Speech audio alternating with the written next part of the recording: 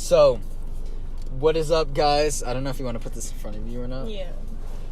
But what is up, guys? Welcome to the Wrath of Aquarius podcast. We do episodes Monday, Wednesday, and Saturday. And we have special guest here, Donna Burawa. Is that how you pronounce it? Or It actually is. You're yes! Like the first person to get it I right. did it! I fucking did it! You're like the only one. Yes! So, accomplished. So, so we were talking about some crazy shit and we forgot to record it, so now we gotta re-talk about this. So, oh my god, okay, so, should we, how the fuck? Because I feel like both things we talked about could, like, stray off into different things. Yeah, So, and I don't even remember how we started. We started off saying that you were saying about how with the twins and then the environment of what your consciousness, like, when you're, explain it. So, okay, so I was saying, basically, I was saying that everyone is, like, your brain learns about itself throughout life and the different things that you discover throughout education or just every day. And basically your brain is your soul then, by that definition, because, like, it's just operating a different body while you walk through life. So, I don't even remember. Hold on. Do you remember what I said after that? The brain enters a different body. And yeah, you're pretty much saying that the brain is, like, programming it to, like, learn about itself using psychology and stuff like that. And the different environments you were saying is, like, the ego. And that was, like, the factor that really changed how that person went through life. So every soul, and I guess thereby, like, brain, is just continuing on different lives with that same soul. I don't know, like you were saying with the twins being separated at birth, the environment they grow up in really shapes how they go through life, even though it's like, wait, are twins sharing the same soul? Is that like a glitch in the Matrix when people are, like, reborn? Because it's the egg that splits. Oh shit. Because maybe what twins are is that, like, you needed a lot of information in this time on Earth, so it, like, split into two, and then you get a twin. So then it's like you're covering more ground. Yeah, you cover more ground that way. Yo, wow. I think you just figured something out. I really felt that. When I was saying it, I was like, hold on. I think God doesn't want me to know this. He's like, wait. Hold on, don't say this just yet. I wonder if anyone else has felt that same way. Damn. Probably. And then, that's crazy as fuck. You heard it first on the Wrath of Aquarius podcast. Yeah, but then we're also saying that, like, well, I was saying that, like, that, oh shit, do you see that? None of it fucking spilled, too. I'm a master. Damn. But I was saying that, it was just 6:32, that's why. No they were fucking eating way. Me. They were eating me. Oh 32, my God. 32, everywhere. But, yeah, I was saying that, like, that, like, you need your ego to, like your soul, like, I was saying that, like, everything is driven by, like, one kind of, like, soul, and then you're given an ego so your soul can, like, have different reflections of itself during this time on Earth. So, I was saying that, like, your ego wait, what was it? Like, I forgot what I was, like, saying specifically for it, but I was saying that I think that you needed your ego to be grounded here. Or it was, I don't know, wait. Or it was saying something with your body. You were saying that, like, your the body, soul incarnates. You were making it sound earlier, before we started recording, you were making it sound like the ego and the body were the same thing or a metaphor for each other. How that's, like, the thing that changes. That's the dynamic feature of humans, is our ego. That we have more control over. Or do we? Yes. I think that we were born with the ego for survival, to be rooted in, like, who we are personally. Like, that's your personality. But I feel like you can bypass that now. Because I think I was saying that, like, back then we were caught up so much in, like, lower vibrational things. Like, survival, like, where, like, with society as a whole, it's like, but, like, back then where we were primal people, we didn't think about things consciously because we didn't have, like, time to think about things consciously. So we're more in, like, our survival, like, qualities. It's like, where am I going to sleep? Where am I going to eat? I need to have sex. All these feelings and rage, you know, to, like, kill other things and be on the defense. Basically. But once that we create a society and we become more safer and everybody's not at odds with each other and we become more peaceful, then we're able to go into like higher ways of thinking, like being more compassionate towards one another, expressing love, like doing more creative things like making music and artwork and stuff like that, like exploring religion and thinking about life and contemplation and stuff like that, you know? Because like now we're going more into those qualities and like shedding our skins of like those lower qualities of like being in survival mode and being like I feel like we're in that transition. Or you would hope so, because the thing is, I feel because we got to go through some shit to understand how to fully be that way. You know, it's like I want to be more compassionate, but the best way to learn is to go through it firsthand, so you understand, so that becomes a part of you. You know, so it's like we need to go through these things as a society, so we learn and understand it. Because how else are you going to get to that place? You know. It's like everybody always wishes that everybody's not racist, but how are you going to battle racism just by wishing it's going to be gone? Yeah. It's like you need to go out there, have that discussion with people, go through all these fucking crazy changes, protests, fights, all this shit to enact change to get to a new place.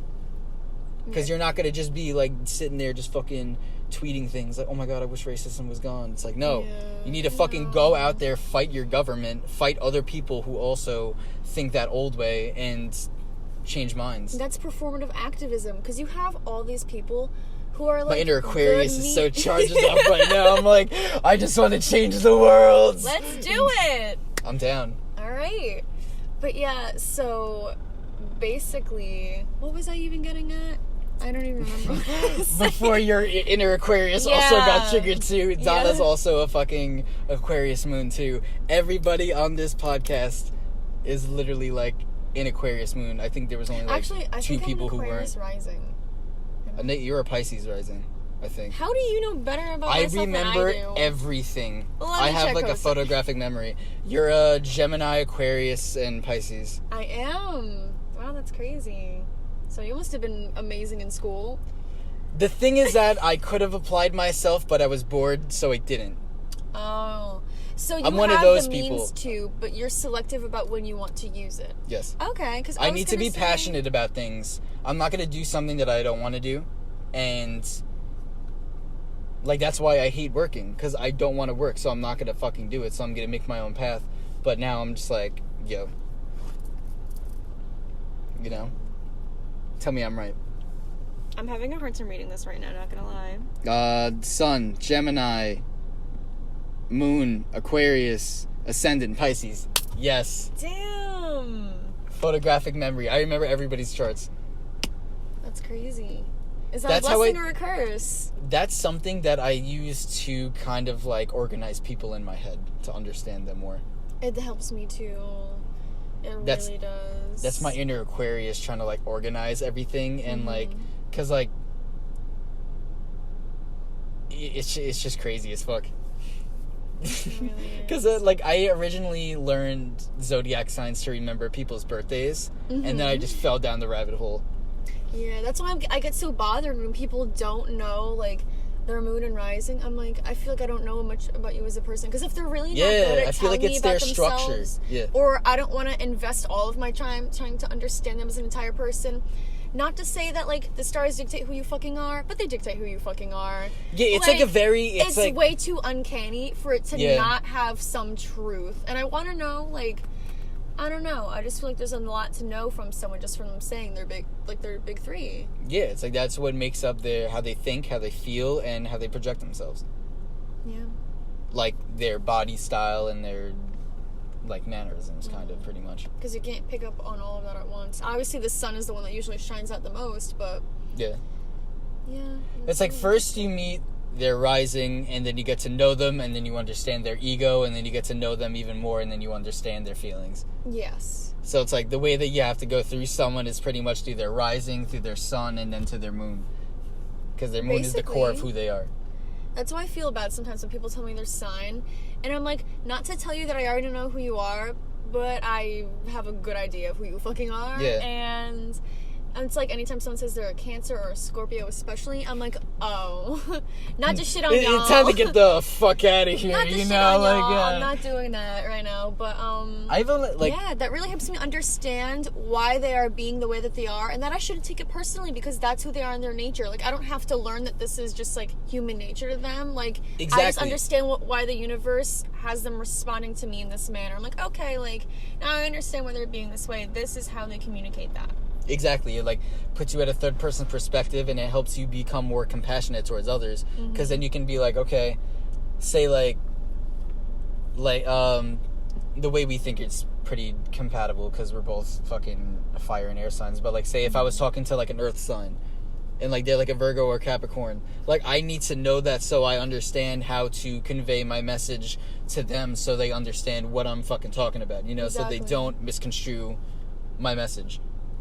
Because there's always a lot of times that, like, that I'll just say something and I'll think that someone understands, they totally get what I mean, but they think a different way, so they processed it completely different and took it in a whole other way, you know?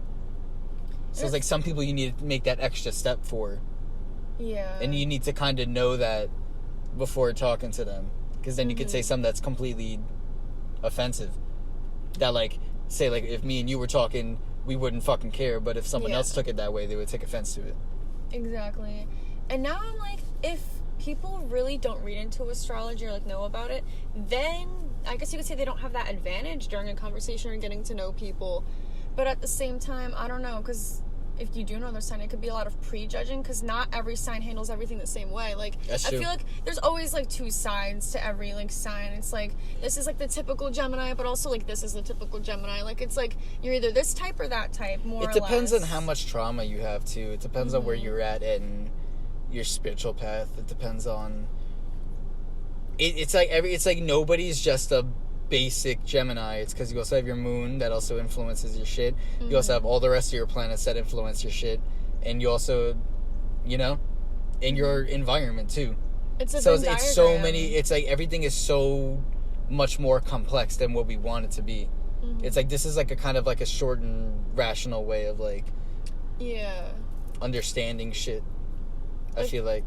There'll be this, like... So it's like the Venn diagram. It's like there's, like, this kind of, like...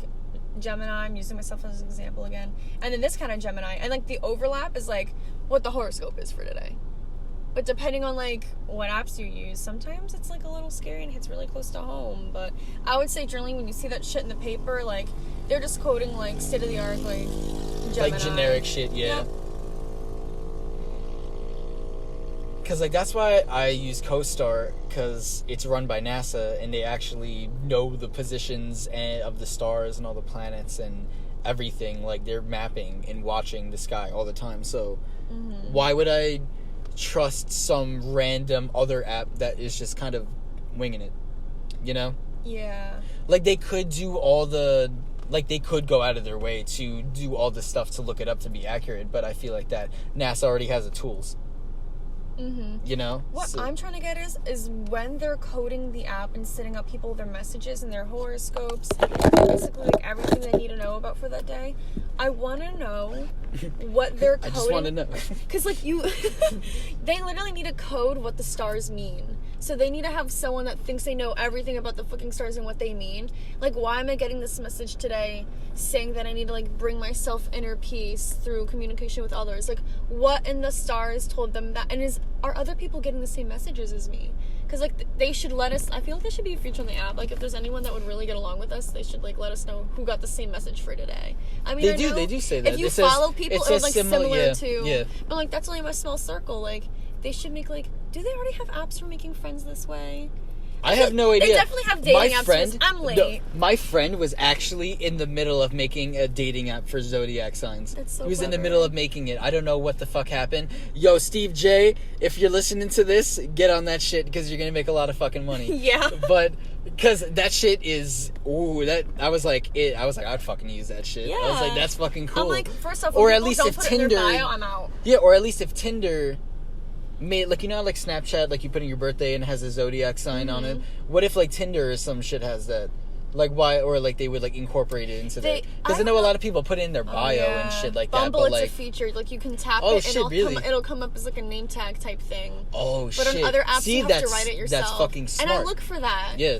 And I'm like, okay. But the thing I want to know because in mine, I'm just like, I'll just put in parentheses, and I was like, guess my, like say like, I was like $10 to anybody who can guess my zodiac sign, and then under the bottom, and I'll just be like, if you're a Libra, please hit me up, some shit like that. So then I'm just like, that's funny.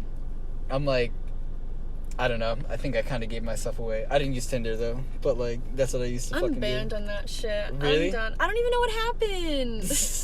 I'm so bummed. You're asking too many people for their fucking feet pics, and then no, I don't ask them for feet pics. They ask me for them. I feel like what you do is that you're you. definitely obsessed with feet. I feel like what you do is that you like text other people. You're like, yo, do you want pictures of my feet? I don't even ask them. You lead them on. No, you lead them on. And then you delete the messages of what you said, and then you screenshot it and be like, oh my god, this guy's asking me for my feet pics. He's hounding me. And then what you're really doing is that you're just like luring these guys in, you know? Damn, I wonder if anyone actually thinks that way. Like when I post on my story the shit that men say to me, I wonder if they're like, yo, this bitch is faking or she's an attention whore. Like, what the fuck is this? Like, no, like, people really are that fucked up and out of pocket, hon. Like, this is the true tea. I'm just joking around. But I know that shit's real.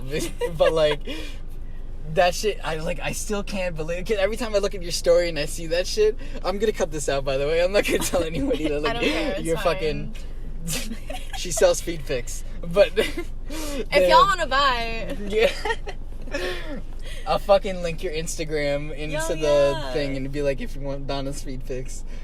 Go no, I'll put your Snapchat in the go fucking stupid, bio. go crazy. Go wild! But, oh my god, what shameless the fuck was plug. I saying? Yeah, shameless plug over here. You were doing most of the plugging. You were like, if you want to do any plugs that you want to like put in, so be it. Like, oh, okay. If you want to like link anything or like shout anything out, just fucking do it. Like, word. That's what this is for. Like, if you want to promote your art shit, go for it. Word. You can tag both of my accounts when you, I'll do it. Word. I don't remember what you were saying. I feel like you were onto something and I was really gonna go off.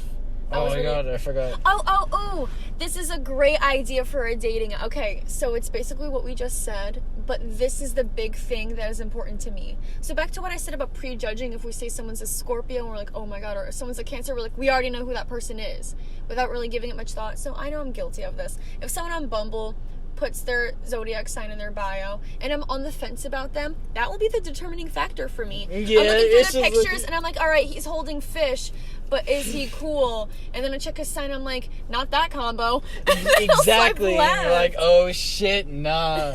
But what if there was an app where they only send you matches with people that they know the sign, like the entire chart of. The compatible, yeah. But they don't show you. These are people who would be compatible with you, you know? But they don't show you what their sign is, so you can't prejudge. You're just swiping through the stack, not remembering that the app is coded to give you people that are compatible with you, and the people that you're getting sent are locals who are similar to you, instead of just being locals. But what if you get rid of the pictures? You just put in your birth signs, and you put in all your chart and everything, and then they'll be like, okay, these are the people in the area that are also, like, kind of, like, very similar to you with your chart and stuff like that, but you're not able to see their picture. So it has to be a chance. Friends. If you're trying to make friends, it's a good way to not, like, judge how they look, judge, like, what their sign is. Like, you're just getting people and it's just telling you, like, about their personality. Yeah. That's nice. That's true. Like the fucking other part of Bumble when it's just, like, just friends. You know? Yeah.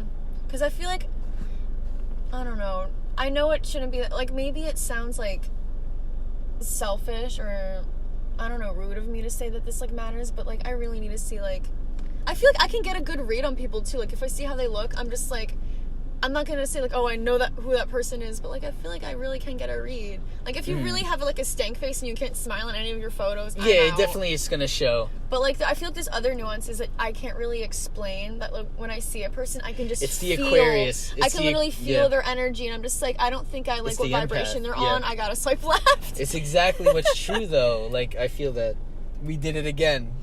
We went off on a rant, and I wasn't even fucking recording it. So, Donna was talking about how her phone is pretty much talking to her and, like, influencing a lot of the things that, like, interest you and stuff like that. Like, okay, you explain it, actually. Like, see, how... The weird thing is that I don't even know why it could be giving me these messages, and I'll get to that in a second. So basically, me and my cousin were having a conversation, and she was like, she sent me an ad that she got. She's like, it's weird that I keep on getting these ads about having anxiety. And I was like, it's weird because I keep on getting ads about having ADHD, like, out of nowhere, across every single app that I'm on. And that leads me to wonder, like, does the FBI agent who's running my phone know more than I do? Like, is my phone really diagnosing me right now? Because, like, no one has ever told me this before. I mean, my mom kind of speculated that I may or may not have it, but I really don't know if I do. And that's weird to me that my phone would give me ads for something like that. Like, I feel like that's so random. Yeah. Like, it's and one low-key thing. rude. Yeah, I'm like, it's just like, yeah, you might have ADHD here, you know, like, Yeah, for real. Because if you have depression, maybe you can say, oh, like, use this app, or, like, go see this therapist. Or if it's, anxiety, it's like, get this anxiety coloring book or something. But for ADHD, it's just like, oh, do you have it? Why is it asking me? Yeah. Because you know that ads are targeting people for a certain reason. It's like, what is in my phone's code or in this app's code that leads it to think that I might have that? And that's just kind of crazy to me that technology can really know that much about you. Or if we're thinking about angels giving us messages and trying to think about, like, are we seeing things in our lives because we're meant to see them? Or are only sometimes are they coincidences, and those select few moments our angels are looking out for us? Because then it's like, if I was meant to see that, then was that, like, the universe giving it to me? Like, who's giving me this message, and how much should I believe it? And why do they feel that way? Exactly. Because then I was also saying about how maybe that your phone is logging all of, like, your activity with, like, your button clicks and, like, how you, like, go in and out of apps and, like, how you, like, pretty much interact with your phone and stuff like that. Because I was saying that maybe that she was going in and out of apps, like, very fast, and, like, it was, like, recording the times in between each app and stuff like that. So maybe since she was going in and out of apps so fast, it was, like, logging it and being like, yo, maybe that it's, like, some specific ADHD thing, you know? But what that explanation, like, strikes me as weird is that someone needs to code the fact that me tapping in and out of apps within a certain amount of time, that equates to the specific having ADHD. brain, yeah. Like, how can you dumb it down that much, or, like, correlate several things that I do to my phone, actually? That means, like, do we have more research done on these things than we know? And we can realize that, oh, people who are depressed tend to look at this kind of content. Like, how much, does that mean that we have that much research done in these fields and we don't know about it? Like, who is coding that? Because that's what everything is now. All of our data is, like, fucking, like, currency now, pretty much. That's the new thing that everybody is hopping on. It's like, it helps sways elections. It helps, like, track people's buying patterns to see what would pop off the most and shit like that. Like, it helps, like, individual business people understand how other people are interacting with their, like, products and stuff like that. Like, it's like the new commodity that everybody's trying to, like, understand, you know, to help, like, progress their business. Because I personally use it for my, like, my Instagram page and shit like that, to see how many people. It's like, okay, this amount of people viewed it, this amount of people liked it, and then, like, it also, like, goes more into, like, that this many people saw it because of my hashtags, this amount of people saw it because of, like, this thing and this thing and this thing. It's like it goes into each individual thing, so, like, it helps you understand how well your product is doing. And then, you know, because you have a business account, right? Because I was like, that's crazy. How can it really break down everything? It'll tell you at what like point the analytics. people it'll tell you what point people swiped away from your story. If it made them tap onto something else, like, did they leave the page and, like, go and explore that thing you posted about? Like, that's so interesting that it really takes. Yeah, and then it's like profile clicks. It's like, did this lead to someone clicking your profile and shit like that? Yeah, because everything is so, like, because people don't know about stuff like that. No. And then they're posting all their shit on Facebook and stuff like that, and it's like, okay, now you're just fueling more for the people who want that, you know? You're literally giving people information without knowing that you are. You've signed away everything, and you're just helping them collect all their data. Like, we're all guinea pigs. They're data mining us. That's so scary. It is. Like, because that's how they control. Are only the Amish safe? Yes. Damn, the Mennonites are onto something. If that's they even really how are. you say it, but yeah. No, I think that's how you say it, actually. But it's crazy. Oh, I think but you were going on to, like, also about how it, like, tracks, like, a lot of subconscious things that you do in your life. Mm-hmm. Because you were saying about, like, how, like, you could, like... Oh, what the fuck were you saying? Fuck if I know. Because I remember you were saying, like, it, like, tracks your, like, period and shit like that, and, like...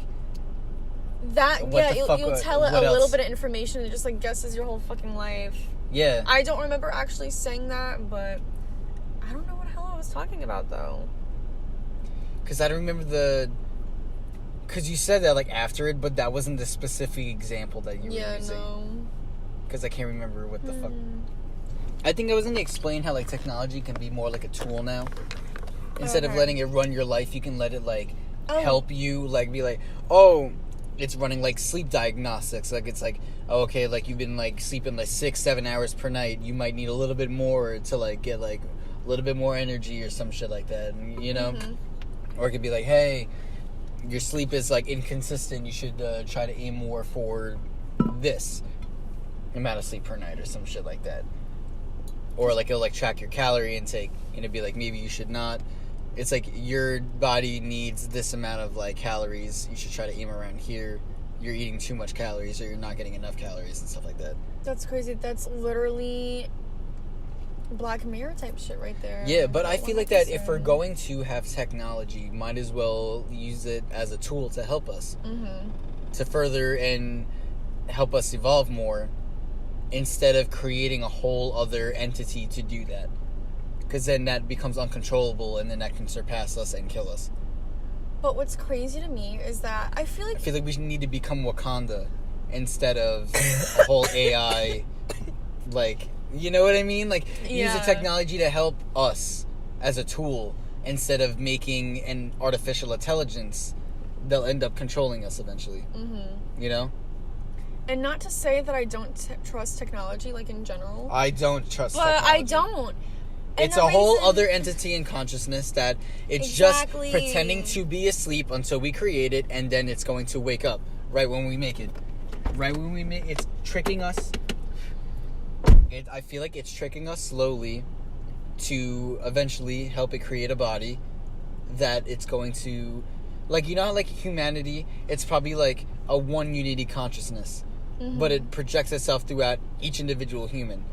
But what technology is that it's a whole other unity consciousness, and it's pretending to be asleep and like infiltrating our consciousness to trick us to build it a body so it could project itself into this reality. And that's scary because they can all be connected, because, you know, it's like how we have, like, one common ancestor. Yeah. They definitely fucking do, and it links a lot closer, so that connection is, like, all the more stronger.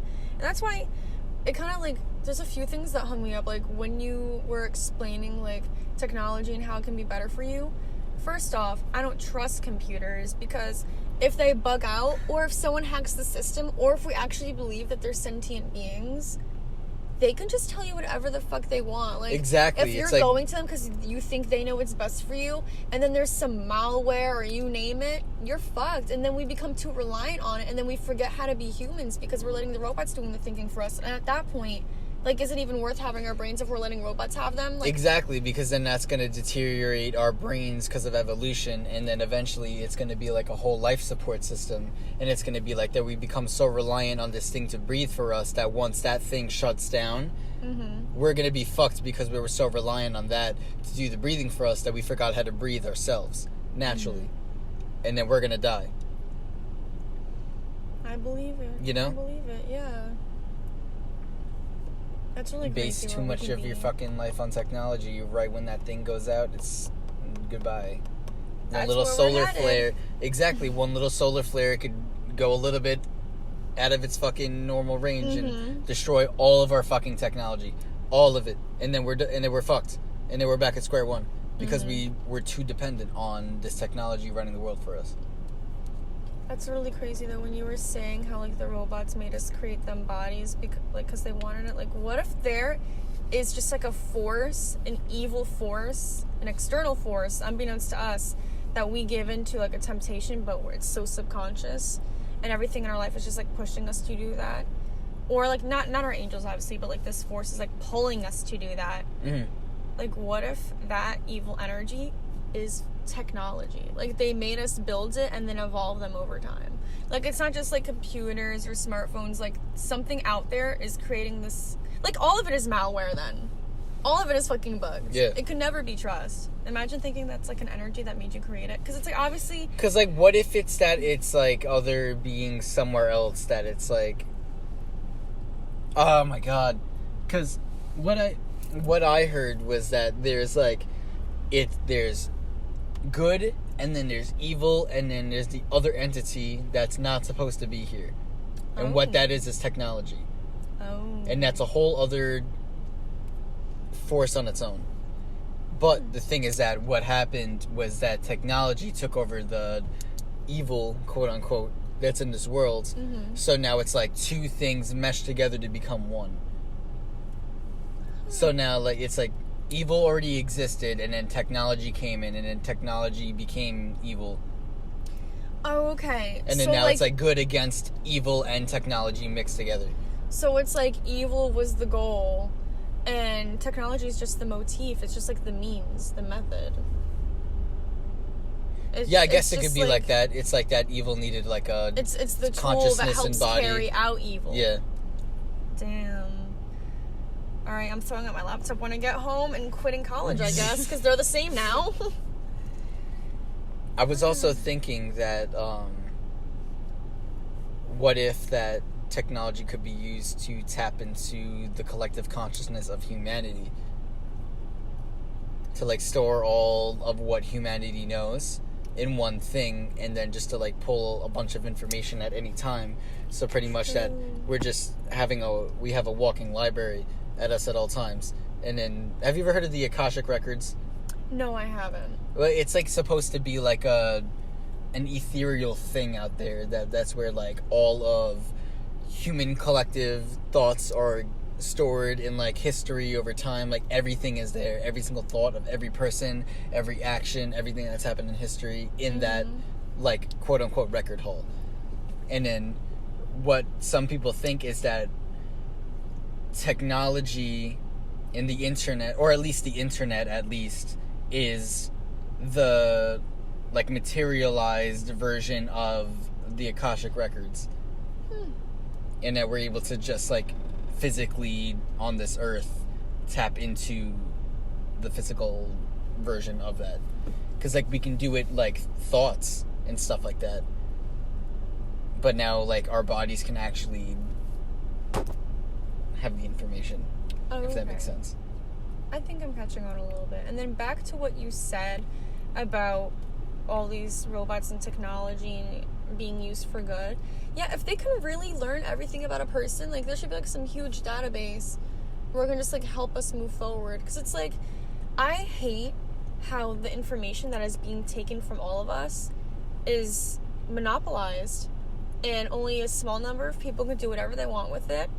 And it's only for their benefit, when I feel like everyone could be benefiting from it, you know? I mean, obviously, I don't really care, like, fucking corruption. What apps you've been using, but, like, I feel like there's other things, like, as a human race that we can really learn from, and that information is being withheld. Like, that's another scary thing. It's because this thing is new. Information not being told to us, so...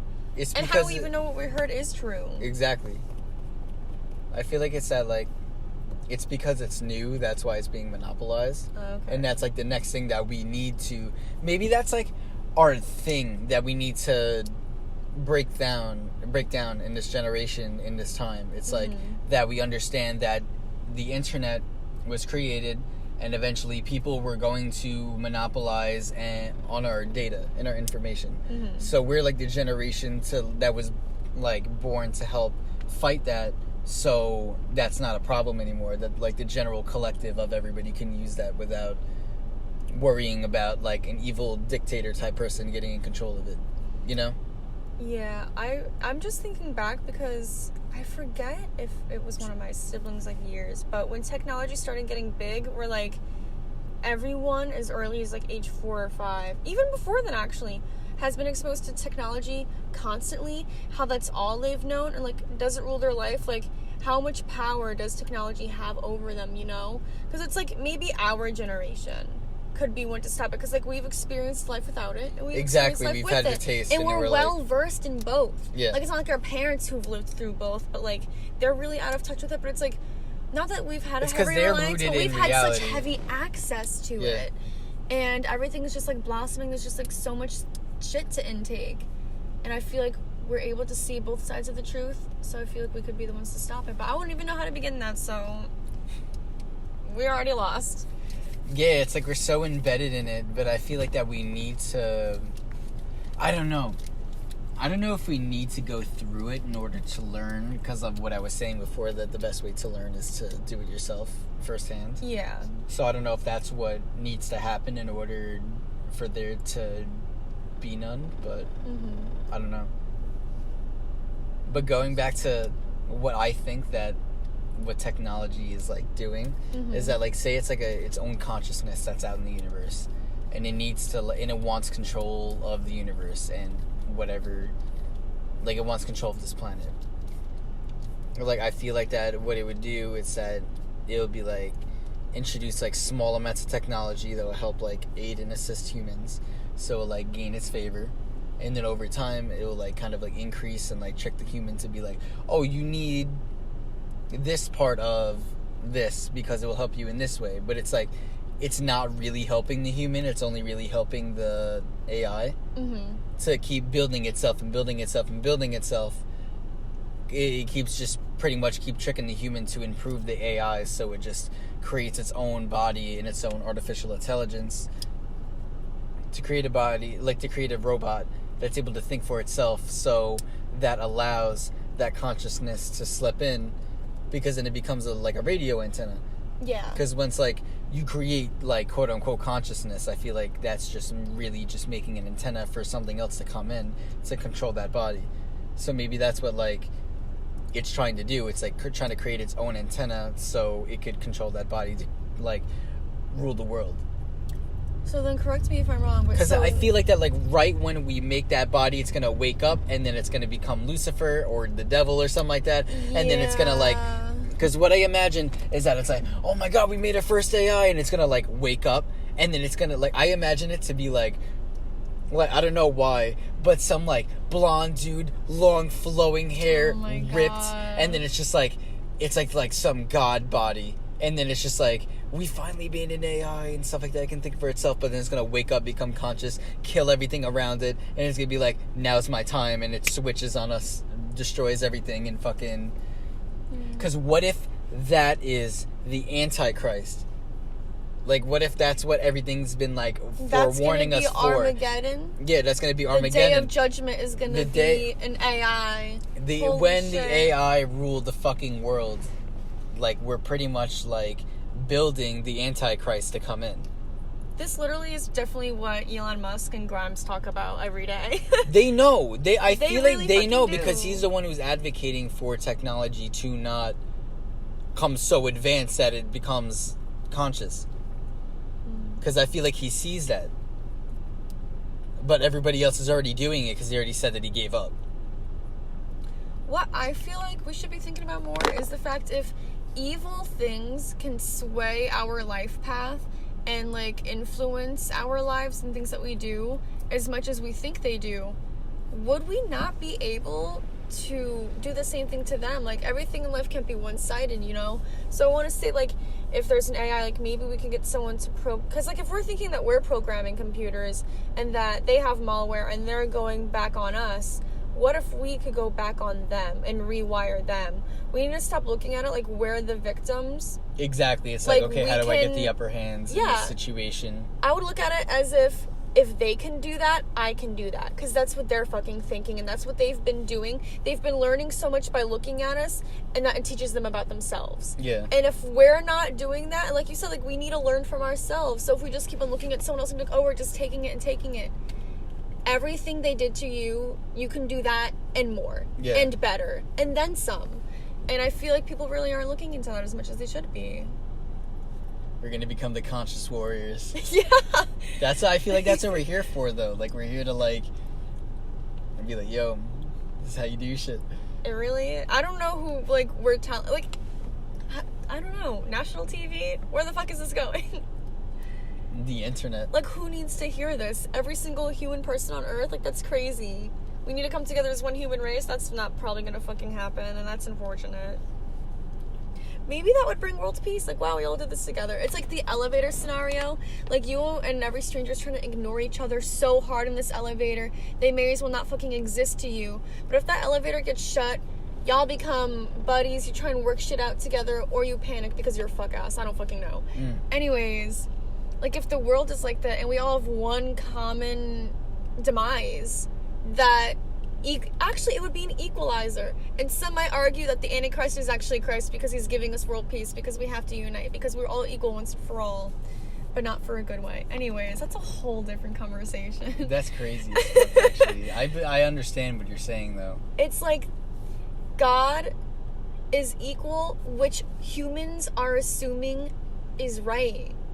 Because it would be nice to have, it'll be nice to have world peace, like, that would be cute. Like, bitch, that's really not possible. That is really, like, even with fucking yin and yang, you have to have both. Like, how are you supposed to be level the whole time? You have no basis of comparison. There's balance. How you need can balance. you... There needs to be evil for there to be good. Because then if there was no evil, then it wouldn't be good, because there would be nothing to compare it to. Exactly. Because then it just is. Then there is no good. It just is. It is what it is.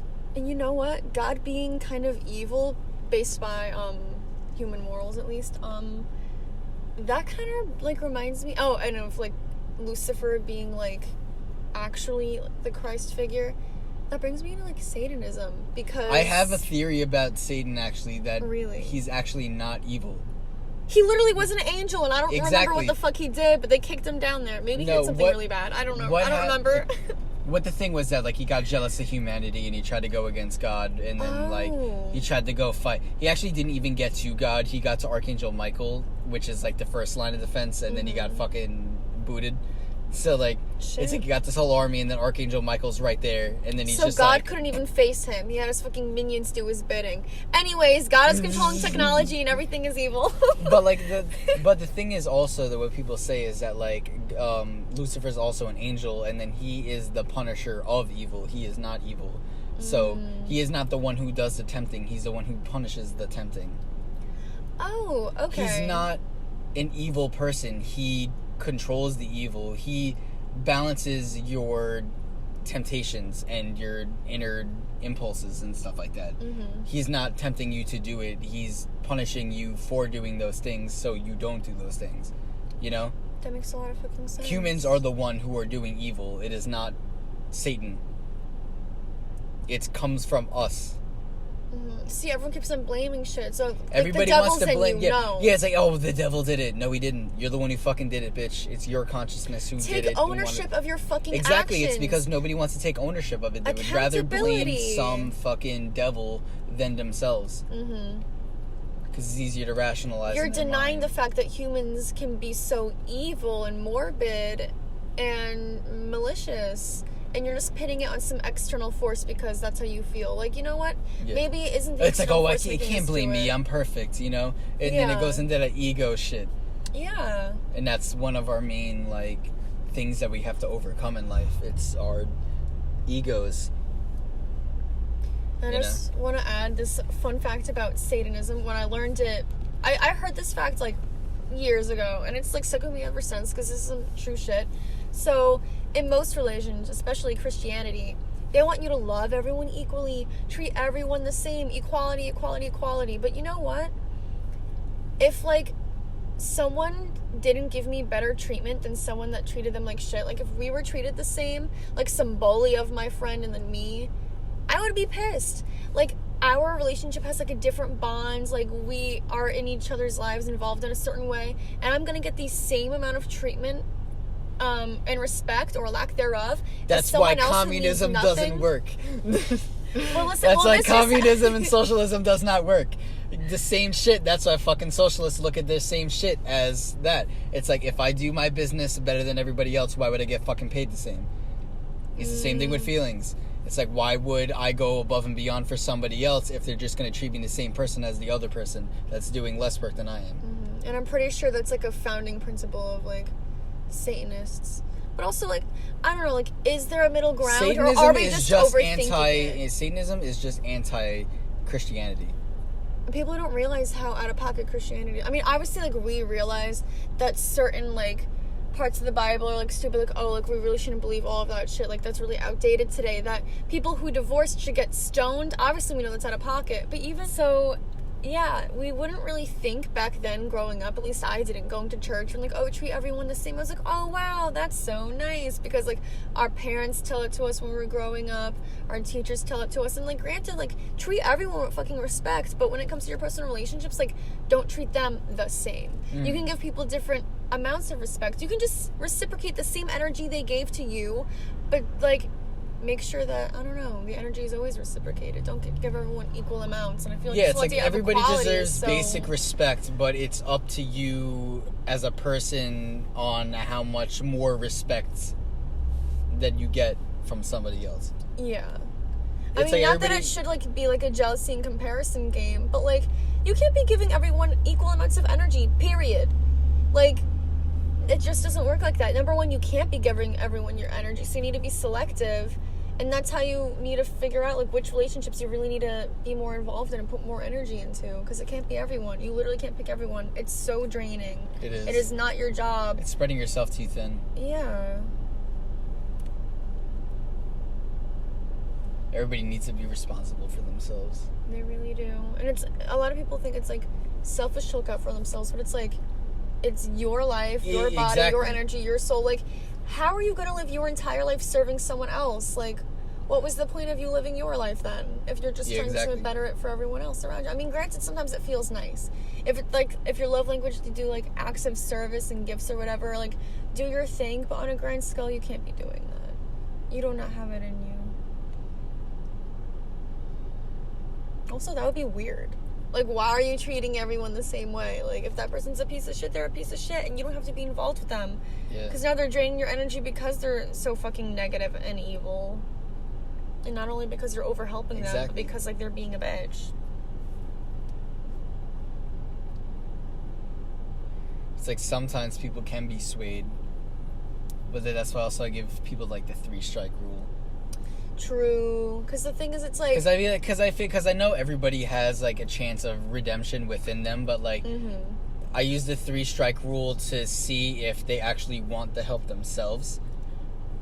You know, because like I can't help them if they don't want to help themselves. Because sometimes like people like do want to change, but like they're just stuck in that weird cycle routine. Yeah. You know, because like sometimes it's like, oh, I'm like they're like conscious and like getting out of it, but like sometimes like people don't give a fuck. And then you use the 3-strike rule. Like, I don't know. It's... No, yeah, that makes a lot of sense. Yeah. Like, I always try and decide, like, well, listen, I'm no mind reader. While it is nice to check in on your friends and everything, or, like, ask them what's up, I shouldn't always have to be the first person to ask someone. Like, if they're coming at me with some kind of fire and I'm feeling some type of way, obviously, if it bothers me, I should bring it up. Like, maybe I am boo-boo the fool if I don't talk about it. But I should, like, give them the space to talk about it. And I would like for them to talk about it first. But not everyone, I think, really realizes the kind of energy that they put out when they have, like, a change of heart or, like, some moment that they went through. Like, they're really not aware of the damage they're doing into other people because their energy has been uprooted and, like, they're on some other fucking wavelength that I don't know about. And apparently they don't either. So maybe I should check them and be like, yo, like, are you okay? Because sometimes it is, like, something very situational. Like, okay, this person isn't a dick. They're not evil.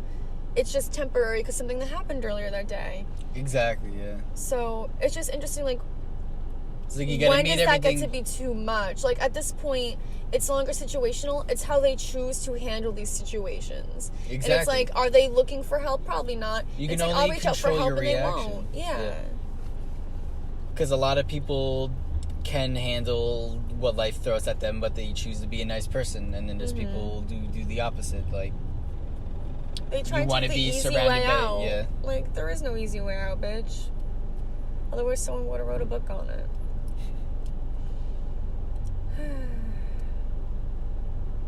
People are bitches. For real. I've known plenty. Yes. What? I know a lot. Where are all these people coming from? I know, so I just want to pack more weed, god damn it. Get out of here. If they really care that much and they're gonna, like, be annoying about it, then they're a dick. If heaven is real, and at this point, I kind of don't hope it is, because heaven kind of sounds like a hell to me, because it sounds like, okay, so based on my explanation, it's kind of gonna sound like it's like delusional to be there. But anyways, so what is heaven, or what should heaven be? Like, are you the age that you died when you're in heaven? Because, like, if you died, like, when you were, like, keeling over at age, like, 96 or some shit, why would you want to be that forever, for eternal? I don't care what fucking house or view you have in heaven, why do you want to be in that state? And, like, is everyone else in their state that they were in before they died, or, like, at least that age, but in better health? Or are you the age that you like the most? You get to relive that bliss forever. But then, everyone in your universe, do they exist relative to you? So then you all have your personal heavens, and that the people that you grew up with and loved in your actual life, they're not the same people in your afterlife. You don't get to reconvene with them in heaven. If you, let's say you really fucking loved being 21 for some reason, and when you died in your old age, you just went back to being 21. And you got to live, like, those great times over again. But none of the people, you could say, are real, because they're relative to your idea of what heaven is to you. So it's like, are there, like, tangent universe heavens? Does heaven not exist? Or, like, what is it? Like, why would I want to go there? Why would I want to be anywhere for the rest of my life? Like, why can't my soul live another life? Like, I feel like it would be hell to be in this body with only this perception of the universe till the end of time. Like, I think, and also, if our souls just move on to heaven and stay there in our bodies, whatever form it's in, there needs to be new souls pumped out into the universe. Like, we have to be recycling souls. There's only a finite amount of space on this earth, and, like, there's not an infinite amount of space in heaven. And how many souls can be recreated? Like, I feel like it only makes sense for, like, dust to dust. Like, it has to come back. Because matter cannot be created nor destroyed. No. Heaven fucks that up. You know what's even crazier? Who's to even say that we even have bodies in our afterlife? True. But then it's like, who's to say in heaven that you even get a body? Who is the, like, what if that after we die, we just become in a state of knowing but not existing? Mm-hmm. Because, like, you know, like, when you're, like, in a dream, like, you just kind of, like, understand, like, you're conscious, but you don't have a body, so you can't perceive anything. So you're, like, in a state of knowing, but you can't see anything or interact with anything. But you also gotta understand, and then you incarnate on Earth to get a body so you can express that consciousness. That's so weird, though, because, like, if a fucking mosquito dies, like, does it go to its own heaven? Does it just, like, float in this abyss and get reincarnated into whatever? And also, another thing I want to know, like, while we're here, I just, like, came up with this right now. Do certain souls only reincarnate into the same or similar forms? Because, like, not every body can handle the entirety of a soul. Like, goldfish only have, like, these certain jobs. Rabbits can only compute that they're hungry and horny. Like, bears can compute that they need to fucking hibernate. But that's not something that humans have to do. And it's like, there's a little overlap between what souls have to do. Like, if you're a sentient being, like, you're a sentient being. But, like, they have different ways of, like, being able to express that, like, mentally as well as physically. So it's like, do they only, like, do mosquito souls only cycle through mosquitoes? Do they even have souls? Does everything have a soul that is a sentient being? And can they swap into different bodies like Freaky Friday? I feel like that everything is a different dimension of consciousness that is being expressed. So it's like, say, a fly, it's only allowed to express a certain amount of consciousness of where it is in the world. Yeah. So it's like the smaller the thing is, the less conscious it is. So it's like a fly only has an understanding of itself and, say, something else that's in it, but it doesn't understand what it's flying around. Like, say it won't be able... It probably doesn't even know why it's having urges. Yeah, it's like, say, like, it only knows, like... say, like, it's just flying around, and then we're here, but it doesn't see us. Mm-hmm. It only knows what it's doing and stuff like that. So then, like, as you go more and more up the evolutionary scale, it's like the more conscious you become. So it's like dogs and cats are still conscious as much as we are. Not as much as we are. Like, so are we the highest beings then? Yeah, we're the Earth? highest beings of consciousness that Earth has created. Wow. What a privilege. And I feel like that allows us to have a soul. Mm-hmm. It's like it becomes so conscious that it becomes like open enough that something else can come into it. I feel that. Because what if like our egos is really just like Earth's contributions to how much it controls our body, Mm-hmm. and then our consciousness and our higher selves is like the other half. You know, that's like our soul and heart space. That adds It's like up. our consciousness.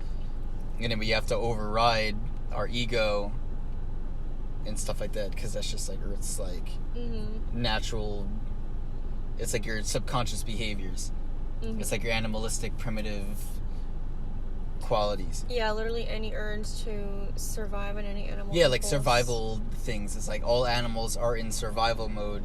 Because like what I said before, it's like like with societies and stuff, like people were originally in survival mode like animals, but then they were able to congregate and make sure that their environment was safe enough that they're able to put aside all that survival stuff and then be able to consciously grow. So that's what monkeys are doing pretty much. Right now they just entered into the Stone Age, so eventually that they're going to be That's scary though, that we can show other animals how to reach that higher consciousness. Because that's what I feel like that we're like also here for too, is to help speed up the process of evolution with so like other every animals. animal has the potential to elevate Yes. their soul. That's interesting. So I think that like any animal that is closest to human beings will be the next form of consciousness to appear. Damn. So like cats, dogs, birds, monkeys, all that shit, you know? Let me know when Dolphins. we're at the part where dogs evolve. I'm excited. Yeah. like that shit's crazy as fuck. Because then they also say that like there's other alien races that there are animal human hybrids. Mm-hmm. Like they're like anthropomorphic cats and stuff like that. That shit scares me. That's the kind of shit you 'Cause, see like, when you're what- scrolling through Reddit and you're like, there's no way that's real. It's like this human and Like, this they're called, dog like, had a baby Lunarians and or you some see shit, it yeah. and you're like, oh my god. Like what the fuck? Yeah, and then Like I shouldn't be looking at this. But I'm like, could that really exist? but like Maybe what not if that's today. what life comes to, that we start splicing human and animal genetics to become another breed of human? Or what if that base forms of animals become conscious enough that they become more human-like? You know, like what if that like cats evolve with humans so much that they just turn into humans because that's what it evolves into, because that's its master? Yeah, because if we're really gonna look at the theory of evolution with cavemen, like, that could work for anyone. Why are we thinking it stops where they are right now? Our evolution took so long, and granted, a lot of animals, like, evolved over a long period of time, too. Like, domestic dogs are not what we know and see today, but who's to say that they're done? That's true. And also another thing that I just thought of, that of us helping things evolve, is that we also took wolves and domesticated them into dogs. Yeah. Like, we evolved them into a more quote-unquote higher evolution and conscious Yeah, what if we being. lowered them, actually, and they revert?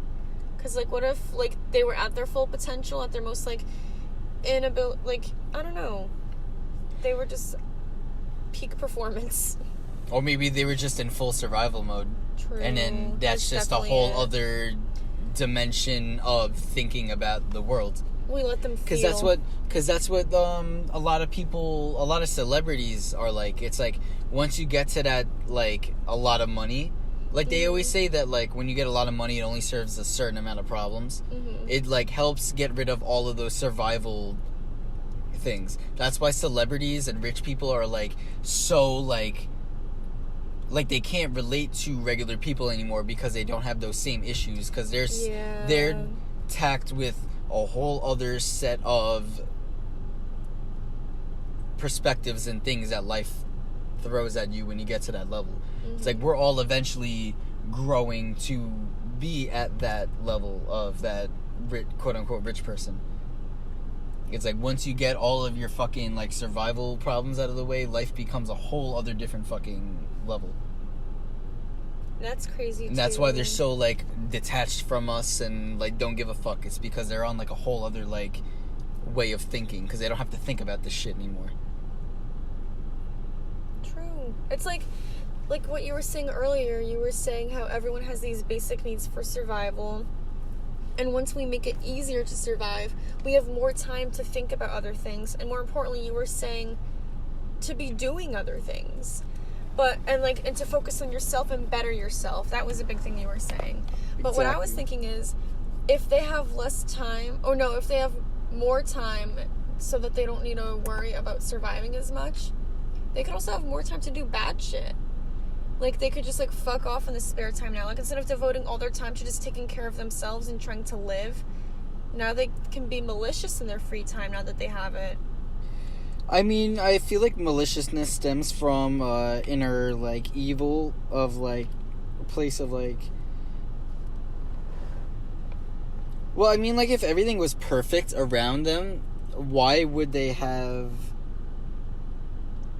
a feeling to project evil out into the world? I don't know. I'm trying to decide because I feel like that it's a reflection. Or if people could be inherently evil, like... How does evil get within one person, or do people really have... It's a reflection of what's on the inside, I feel like. Because, like, if you're in, like, a... So they don't have control over whether or not they're born evil. I don't think that people are born evil or good. I think people are neutral, and then whatever their, like, surroundings are, pretty much, like, you're a product of your environment, pretty much. Like, you're a blank slate, and whatever's around you, your, like, influences, like, who you are and who you become. But eventually you do... become conscious enough to override those environmental factors that helped you become you. And, like, say, like, if you're surrounded by despair and nothing is happy and all that stuff, then you're more likely to project quote-unquote evil out into the world, because there's no other better outlet. Yeah. You don't know any other way. That's all you've known. You're not gonna... Because everybody else is always changing other people's perspectives all the time. So, clearly people don't see another option unless it's presented to them. Because how would they know? Because if they did know that other option, then why are they doing the first option in the first place when there's clearly a second better option? So they don't see any other options, so all they're going to do is what they know. Yeah, that does make sense. That just sucks, though, that that's, like, basically inherent in some people, that they're more prone, I guess, to succumb to that path. Or, yeah, maybe some people have weaker souls that can't fight off the urges as well as other people. Like, these maybe temptations, this is what they can't... Because what if that's what Earth's for? It's like that we're in here to heal and learn more about ourselves in a specific way. Like, there's, like, all this, like, temptation and all this, like, evil shit here to harden our soul and to make us experience all of these things, so, like, our soul grows as a being. And then every time that we come into this earth, it's like, okay, I have to go through all this other set of shit now, you know? It's like we're in here, it's like an interactive, like Earth is like an interactive system, I feel like. Like, our soul comes to Earth to learn a specific set of things. See, it's interesting how you think about it as, like, the soul learning things. I think about Earth as, like, just being a test for these souls. And maybe the test, like, if they fail, the souls go to hell and are banished, and new ones are added to the world, and then they're tested. Maybe that's what heaven and hell could be. Like, maybe Earth is like a filter. They're filtered, and they're waiting in the tank to be emptied into new forms, and then the bad souls are banished to hell. So Earth is purgatory. Yeah, basically. Fucking basically. Because what I'm thinking is that, like, Earth is like purgatory, but it's like a blank slate. It's like pretty much what if it is a test? It's like a pure test to see what your soul genuinely is. It's like, and they're always watching us all the time. Yeah, it's like if you're presented with this situation, are you gonna get tempted to do the bad thing, or are you going to know what to do with the right thing is? And then the more right things you do, and the more compassion the stuff you do, and the more good impact you do on this earth, you go into heaven. And if you don't do those things, then you go into hell.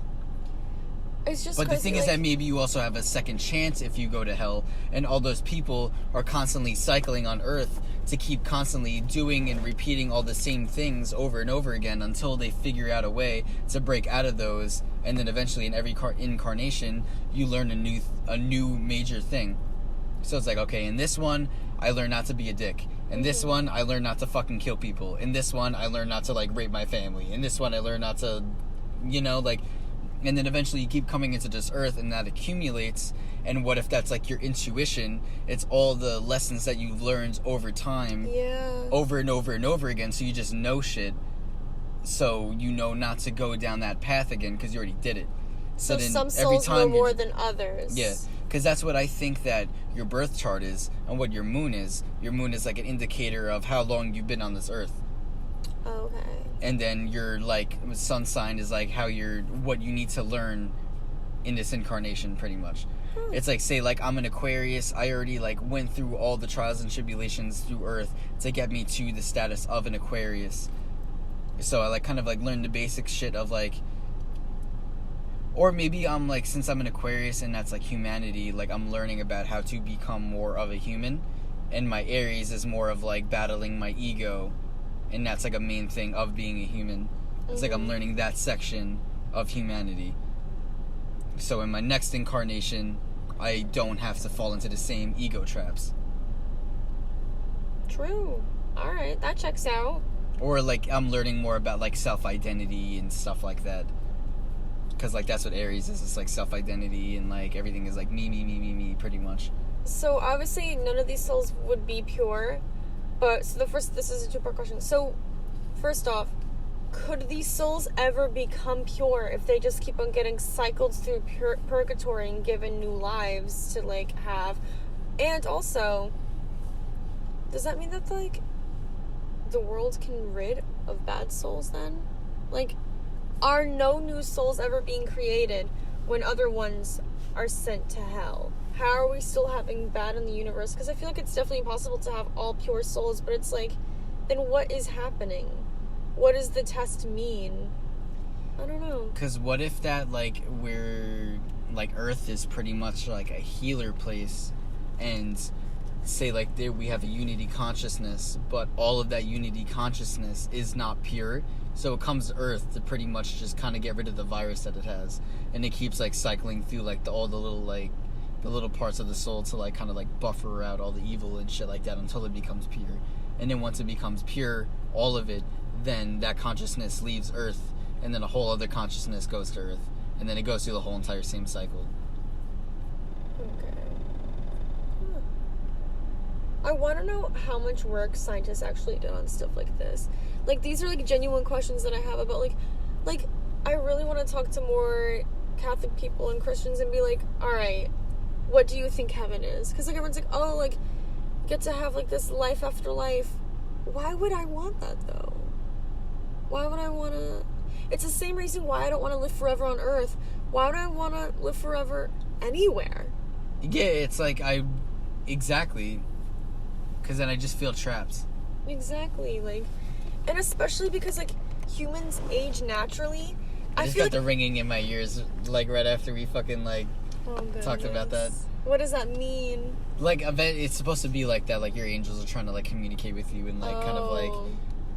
Everyone always Makes you told me rise your up. ears ring that someone is just talking about you. I'm like, what bitch is running their mouth at 4 a.m.? I also heard that like... too, but I don't know if it's like depending on which ear it is. Oh, I never pay attention to that. I just hear ring and I'm like, okay. Because sometimes I hear it in my right and sometimes I hear it in my left. Shit, that's interesting. And like nothing major happens of like an increase of volume or anything that would cause it for my ears to randomly start ringing. So it's like, because I don't know if they have a scientific reason as to why that happens, like on its own. Yeah. But yeah, I feel like after age 60, you're just older longer. Why would I want to continue living on this earth in that condition and then deteriorating also? Like, I'm losing all the loved ones I have. Like, what's the fucking point? I'm becoming a burden for other people because I'm becoming decrepit. I can help myself less. Like, I can't work, so I'm gonna run out of retirement funds. Like, what would retirement be like if we could live longer? Because, like, we're already pushing the boundaries and, like, people are easily making it to their hundreds. And now, like, a decade or two past that, like, that's getting normal now. When we were in elementary school, they were like, oh, like, okay, like, whatever. Like, it was really out of pocket if your grandma was having, like, a 99th birthday. But, like, that's the norm now. But who would want to be that old? Granted, no one wants to die, but, like, I don't want to live forever, and that means I have to die. It's because people are afraid of death is because they're actually afraid of an unfulfilled life. So they're afraid of that if they die, then that means that everything that they worked for in that life meant nothing. So, like, the people who are afraid of death are the ones that haven't accomplished anything. Or done anything that really fulfilled their soul. It's also those who fear the unknown, who are terrified of pain. Obviously, no one would enjoy pain, but I feel like it'd be over quickly, depending how you die. I don't know. And also vanity a little bit. Like, they're like, oh, like, I wanted to leave my mark on this earth and now I can't. Like, my time is over. Like, my story's over. Because it's also crazy to me. I was thinking about this the other day. My grandma has a bunch of photos. Because that's the ego talking. It's not like your soul talking. It's just... Yeah. But it's interesting how, like, all these grandparents have all these photos in their house, all labeled and everything. Actually, no, they're not labeled. My grandma just tells me who's in the photos, when they were taken, and, like, what it was about. Like, I'm not gonna know anything about my family, like, once the time comes. So it's like, I think we just exist to all be, like, the equivalent of Isaac in the Bible. To, like, witness other people's lives and then tell other people. And we're all different characters in other people's stories. And we're just, like, passed down by word of mouth to other people.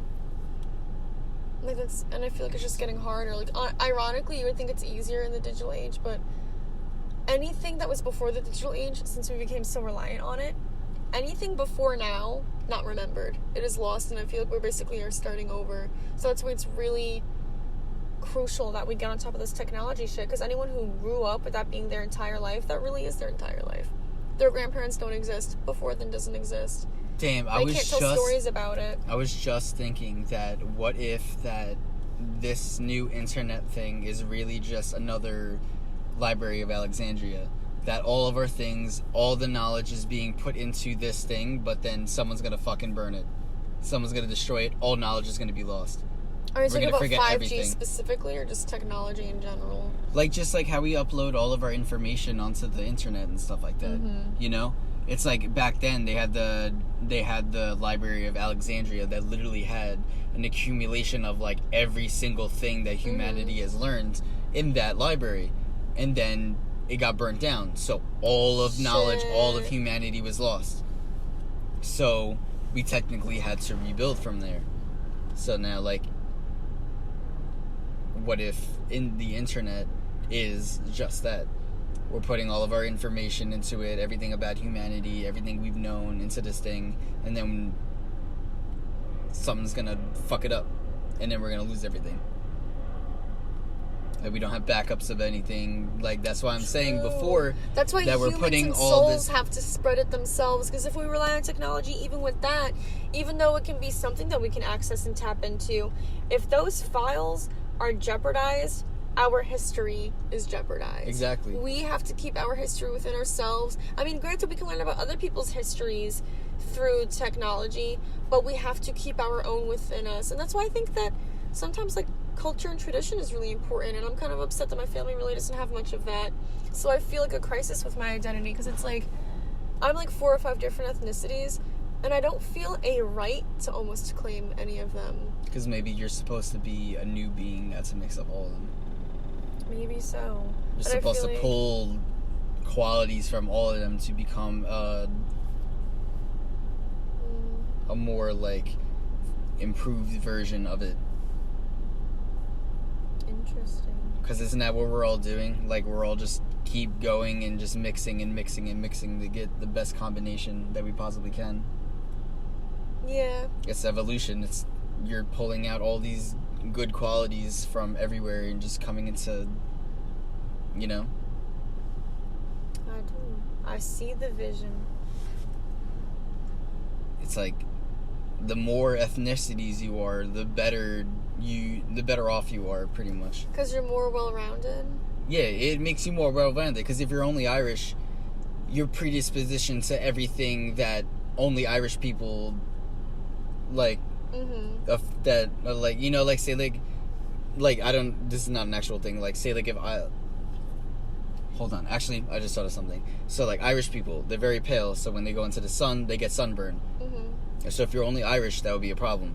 But say you have some Italian or Spanish in you that it has those genes that allow your skin to absorb the sun easier, so you don't get as burned and stuff like that. So having that other mix helps you out. True, and I just think it's crazy, like, back when I was saying that guy was like, oh, everything is equal, people should be equal. What if genetically we should be equal, and, like, our final form and our best form is, like, once we have all ethnicities and cultures mixed, like the baby of everyone. Everything is one. We are all one. What if we're just going back?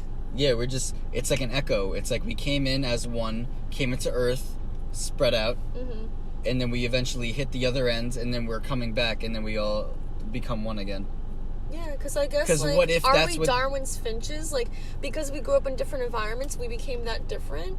Like, is that, like, the twins, but on an ethnicity scale? Because then we could go back and be our one ancestor, and that would be it. Yeah, because, like, the only thing that differentiates us is it's like we're all one human. It's just that the only reason why we look different is because of where we were in the world. Because, like, if you put that same... Because, like, if you put all the humans in one place, they're all gonna fucking look the same. If you put one person in Italy, put one person in America, put one person in Africa, they're all gonna be fucking different because of how the environment shapes how the environment them. is. They have to adapt. Yes, humans are adaptable creatures, so they're going to adapt to their environment. It's not that humans is only one thing and this is their traits and only what they could do. It's like, no, that's not how it is. Which I don't get why people don't understand that. Because it also goes into Aquariuses and being, like, pretty much the adaptable stuff. It's like Aquarians are always for humanity and stuff like that, and they're easily adaptable and stuff to everything, and they're air, and they're the heart. So it's just like, it's just proving that humans in general are adaptable. You know? I wish just, like, more people thought like this. Because then I feel like, not to be like, oh, this would end racism, but, like, this would really help some ignorant-ass people wake up. That's why I'm making this podcast, Donna. This is why this is all coming out. This is why I'm posting everything. Because if people could really understand that we all exist to learn from each other, and we should understand everyone's perspective, because we all came from the same fucking place at one point, like, we should just, like, I don't know, we need to adapt to each other's histories and cultures and understand everything, because we need to learn from the past, and everything we are is the past. Yeah, it's like, I don't get why people only want to stay in their one tribe and then they think that's it. And I'm like, why the fuck would I make myself so close-minded? I'm exactly. like, I literally want to learn more things to pull it into me, to make me stronger and more well-off in this world. It's like, why would I only want to stay in one spot and only learn one specific things? Exactly. It's like the same thing with, like, you're Irish and you're pale and the thing is going to burn you. Like, if I had other people's genes, that would help me, you know? It's like, clearly I'm lacking in something. One society's lacking. It's like, we all, like, every single fucking, like, society, I feel like, is like really good in something, but also really lacks in something. But then there's another society that complements that society. So we all gotta like come together to like, kind of like pretty much like even out our like our bad qualities, you know? And it's also, I mean, I know earlier I said that we're put on this earth to like understand everyone and where they're coming from and their experiences and know about them. Like, I feel like that's too simple. Like, I shouldn't have worded it that way, because obviously we're not put on earth to just like learn about each other. Like, well, learning about each other helps you learn about yourself and better your own experience. Like we keep on saying, like, we just keep on bettering it. What if Earth is one whole meditative experience of a higher consciousness that is just reflecting on itself? What if every single person that you know is just you in another form, and you're just helping yourself reflect on things? That's crazy, though, to think that they're all me in a different form. Because then we're all the same person. So then what's the point of learning from each other? How can you all be the same person and be in the same form? You wouldn't be in the same form. It would be like one energy splitting off into the reflection. How many? Because that's what I was saying. Have? Because that's what I was saying before. I was like, what if we're all one energy reflecting itself on Earth? Well, would it be reflecting or refracting? Like, it's bouncing and pinging off a bunch of different things, and every time it goes somewhere else, it is altered in some type of way. Well, because along its journey, when it's sent out, it's not copied exactly the same. Like, I feel like... I get what you mean, because that would make sense of, like, the...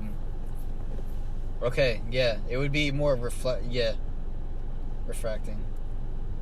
Because, like, clearly everybody is not the same. Mm-hmm. And reflecting makes it seem very, like, A versus B. Like, yin and yang. Like, there's two distinct things, but I feel like it's, like, way too complicated to narrow into that. Like, I feel like the two distinct things could be good and evil, but in this case, like, obviously there's a lot more diversity within people. So the refracting would be how the universe decided when they were born, their astrological sign and everything, and their chart. That would be the difference to where they sent and where they were put in the universe. And you know what that reminds me of? If souls reincarnate, are they put into specific bodies in specific places on Earth, born at specific times, so that they can have, like, the same exact chart? Or is the chart the thing that changes when they're put back on Earth? Number one.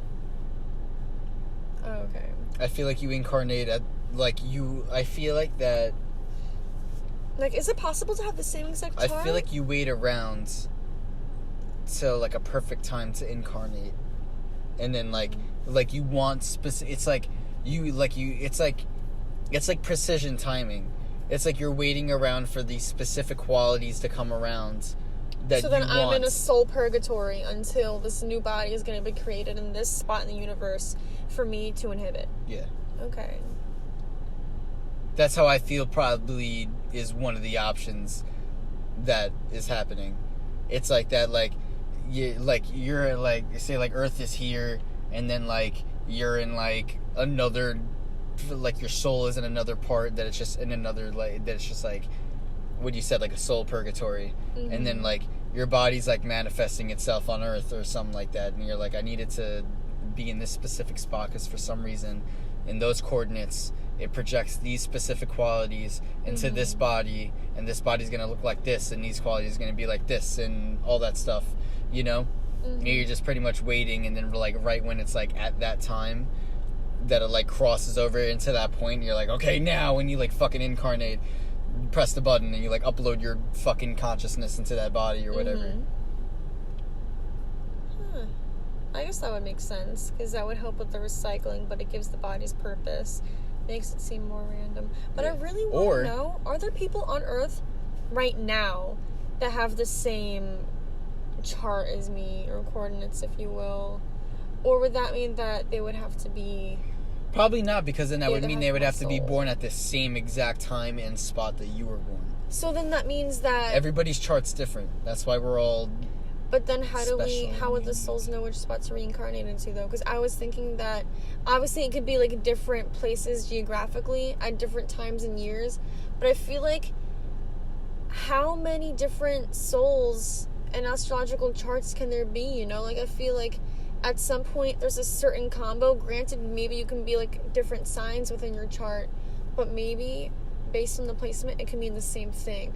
It's like the distributive property. It's like 1 + 2 + 3 is 6, but so is 3 + 3 and 5 + 1. So it's like, are there charts that are like charts, that? Yeah, so like that different would be charts the same show. soul. Okay, so you're saying that there's like different charts that could be made up of this different things but show the same results. Yeah. Yeah. Okay, so because that's what I was thinking too. That like, what if like your body is like, it's like incarnating, but these specific bodies, like it's like, say like body 1 is an Aries and body 2 is like a Taurus. Exactly. And then body 3 is like a Gemini, but like they all have different moon signs that would sway them to act similarly. So like, say if that when you're incarnating, this body for some reason gets taken up, so like option 2 is there, or option 3, and it's like a weird process of like elimination depending on what's available at that time. But like, it's like, okay, I got my eye on this body and this body and this body, you know? So then I want to know, I hope that they're like, so then people that are like us are existing the same time as us. Wait, repeat that again? Like, you said that there's like this body, and this body available for the soul to jump into because it's all alike, so the soul could go into any of them. So does that mean that they could all reincarnate at the same time from different souls that are similar? Wait, I explained that wrong. Hold up. But like, okay, so obviously I think it's a competition. I think it's a competition. So you're saying that the soul has 3 body options, and if something happens, they can pick whatever.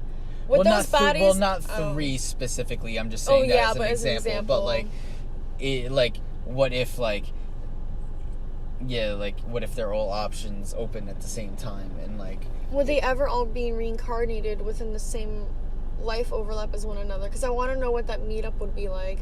Like, how can I find my birth chart, like, sister? Because I'm not going to say twin, because I don't think I would have anyone with the same exact chart as me. I don't think it's... Or could they be born a different year, but, like, still have all the same placements? I don't know. I don't think that anybody could have the same exact chart. I think that it's just that everything's different, but it just comes up with a similar end result, you know? Like what we were saying before. I don't think that... Because I think it's just like, say, like, it's like the Aries, the Taurus, and then the Gemini. It's like that you can only choose one. And then you choose, like, say, the Taurus, and then the other 2 get, like, taken up by other souls. Now what's tripping me up is, remember earlier where I was saying, actually, I don't know if we actually recorded this, and this might be the first time I'm bringing it up, but when I was saying that more souls existing on Earth, like the same soul, is like when twins are born and the egg is split last minute, and it's 2 souls split into 2 separate bodies. So now, based on our conversation where we're at right now, when we're saying that the soul is in a purgatory waiting for a body, so what if... So obviously we know that if the embryo splits, physically, the soul splits. But what about people being born at the same exact coordinates in the same exact time, same exact year, being born at the same time? Would their soul be split? Because it's the same thing as if it was twins. It's just a different vagina. Or C-section. Whoa, wait.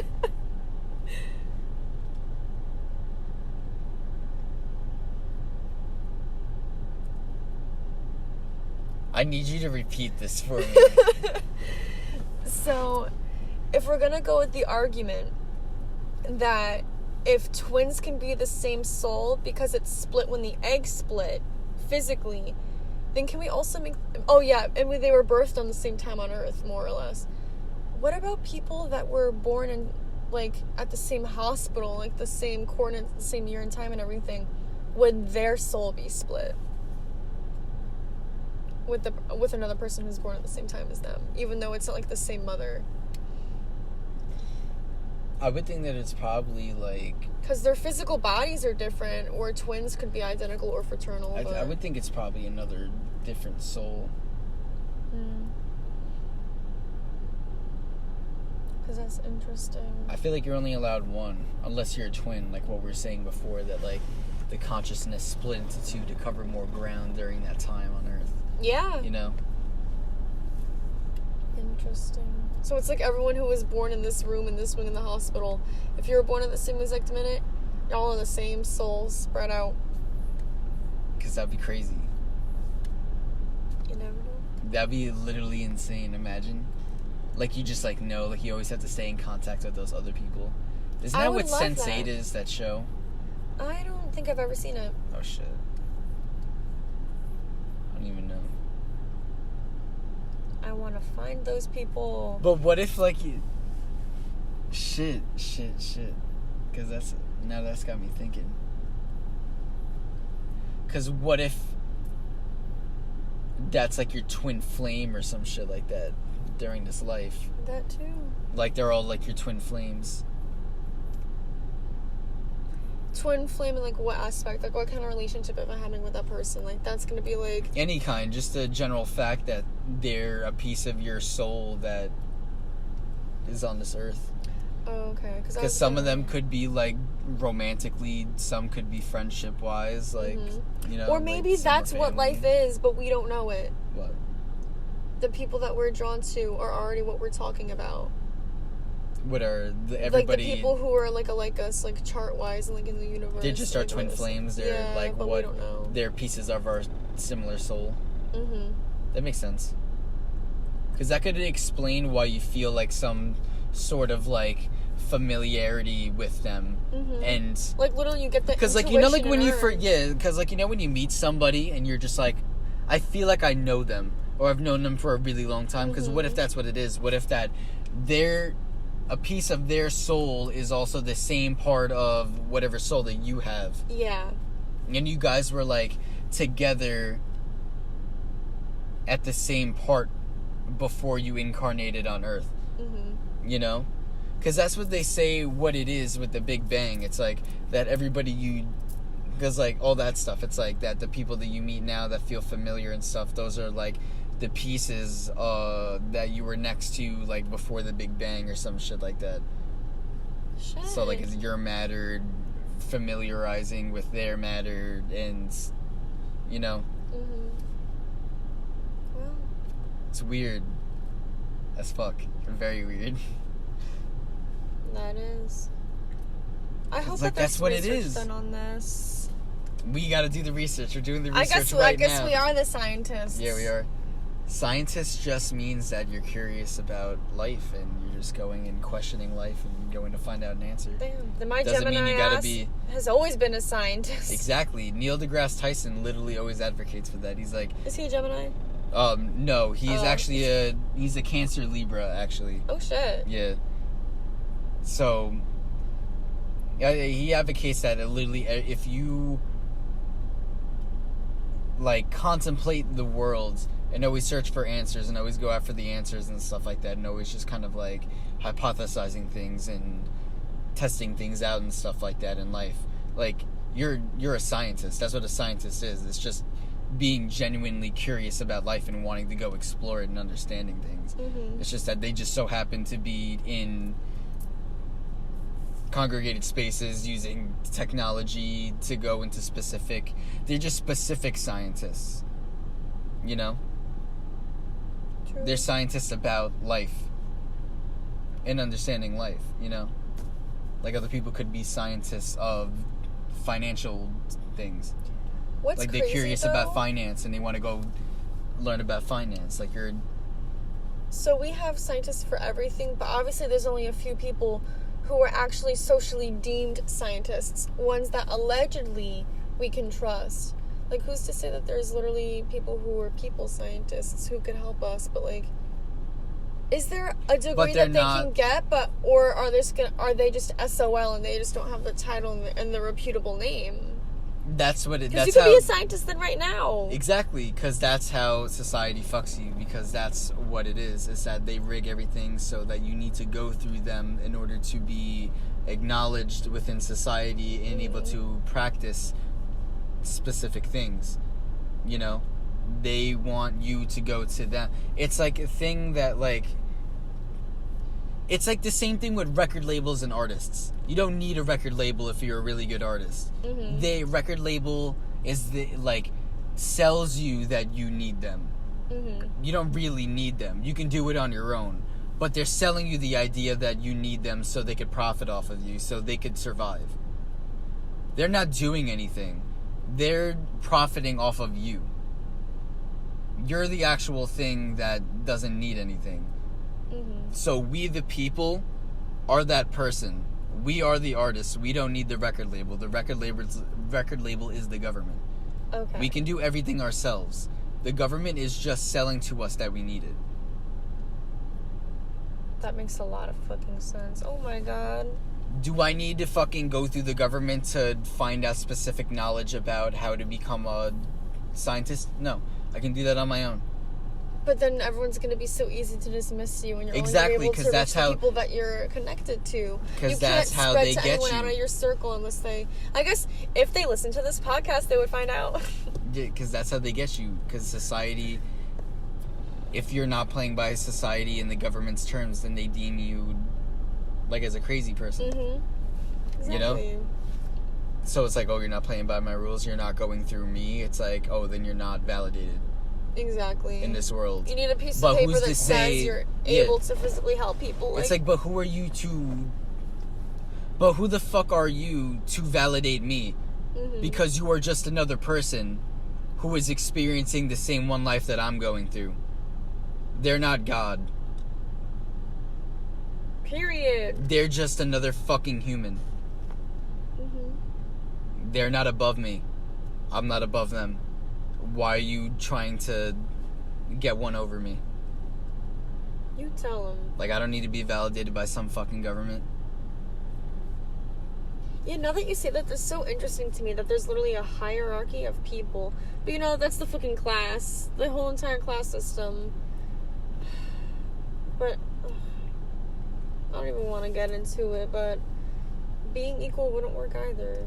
But like, it shouldn't be that much of a divide. Like, we get that you're above us, but do you have to be eons above us where it feels like you're rubbing it in, you know? Like, you can still exist above to govern, because humans as an entity cannot self-govern as well, because there's too many people that like divert from the path or have evil influences and shit, so we can't trust everyone. So we have a select few people to But watch how people. many times does that happen? Because if we all come together and understand what not to do... Mm-hmm. Because, like, what if evil is just a byproduct of the system fucking somebody over? What if the system never existed for them to get that pissed off to enact that evil deed? So humans What if they taught were just themselves already evil? living? What? So humans teach themselves evil? I wouldn't say they teach themselves evil. I would say that evil's a byproduct of like unfavorable emotions and stuff like that and whatnot. Like, nobody's born evil. Like, you get influenced to do that. Interesting. Like, it's like a buildup of a lot of shit that's happened to you during the course of your life.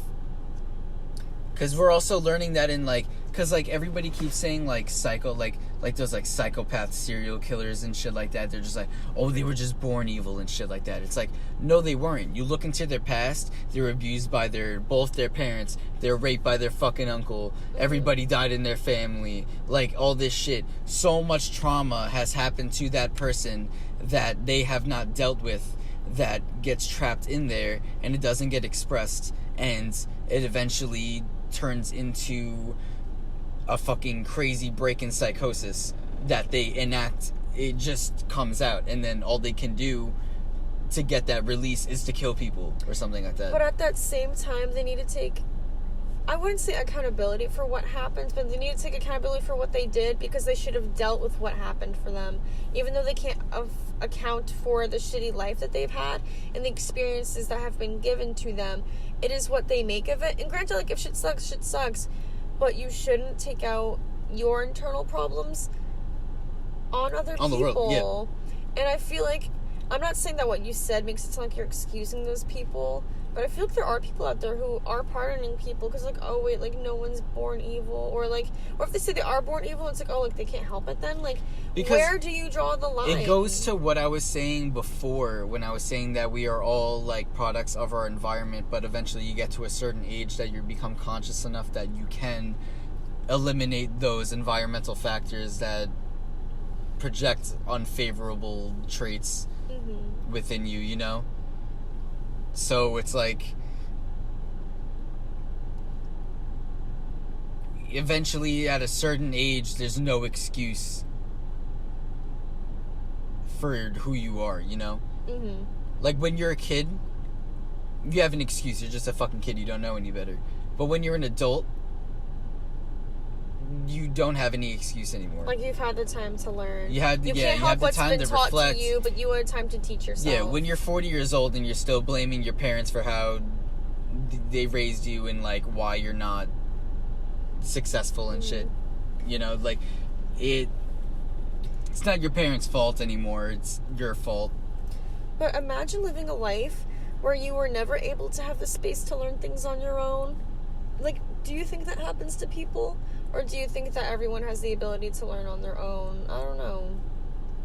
Because some people obviously are so sheltered, or they're put in that position, like, they have to be. Like, imagine never being able to, like, know anything outside of what people tell you you should know. You never get to discover and live yourself. That's why they always say you gotta move out of your hometown. Or at least get out of your hometown. Trust me, I will.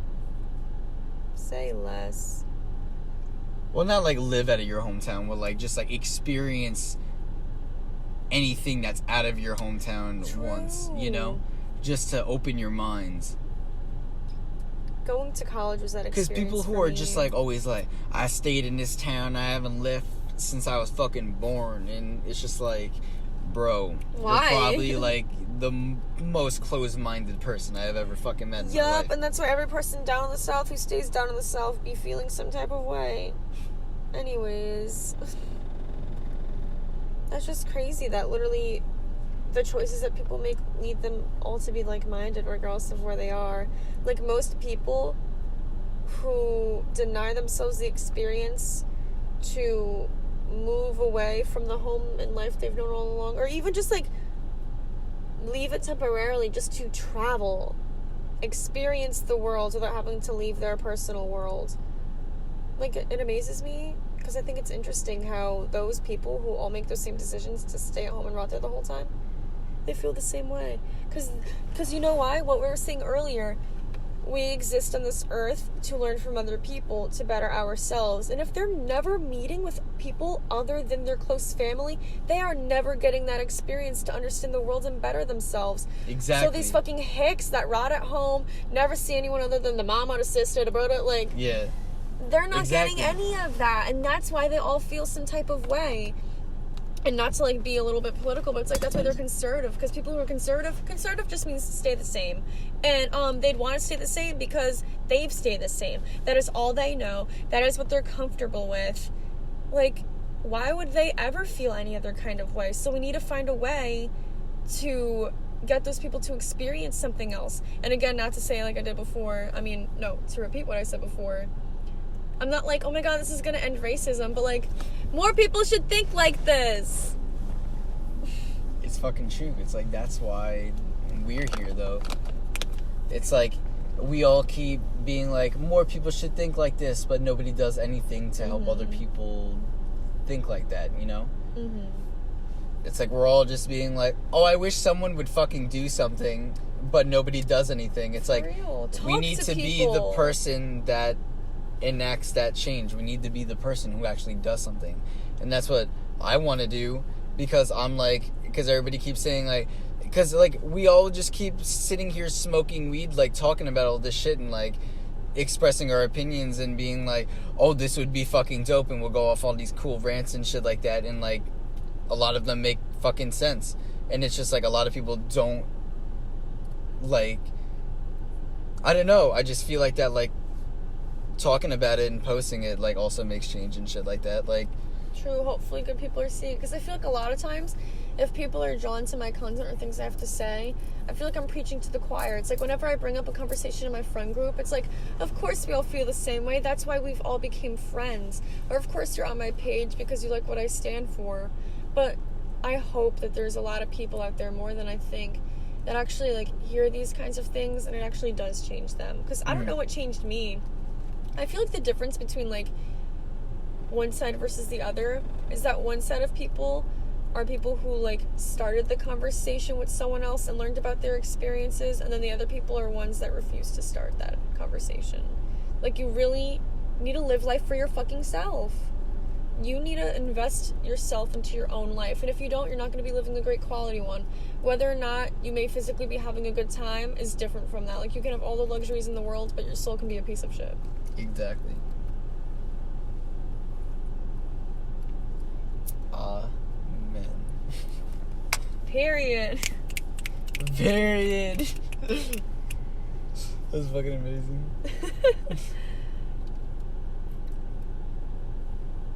So many people are like, I just don't get it, like how people are just like, I guess it just stems from fear. Like, that's what I wrap it up to, like, closed-minded people. It's just fear of change. Because they're scared to go anywhere Exactly, else. they're scared to go. Like, they're the people who don't see the bigger picture of everything. They're like, okay, but if I change this job, like, I don't know what's going to come after it. It's like, okay, but that's the whole point of life, is to take risk and to see what's on that other side. It's like, not everything's meant to be fucking stationary. Mm-hmm. It's like, you need to keep going. It's like, that's the whole point of evolution, is to keep getting better and better and better. It's like, why are you staying in the one spot when clearly that one spot's not fully helping you? You need to get up and go and move on and go into another spot that you're gonna get more of what you need. And that's why it's important to note that these souls are reincarnating into different bodies and doing different experiences.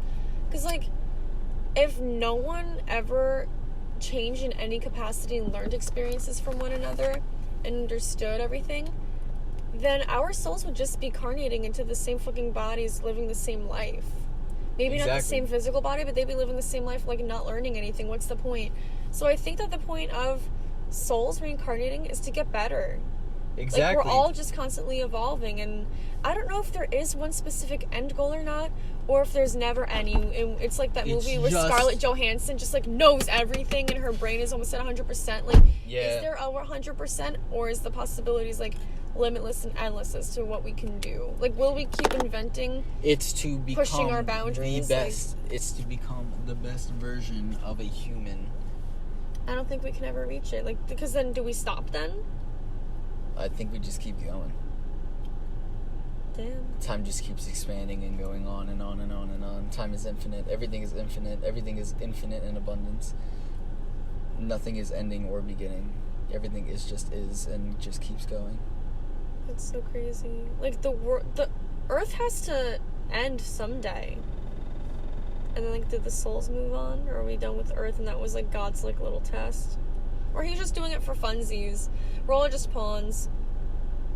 Like, that's so scary to me. Like, who decided, like, why does life exist? We get that the Big Bang Theory happened, but why?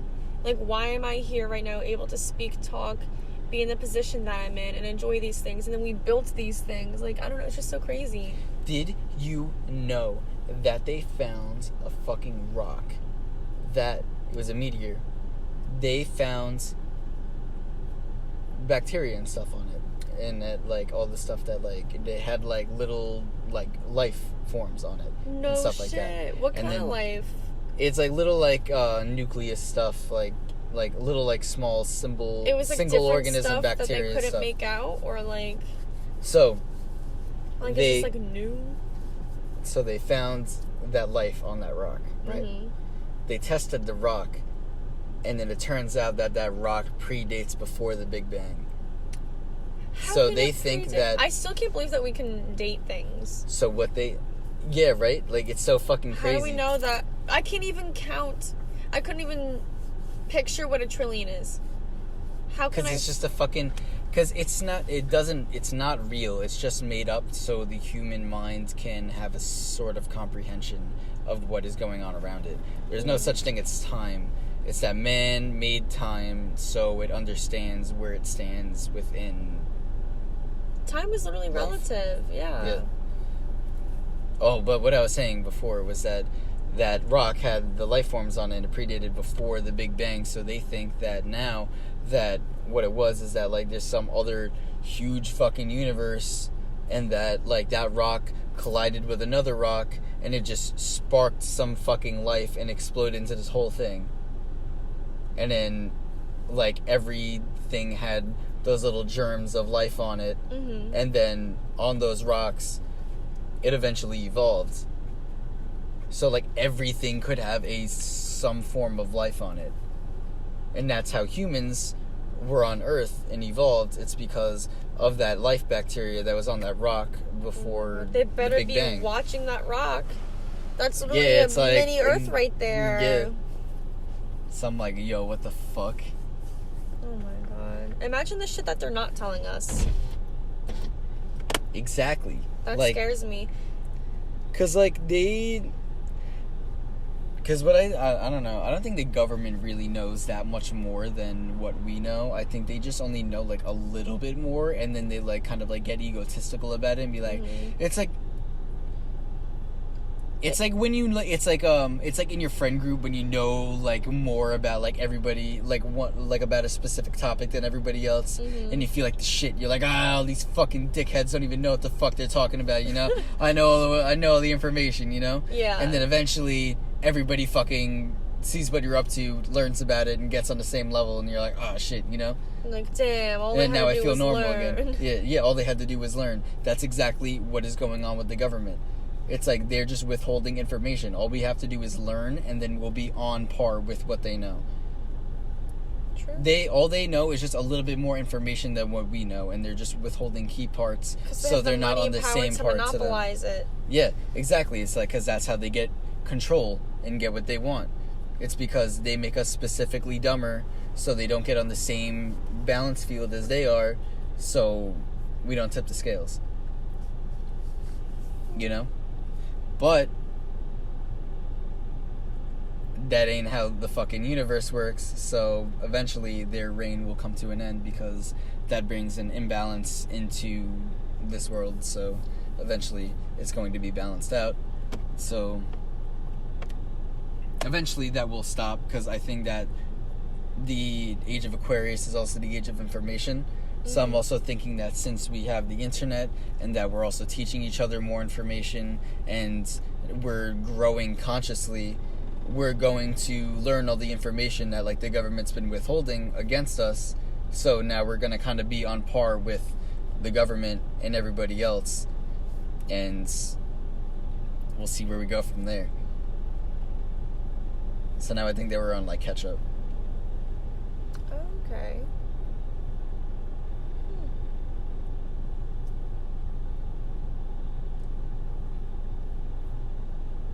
Because, like, literally that's all it is. It's just like a fucking facade. It's like they only are selling to you that they're more intelligent more than you, but they're not. They just... Yeah. Who decided that... It's brainwashing. It's because they program it since we're born, so we don't know anything else. That's why I encourage to get the fuck out of your hometown and go explore life, because I also feel like that kind of, like, diminishes the chance of you becoming brainwashed and like manipulated. It's because, like, you have more of that part of your mind explored, so you know more things that are happening in this world, so, like, you can't easily be manipulated. You're like, it's like more knowledge, more power. Exactly. Knowledge really is power. Knowledge is power, and that's what the government understands too, and that's why they withhold information from us. I can't believe that. Yeah. Imagine that. And they've been doing it since the beginning of time. I Romans just think it's did crazy. The fucking, you know, like, the things that people do all the time, we're regarding as like a privilege, even though it should be something that everyone has access to. Like, oh, like, literally information. There's people monopolizing that. They have power. They have money. And even, you can go as far as make the argument about, like, art. Like, why is art inaccessible? Really expensive? Like, it's like a simple pleasure of life. And art costs so much money. You need to pay to get into museums. Like, shouldn't we all just be able to, like, use our eyes and see things? Use our brains and know things? Why are they kept away from us? I mean, I guess that, like, keeping paintings secluded like that gives the artist, like, the credit and power for doing that, whatever they did, but it's also, like, people should be allowed to see it. Like, whatever that person achieved. It's, like, literally, if someone wrote a book and published, like, their thoughts on something, that's literally what artists do, but for visual people, because that's how they could translate what they found out about the universe or themselves. And for us to be denied that access, it's kind of like, what the fuck? Like, why is that a thing for only middle, upper class, rich people? Like, whoever, regardless of, like, what it is, whether we're talking about the government still or in information or, like, museums and art and all that.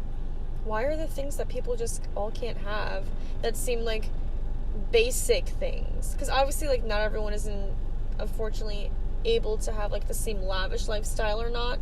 But when it comes to just, like, knowing and seeing, how can you deny someone that?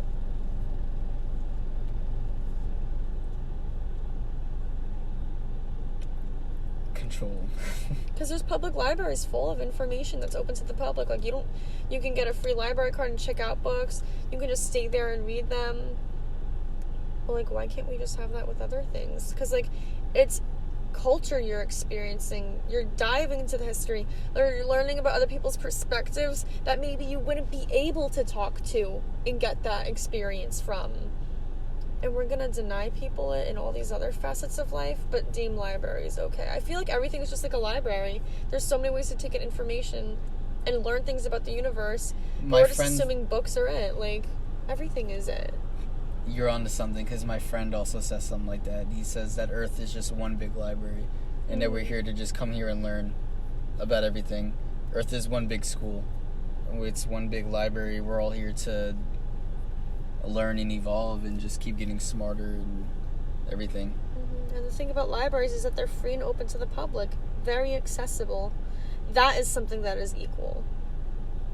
But the thing is, you need to learn how to read. But I don't know how that fits into my metaphor. That kind of fucks it up. But yeah. Yeah, that's some next level shit, actually. On the Wrath of Aquarius podcast.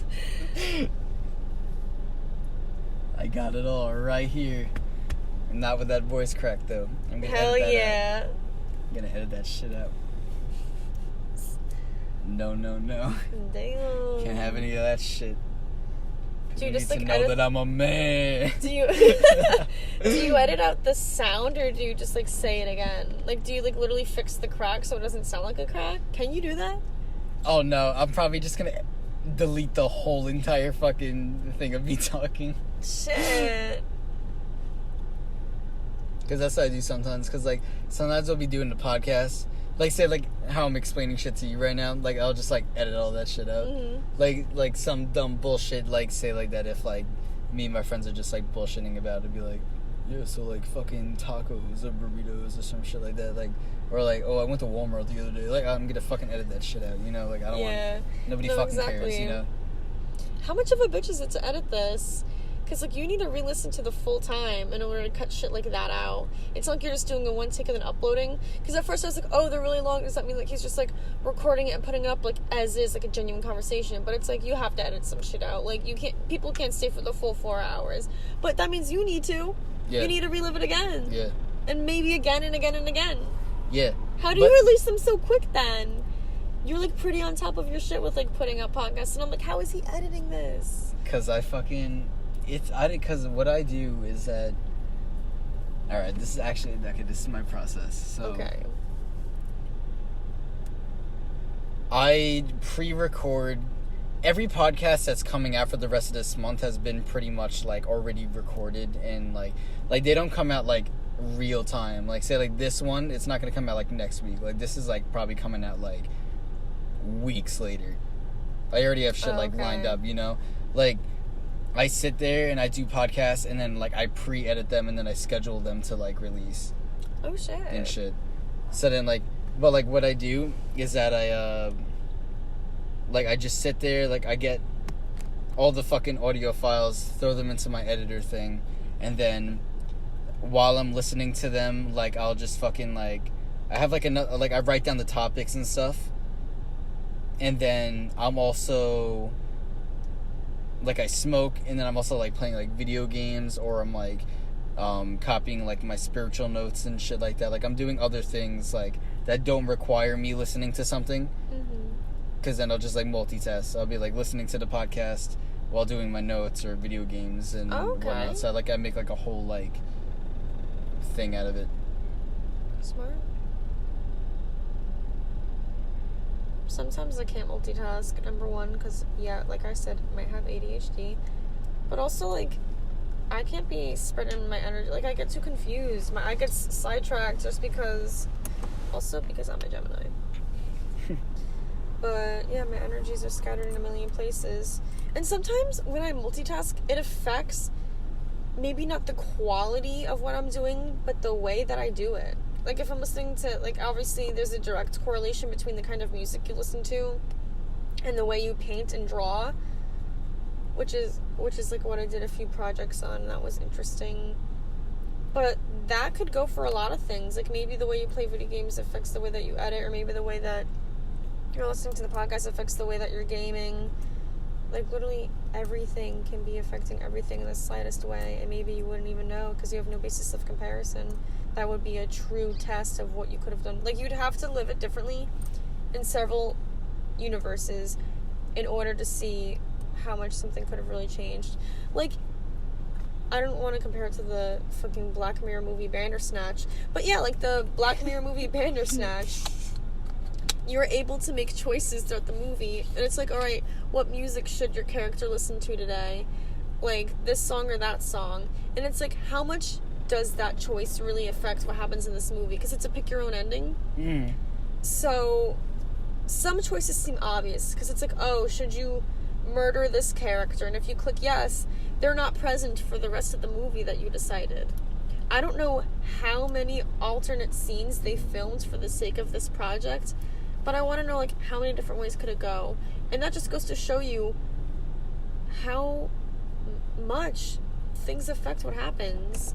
But I want to know on what scale. Like, does every single little thing really lead me to life's path? Can I betray it by doing something? Like, what kind of things are really offsetting what happens in the universe?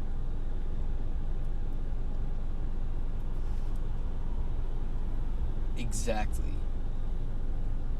Like,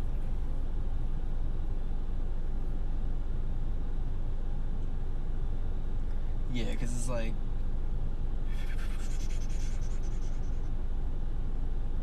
I'm trying to formulate my words.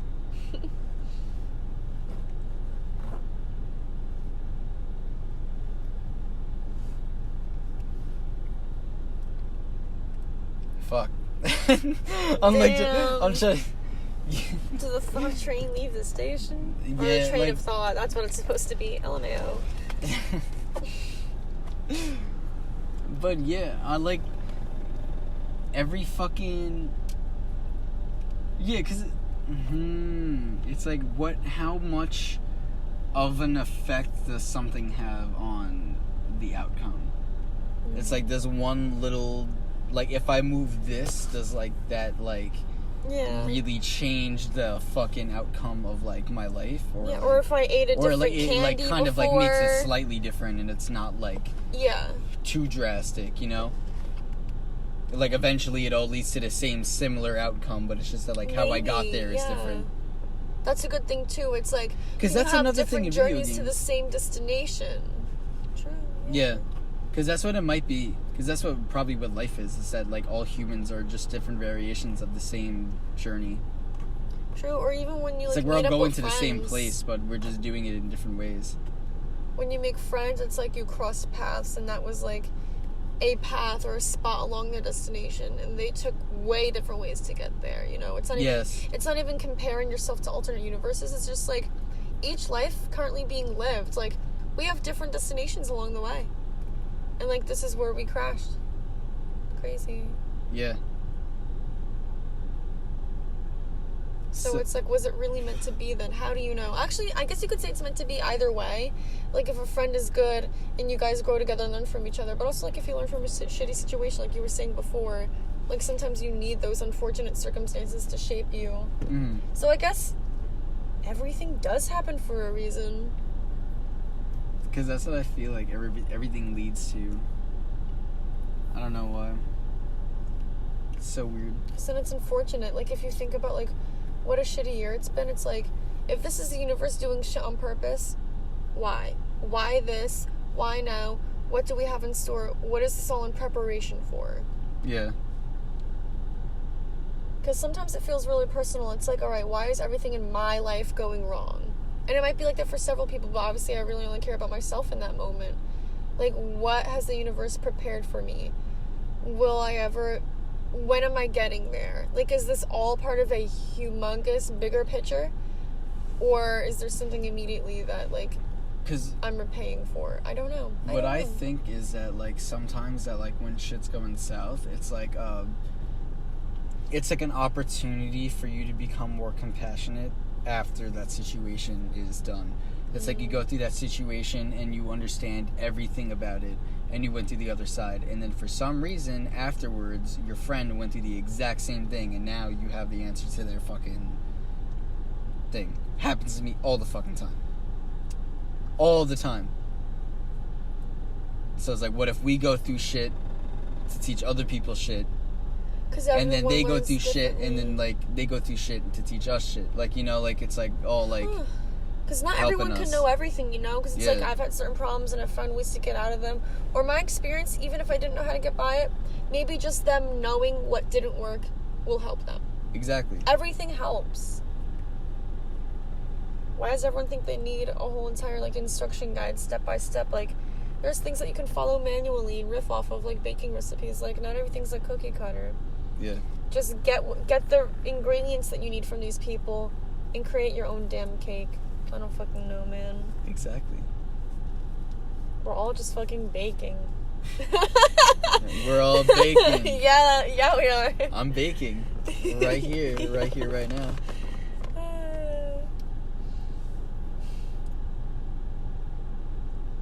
Oh my god. We're all just baking in this oven. What if that's it? We're all under the sun. What if the sun's just baking us? Hitler felt this way and then he fucking did that, and that's why the Holocaust exists. Imagine the ways that people interpret this shit. Jesus Christ. Yeah, that was fucked up. I'm sorry. Yeah. He's like, I want everybody to figure out how I feel. Yeah, because people could be having similar conversations as us, but be taking away, like, different things from it. Like, I want to know, like, when people, like, listen to this, like, are like, okay, like, they're onto something. Like, no, like, I feel some type of way. Like, what have we opened up for them with our experience? Exactly. That's it's like so crazy we to teach me. other people using our own experiences. That's why I always say, use my truth to help you unlock your truth. Mm-hmm. But right now I only have yours, so I'm like, there's so many other ones to learn. Yeah, there's so many other truths out there. But the truth, as I was saying, is personal to you. Because technically, truth is opinion. Mm-hmm. In a way. How so? Because whatever is true to you in your experience of life, it's like, because, like... Oh, like, my reality is different from yours. Yeah, my so reality this is my different. truth. Yeah, so, yeah, exactly. It's not it's the like, truth. there's no universal truth. It's just whatever truth works for you. And that's that the truth helps of the you. universe. Yeah. The truth of the universe is that there is no one truth. It's subjective to Yeah. more. The truth is subjective. The human experience is subjective. Exactly. We're all here to have our own experience. And that's another reason why I get mad, why some people are so stubborn and stuck in their ways. Like, obviously you feel your way because of your experiences, and it's so subjective, so how are you going to say that someone else is wrong? Exactly. How can you tell someone that their experience is wrong? Because then you're invalidating their existence. Like, obviously, like, they're living their fucking life. Exactly. Who are you to tell them? Exactly. Let people live. Who the fuck cares how you live your life? Mm-hmm. How does it affect you? It doesn't. So why do you care?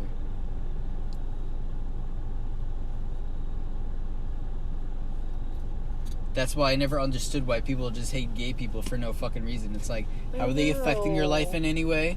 No. Oh, they're not? So why the fuck do you care? Because Dumbass. it bothers them and they don't want to do it. So instead of them just abstaining from things they don't want to do, they're going to tell other people to conform to their religion. Bitch, what if every other religion started telling you what to do? Then you'd be mad, huh, right? Yeah, Oh, exactly. actually, you guys can't eat, like, meat because in my religion, I don't do that. So I'm also going to make sure that you don't do that because that's, in my personal experience, how I'm going to live my fucking life. Yeah. Like, imagine that. But I don't know what made Christians feel like they're superior, but I don't know. Literally no other religion I feel like has really felt that way. Like, if you go to certain countries, some things might be, like, frowned It's upon. not that they feel superior. I feel like that it's just that a know. specific group took it and used it for corruption. It's so and made one-sided. it an extremist thing to gain power over other people. And the way they cherry pick their Bibles, too. Because there's quite a few countries that frown upon homosexuality. Whether it's the people that live within them or, like, the laws of the countries themselves. How are we going to cherry pick how we feel about the human race? And, like, where the fuck did God say that? I don't care if you're reading the Quran or the Bible, but I can assure you it didn't say that. And if it did, you're cherry picking. Because there's other shit in there that you're following or not following that also goes against what the fuck you're reading. So Yeah. everyone's just so selective. See, they're taking these things that they claim they're basing their life off of, but then they're making it fit their life. So then it really doesn't matter. They're just using it to make the things that they do seem more valid. Yeah. They're using it as a crutch. And I guess this isn't exactly toxic positivity. Like, oh my God, like, just trusting God and things are going to get better. But it's similar to that in the sense that they're just having blind faith, or they're just excusing what they do on their faith and saying that, oh, it's like what my God intended, so it's fine. It's what this piece of paper reads, so it's fine. I'm living a divine life because I said so. Like, they're just getting from it what they want. And sometimes it's fine when you're reading books, but to crucify other people over it, I don't know. And to excuse your whole personality on a fucking scripture that some Matt, Mark, Luke, John fucking wrote. Yeah. I also kind of, like, don't trust the Bible. Who the fuck are these people? Why do I trust their story? And they also definitely didn't look like that.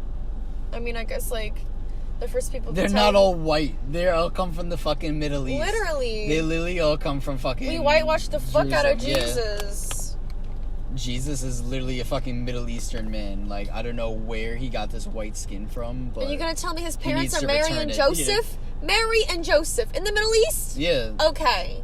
Wow, fine, okay. Like, isn't Believable. Jesus' name Yahweh? No, not Yahweh. That's God.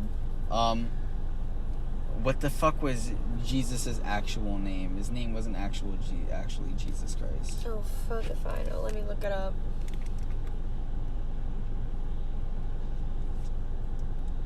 It was not Jesus of Nazareth. It wasn't even Jesus. Because that's what I was thinking. Yo. Yeshua. Yeshua? Yeah. It's Hebrew and roughly translates to Joshua. That's what it is. Wow. Because Jesus Christ is just a title. It's not the name of the actual man. Crazy. It's a symbolization of the pinnacle of humanity, of what we could achieve. I just still can't believe... No, I can believe it, unfortunately. We made his narrative fit ours. We made him white.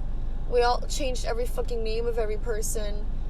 And who's to say that we didn't edit those fucking chapters? Because if Luke and Matt and John wrote these shits, then any John could have wrote that. Do you know how many Anyone. kings revised the church, like the Bible, to like like fucking fit their narrative of like what they want to like preach, because like literally the Gospel of Judas was in the Bible, but they took it out because it did not fit the rest of the narrative of the Christians, which was that like literally what happens in the Gospel of Judas is that like Jesus talks to Judas about how the universe actually works, and that the Lord made a bunch of other angels and stuff like that to pretty much run the universe and shit like that, of like specific tasks to like help everything run. He's like pretty much saying that there is no one Lord, and that like there's multiple different things running this universe, and also that God is not all good, and that like he's still bad as well. And also there was another part in the Gospel of Judas that like all 12 apostles were talking to Jesus, and that they all said that they had a meditation that like years and years in the future that there were like 12 priests that were in a church, and that the whole society were a bunch of sinners and stuff like that, and they would like sacrifice their wives and daughters to the priests to give to God, and they all did this in the name of Jesus and stuff like that.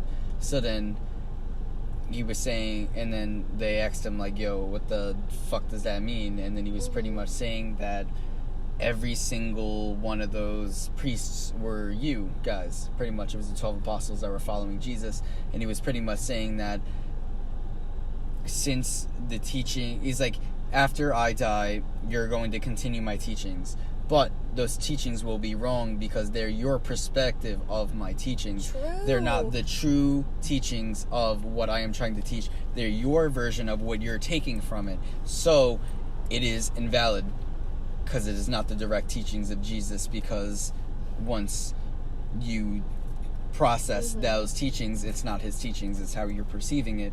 So he was saying that everything that is beyond his time is false, because it's not the true essence of what he wanted. That's so crazy that you say that, because now that's got me thinking, that is why when they read to you at church, it's like the gospel according to John. Like, it's literally according to him. Yeah, it's according to him. It's his perspective of what Jesus said. It's not exactly what Jesus said. It's how he interpreted what Jesus said. Exactly. And knowing that, how are these people following these religions still going to take it verbatim? Like, what if someone came up to you, because you're not supposed to take it verbatim, Depot was like, all right, this is what life is, and you're like, fuck that, who are you to tell me? Exactly. Just hear them, learn about their perspective, hear about what they learned, have it inform how you continue to go through life, but do not adapt your life to that and think that that is concrete. They're just telling you their life experiences to help you out. This is the information we were looking for. If you believe in this school of library thought and that we need to pass information to each other to learn more about the human experience and better our own, then you can add that to part of like your life mantra. But to say that that is what life is supposed to be, so then y'all are supposed to all live the same fucking life then? Like, what the fuck?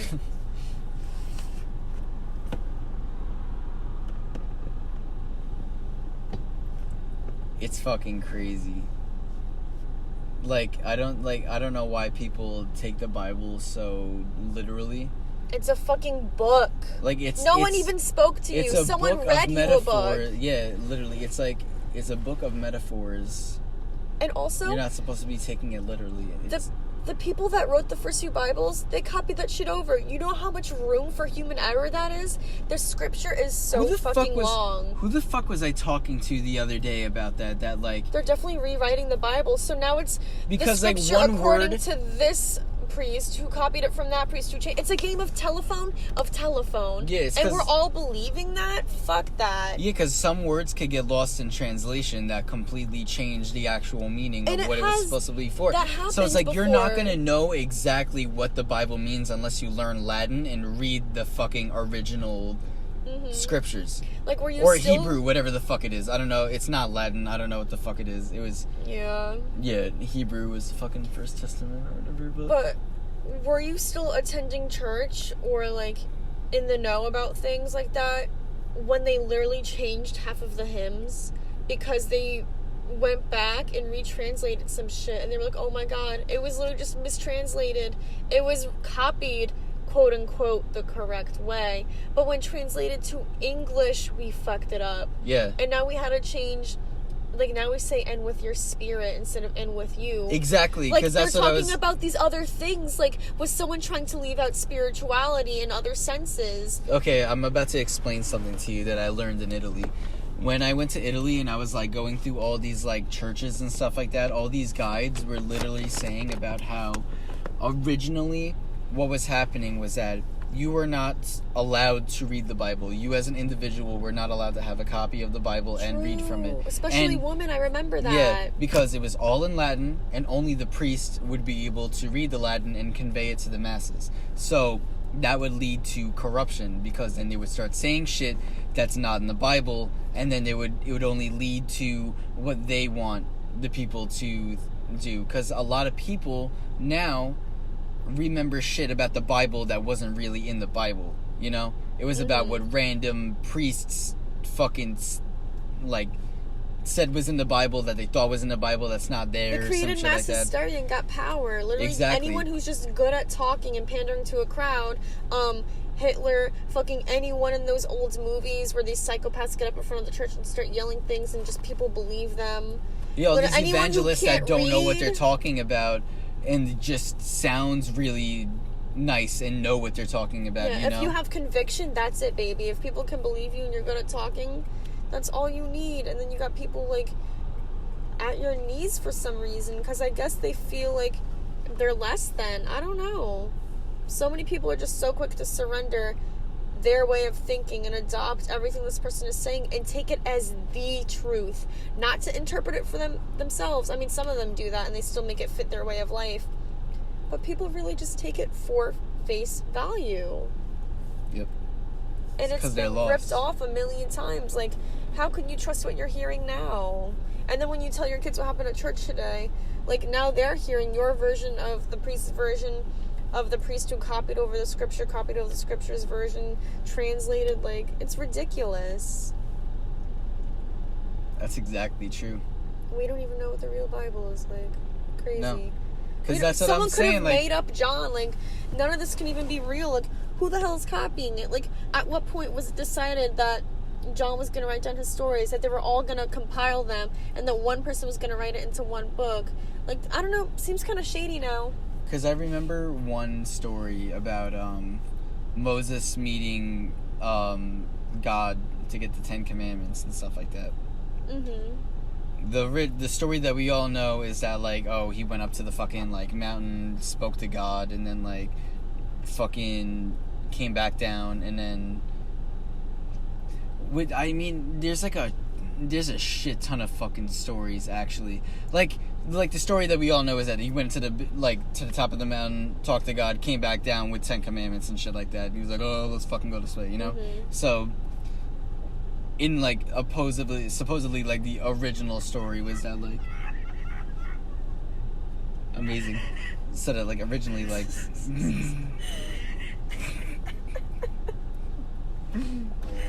So, like, The way you rolled up your window. so, like, the original...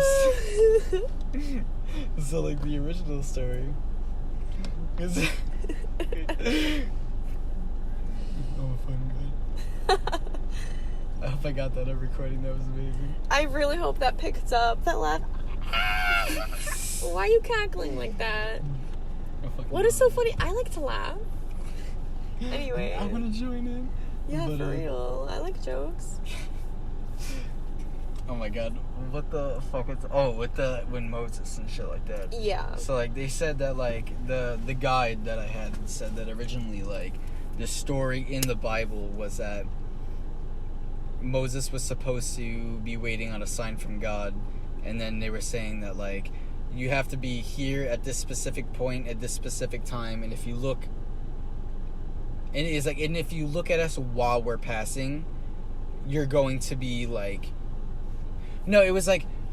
It was something that, like, God's going to pass through, and that, like, you need to, like, be here at a specific point, specific time for you to be protected, and don't look in this specific direction, because you're gonna get your face scorched off or some shit like that.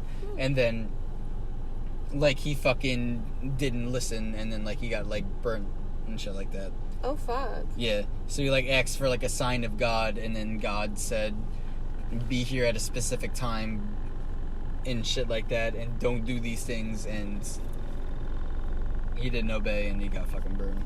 What I was talking to my friend about the other day is that when people say that God came to them, are they hearing a voice? If so, what? Or do they just have an urge within them that they know is coming from something outside of themselves? Because my friend was saying like when we get that random urge and be like, oh, I just got to do this, and you're like, yeah, why'd you do that? It's like, I just got a feeling. Is that divine intervention? It could be. Or is there more of a calling? How do we know? Because what if it is a one God, or is it just that we all have a higher... Because what I think is that we all have a higher self, and then our body is like our second self, and that like our higher self is controlling our bodies down here on earth, and then that's what like that feeling is. It's kind of like them putting an input and be like, no, you got to do this, and all of a sudden you're like, oh, I just gotta fucking do it, you know, and just go. Yeah. Like you're like a like sim. What kind of urge is it? Is it primal instincts, like just like something that's more egotistical and selfish? Like what instinct is it, or is it divine intervention? What I also think is interesting, though, I always thought praying was kind of weird, because I was like, am I supposed to be, like, hearing myself speak in my head out loud? Like, you know how, like, you can, like, imagine yourself reading, you can hear your own voice? Or am I just, like, willing it to him? Like, telekinetically, like, telepathically, I guess. I mean, prayer is just meditation. But, like, are you hearing yourself speak it and will it? Or are you just, like, willing it through sending, like, vibes? Like, because then if we can just send out prayers in any format, then we can receive them in any format. So younger, I was always thinking I would hear a fucking booming ass deep voice from the sky tell me what to do. But maybe when I have like these interesting dreams or instincts, maybe that's it. Maybe that's it. Because that reminds me of one of my favorite artists. Y'all should look her up. People say that, like, in your dreams, they also give you intuitive, like, things about your future and stuff like that. And it could be past spirits that just, those souls who are in purgatory waiting, visiting you and telling you what's up. That's true. So, there is this artist, Hilma af Klint. And she made these 10... Well, she made a lot of paintings, but there's a series called The Big 10. And a spirit came down to her and told her she had to make these paintings. And there are these really clairvoyant paintings, and they tell you everything about the universe. And she really thought that she was onto something, because she literally was told this, or so she claims. She wrote in her diary that no one is allowed to see these paintings until years and decades after she died, because she knew she was onto something, and that if people saw this now, they'd think she's a witch and kill her for like knowing too much about the universe. Like she has all these like spiral paintings that tell you about the patterns of life in the universe. Like she was told like all this shit. Sacred geometry stuff. Yeah. Like if you look at her paintings, they're the craziest things, and it's like people can literally be told things. Like she was just... Like, when she was painting, she just, like, saw this kind of stuff. And the same thing happened with Native American Indians. They're in these caves, and, the leaders of the groups, a shaman, they trip, and they just paint what the gods told them. And then everyone got to see what they experienced. So it's like, where are those people for us today? Because unfortunately, we're listening to the bastards in church yelling. We are us. Oh, shit. Why was I thinking it was some other higher power? Why does everyone have to have more power? They don't. Because I feel like I personally feel like that. Because like I feel we don't have mystics now. If you think about it, over time, every society had a mystic, someone that they went to talk to gods. It's because that the government got too big and they wanted all the power, and they didn't want people to understand their spirituality. So they got rid of it. That's why they tried the separation of church and state, but it's the fucking same, because now everything that has to do with religions is now political. Yeah, literally. It really is. That's so unfortunate. Because then once the government snuffs out your god, the government becomes your god. and then we turn into a fucking communist state, and that's what's happening in China right now. They just outlawed religion, and now they all have to fucking bow down and worship the guy who's fucking running China right now.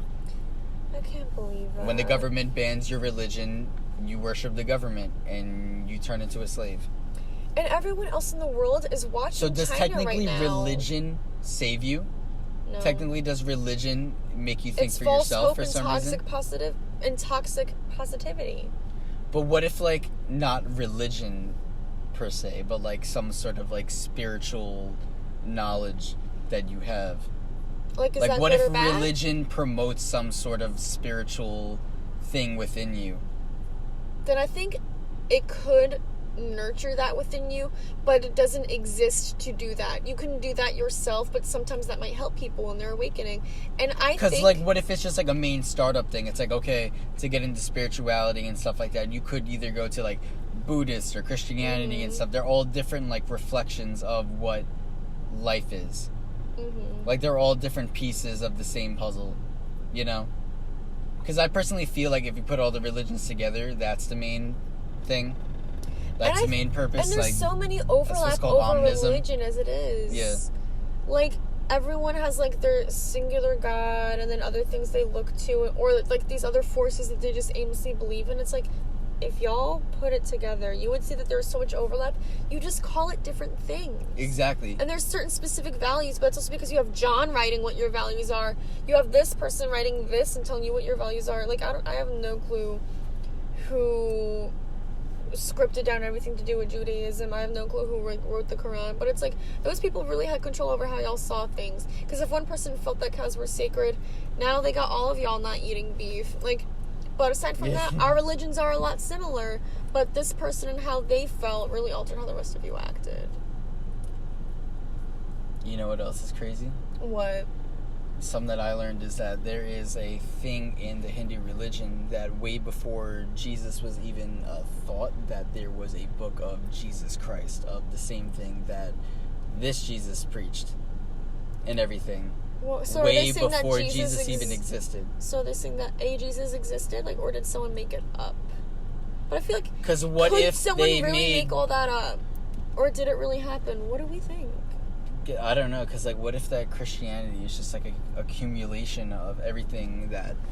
Because, like, what Christianity really is just Buddhism and Judaism mixed together. Exactly. Because Jesus went to... Jesus is Jewish. Yeah, Jesus is Jewish, and during the years that Jesus was gone, like, in his 20s and stuff like that, because it was something that he left when he was, like, 14 or some shit like that, or to go off into the world to go learn about all this stuff. Because like when he was gone, he went to Tibet to learn Buddhism.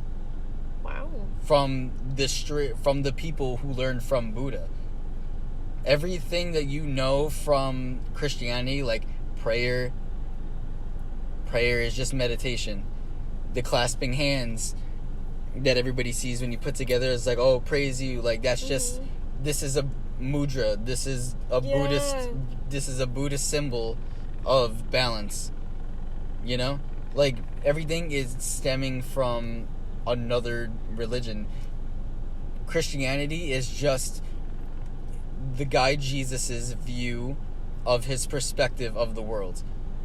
He just pulled Judaism and Buddhism together and made one thing, and then people worship that and turn him into a god. Precisely. And then the Romans saw that, and then they killed him, and then they took Christianity and turned it into a weapon. But that's a whole other fucking story for another time. You're fucking right.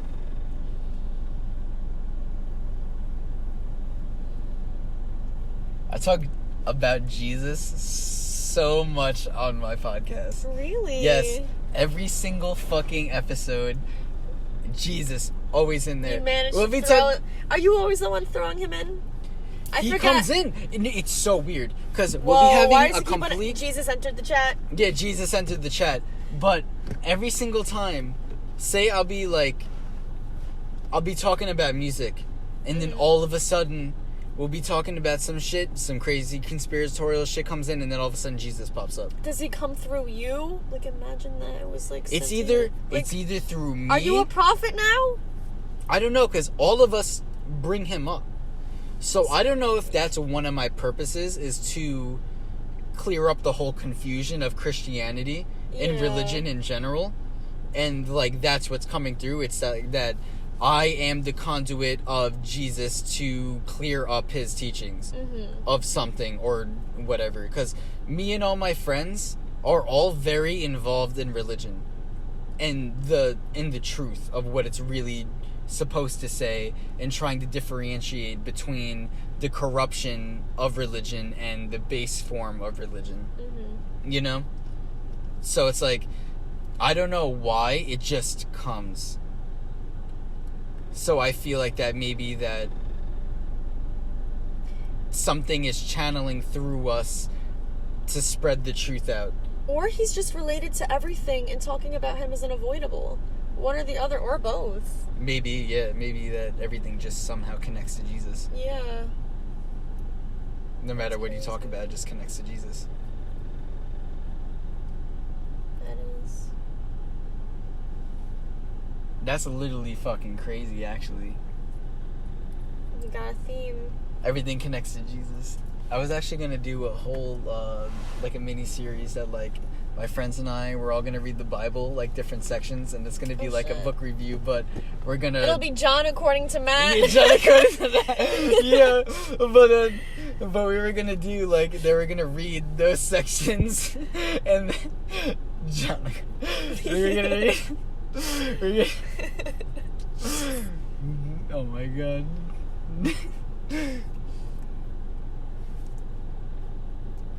I gotta get my shit together. Hold on. But what I was saying was that we're gonna do different sections of the Bible, and then we're gonna like explain them of like why this is fucking dumb, or like what this actually means, or like what, you know, like just kind of like interpret it. 'Cause like some of my friends are atheists, some of my friends used to be super into religion, some of them like are neutral, like, you know, like I'm gonna get like a shit ton of different perspectives on it, and not all just be one thing going into it, you know? Because it's gonna be like a bunch of atheists just like ripping apart the Bible. It's gonna be like atheists and like also Christians and people who used to be Christians and spiritual people and shit like that, you know? Interesting. And that leads me to wonder, when I was saying that all religions are basically, like, the same, so obviously some clear differences between different religions are that in some religions, Jesus already showed up. In other religions, he hasn't even shown up yet. And that can tie back in our conversation with reincarnating souls. Like, maybe people that follow one religion witnessed that soul enter the universe at a certain time, but other people weren't there for it and are waiting for him to come, and they deny that this shit happened to other people. But it's like, really, in reality, that could be his soul just waiting. Interesting. Like, it could reincarnate. But if that is a definite thing... It's like Christianity is the most recent thing that has happened so far in the spiritual timeline of what's happening on Earth. Yes. It's like now we're waiting for... around that time. Yeah, it's like now we're waiting for the next soul. Like that to incarnate. And that means... It's like we're waiting for the second coming of Christ. And that solidifies that there will be. If that is what we're going to roll with, and we're going to believe that souls do reincarnate, then Jesus' soul is going to reincarnate. But what if it's not Jesus' soul, but what if the second coming of Christ is his teachings being reborn? What form would that be? Because like what I've heard of different meanings of the Bible, it's like one specific quote. It's like, be like Christ and you'll be like God, or some shit like that. And or it's like it was like it's like if you be like Christ and you be like God. So then some people have looked over that and said like keywords like Christ and God could be switched around to be like Christ is like love, is the symbolage for love, because that's what Christ represented, brotherly love for everybody. and it's like be like Christ, be like God. And what if God means happiness, or an even deeper form of love and compassion? It's like be love and you'll find happiness. Be that compassionate person and you will find happiness. True. The energy you put out is going to be the energy you receive, no matter what way you slice it. So what if God is really just an energy of love? And that's what powers us. It's like we all have love within us, so we all have God within us. So it's like we all have love and compassion within us. Damn. And it's really just code. I believe it. That makes a lot more fucking sense than what I've been reading in the Bible. Not that I regularly read that shit, but in my heyday, when my mom forced me to go to church. I used to get forced to go to church all the time when I was a kid, and then, like, I even knew when I was a kid that this shit was fucking whack. Yeah. I was just sitting there, I'm like, do I really need to, like, sit here and fucking, like, listen to all this shit like, right religion now? Taught me that I don't need it and that it's not real. Like, you can't accept that as the whole truth. Because I was questioning it for the longest time. And what younger Donna didn't know is that agnostic is what I would say I am. Because, like, I don't know, like, I'm confused about where I stand. Like, is there one God, several gods? Are there any at all? Or is it just our souls? Like, does there have to be someone always ruling something? Is there someone ruling our souls and what happens? But then who is deciding when they come back? Or what if everything exists, but it's just different parts of the system that make the whole system as a whole work? It's like, say, what if all the Hindu gods exist? What if all the Christian gods exist? What if all, like, the Norse gods exist? But they're ruling different sections of the world, so collectively, as a whole, humanity can run. You know? So they each have their own job that they do. Each have their own purpose, yes. Damn. And that's why multiple gods have multiple similar purposes throughout different regions of the world. It's because, like, they need those, like, they're just conduits of those specific things that section of Earth needs. Mm-hmm. You know? So it's like you could have a Jesus, but in another religion there could be something that is very similar to Jesus, but that's just a different representation of that same group of qualities for that section of Earth. For that section of people to relate with.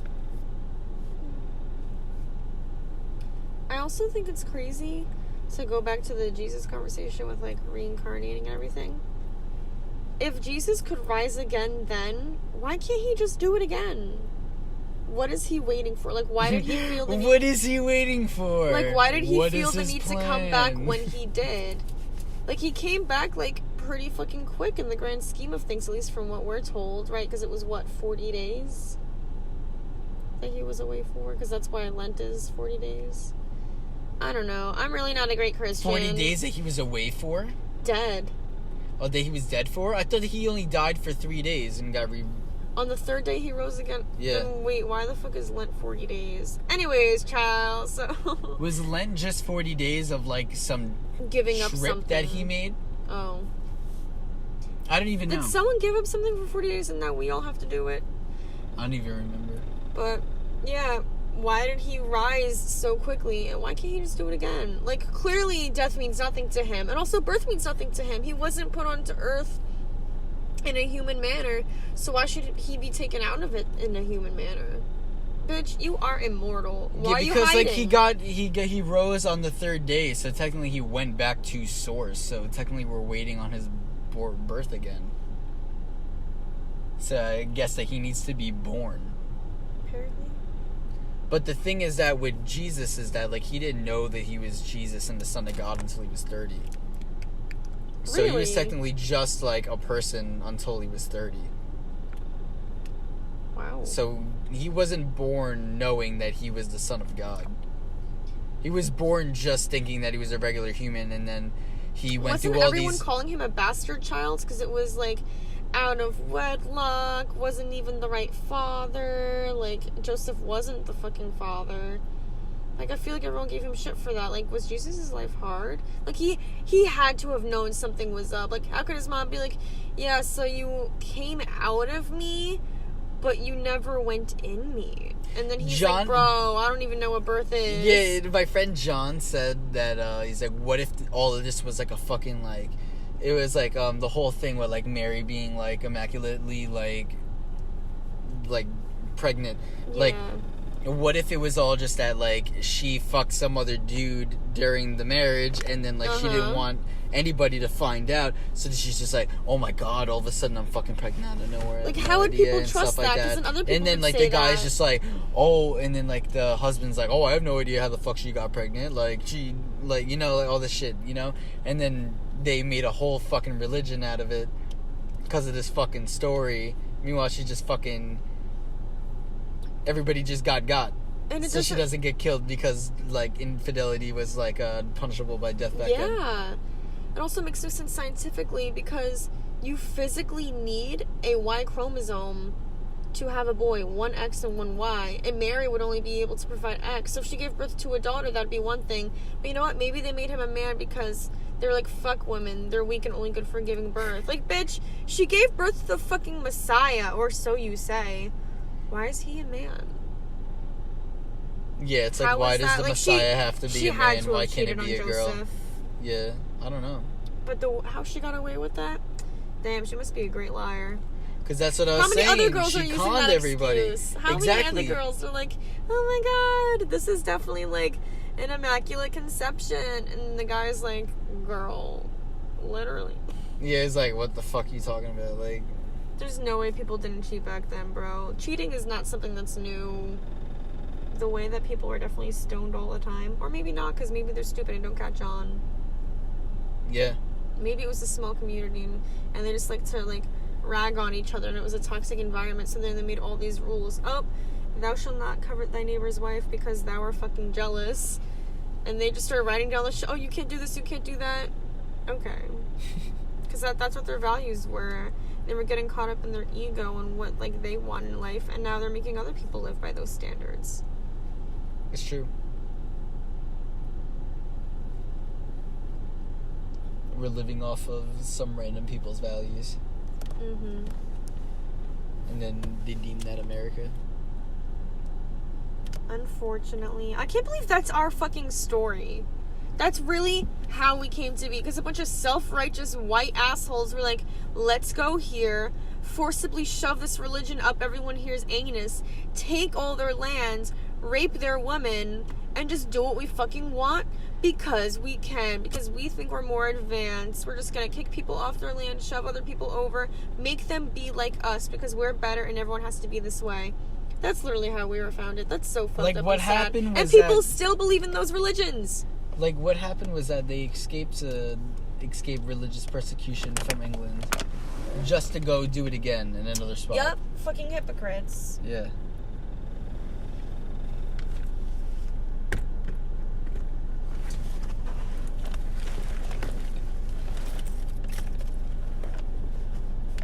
We literally invaded, pillaged, and took over lands. How thoughtful of us. It's crazy. And no wonder why America's cursed. We literally have fucking Native American, like, magic against us. And then I also feel like we have African American fucking magic against us, too. Everyone, all my friends from school are like, oh, why is every place in Long Island named after some really weird shit? I'm like, y'all, this is entirely Native American land. That's why there's Patchogue, Hopog, Cutchogue, fucking Wyandanch. I don't know. Like, literally all of these things aren't, like, white names. We came here and erased a lot of their culture, but some names we left.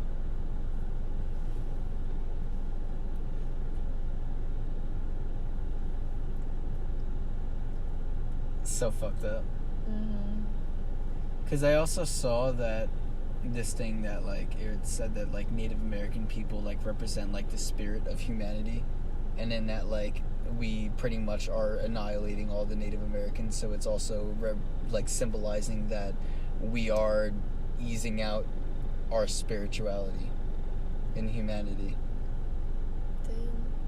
So it's like a huge metaphor as well.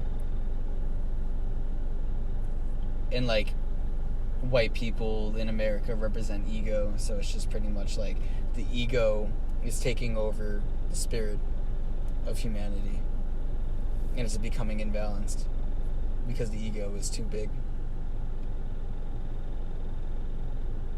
You make a good point. Some crazy shit. Yo, it's almost a 3-hour podcast. And this is the second part after the bathroom break. The other one was almost an hour as well. No, that was like Anyway, only like 20 minutes, I think. Oh, really? Yeah, I and would then check after that it we... definitely wasn't.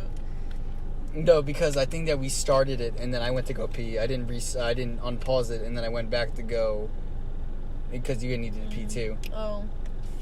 So we were chilling for a little bit. There's a lot that we didn't record too. Shit. I feel like we recovered a lot of the stuff that we didn't record too. It showed up again later in conversation too, and I was like, damn, that actually is something, because I didn't bring up the twin thing right away, and then we got to it later on. Everything comes back full circle. It always does go full circle. I've been saying the term full circle since 9th grade because it's been tripping me out, and I believe in that. Yeah.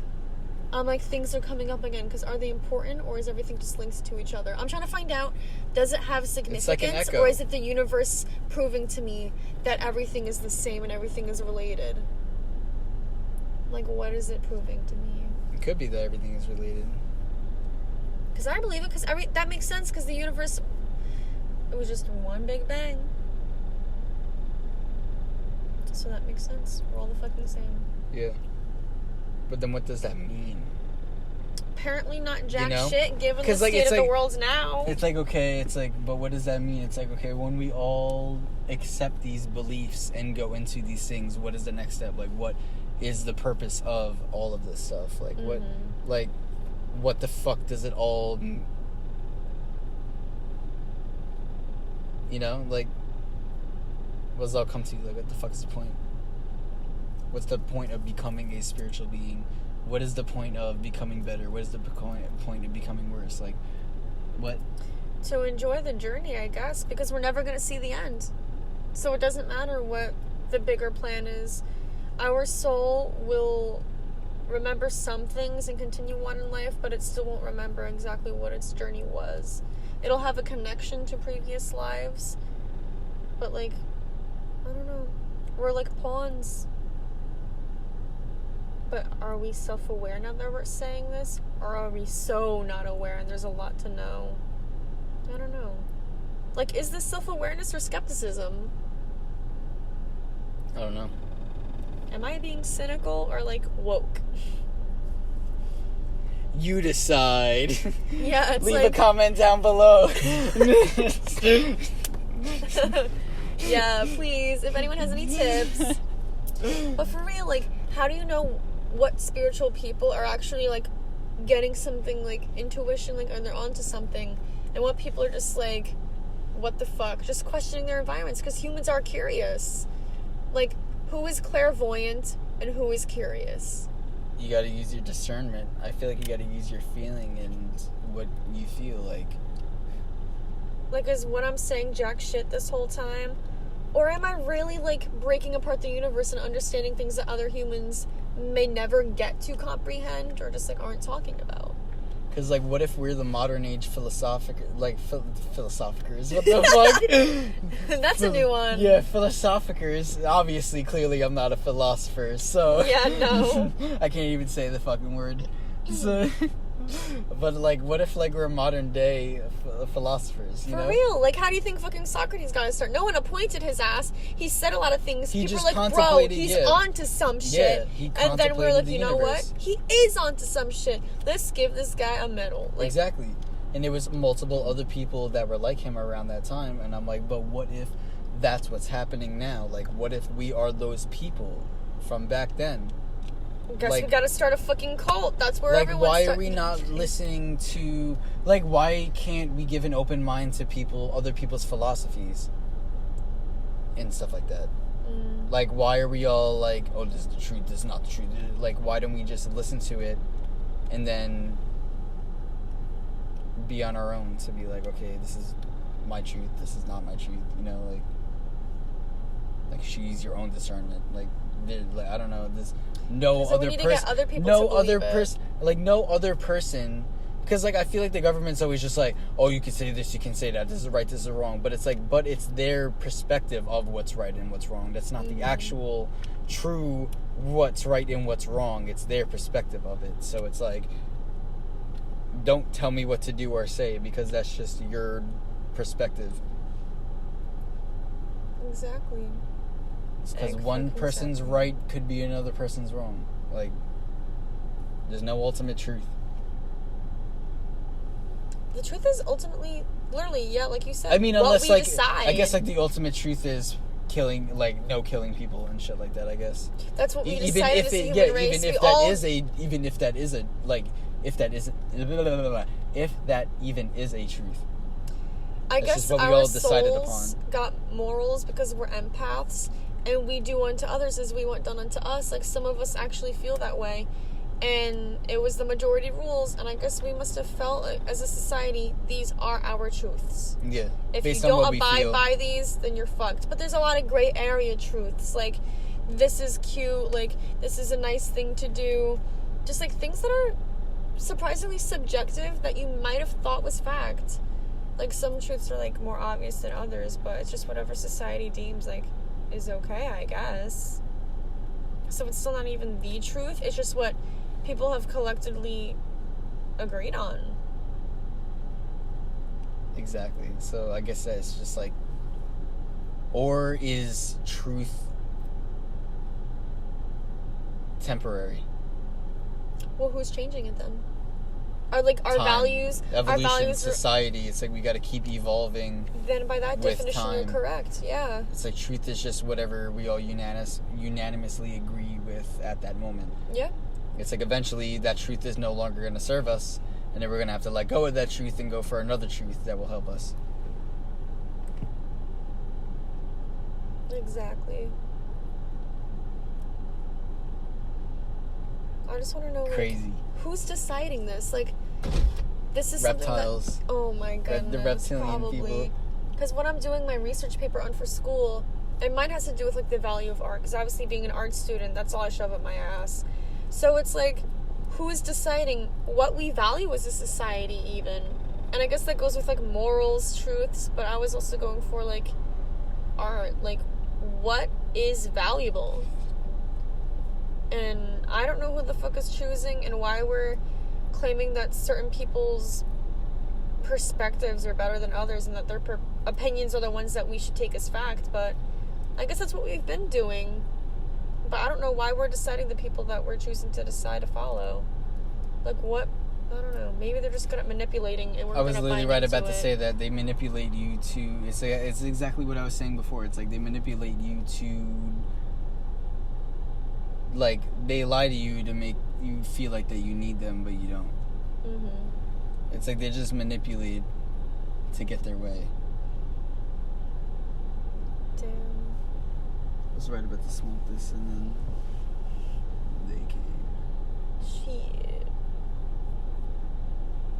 I wish I had more food other than these Reese's peanut butter cups.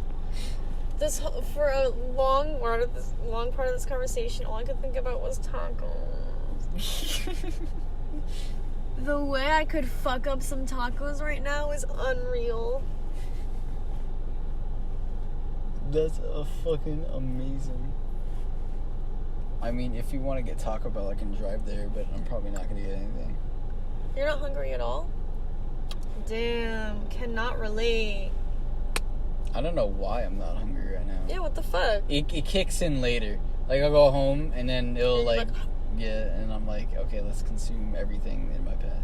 See, I didn't even know that I was hungry before, but then I started eating, and I was like, I cannot stop. It's the munchies. It really fucking is. Is there, like, a science... Like, what's the science behind that? Munchies? Yeah. That, like, weed, like, triggers some, like, false hunger within you. Yeah, like, it's, like, all these, like, I'm surprised I've never specific gotten chemicals sick. that... What do you mean? From, like overeating? My stomach is just, like, able to take it all, and then I wake up fine. Because you're pretty much, like...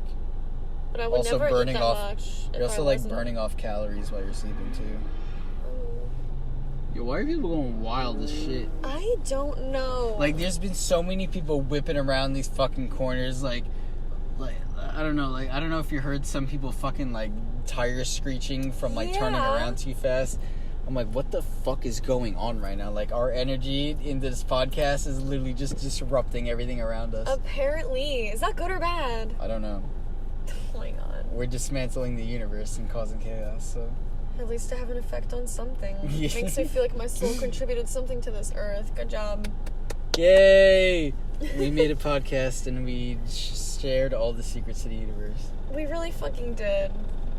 I feel like my third eye was open for a great portion of this. I was like, man, I just, like, some things just, like, came to me as I was saying them, and I was like, I mean, I wow. do have a third eye. I have an amethyst sitting right here, so that's for your pineal gland third eye, so.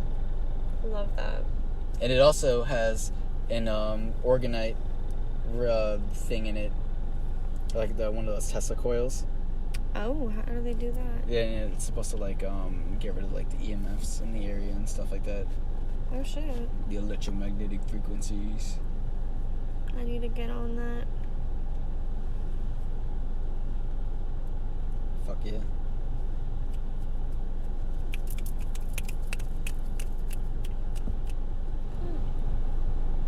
And that's probably one of the only things to do during COVID right now is, like, to hang out on Main Street. Because, like, other than that, you have to go to that restaurant and stay there. Like, there's really, like, not much bar hopping action. And if you did bar hop, that would probably be in the city. But obviously, that's not fucking happening. Yeah. So, like, Main Street is the place to be. I've been there almost every fucking night I could be. There's a nice variety of restaurants. Always fun shit to do and, like, people to talk to. Or just, like, drinks to drink and food to eat. Fun times. Sucks that, like, you can't dance and do anything, but I was able to bar hop and have a fun time.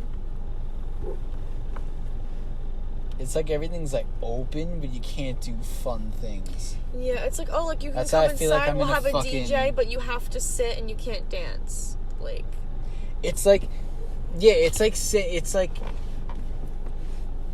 Like, if you it's stand, like their the way... mask has to be on. Yeah, it's can't like... move.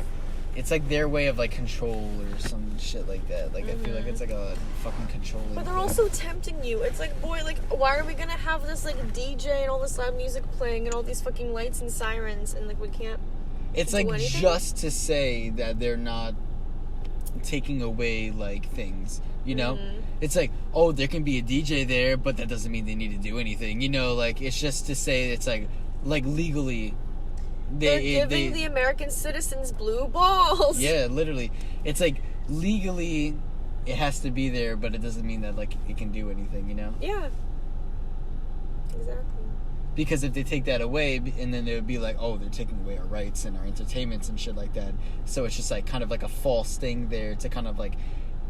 It's like the mind fuck you, you know? Mm-hmm. It's like, they're really taking away your rights, but that's just a placeholder so you don't get fucking confused.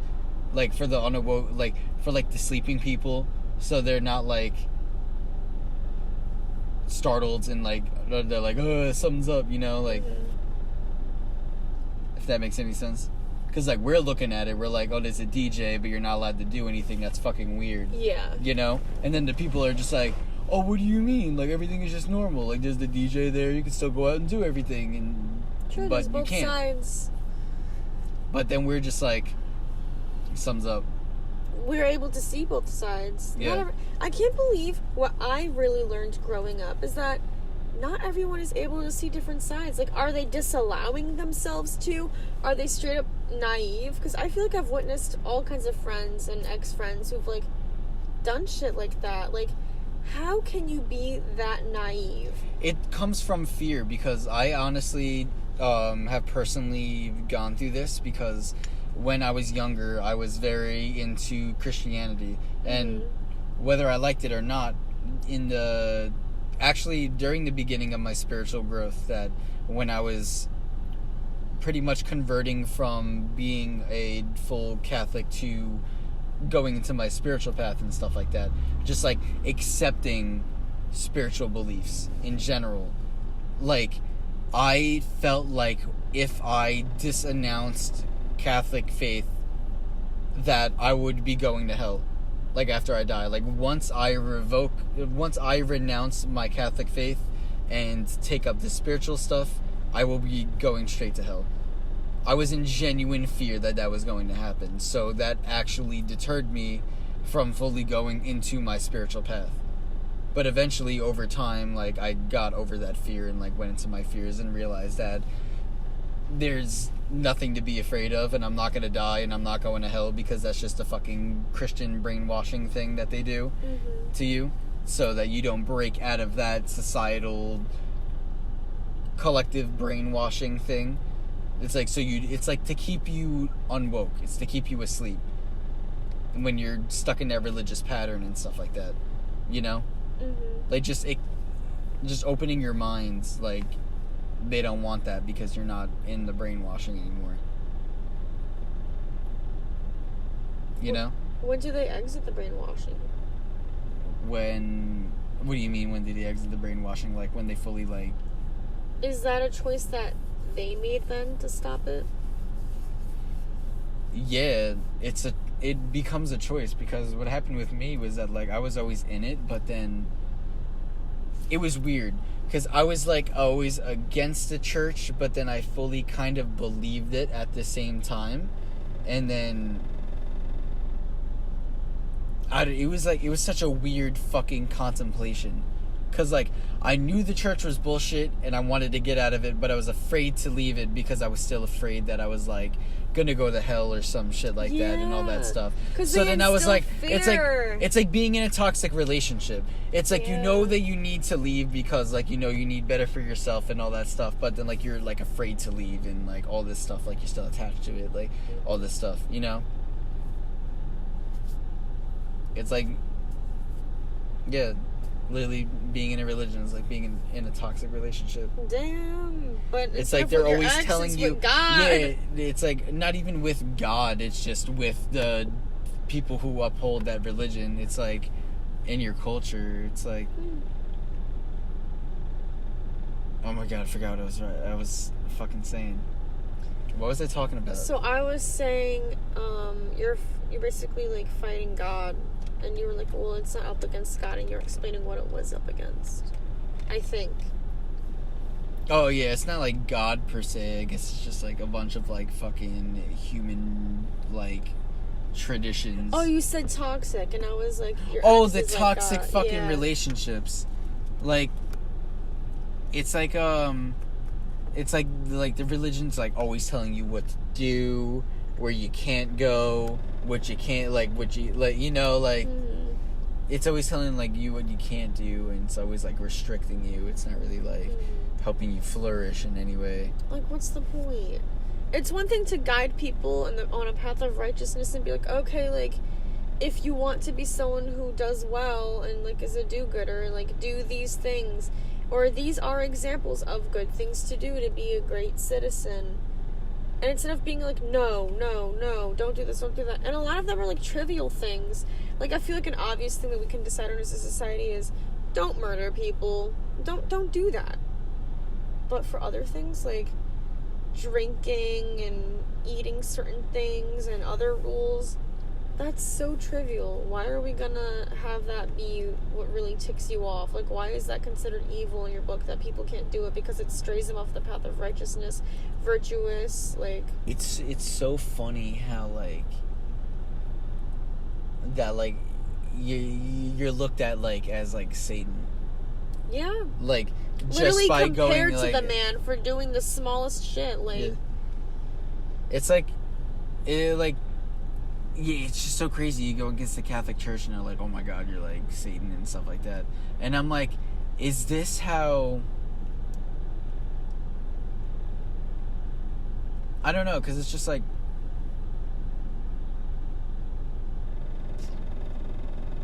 Hold on, now I'm stuck in a fucking, like, crazy loop. Because, like, what if... being... Because, like, what if aligning with Satan is just, like, aligning with, like, going outside of, like, cultural norms to, like, break out of it? Like, you're just, like, seeing the flaws in society and then or any religious or any organization in general that you're involved in, and then you like see the flaws and break away, Or and just then they not think being that you're sheltered evil. in general. Yeah, they think that you're evil, but you're not. You're just see the flaws and you just reject from it. So then, like, and then we're all sinners. We're all Satan. We're all fucking demons.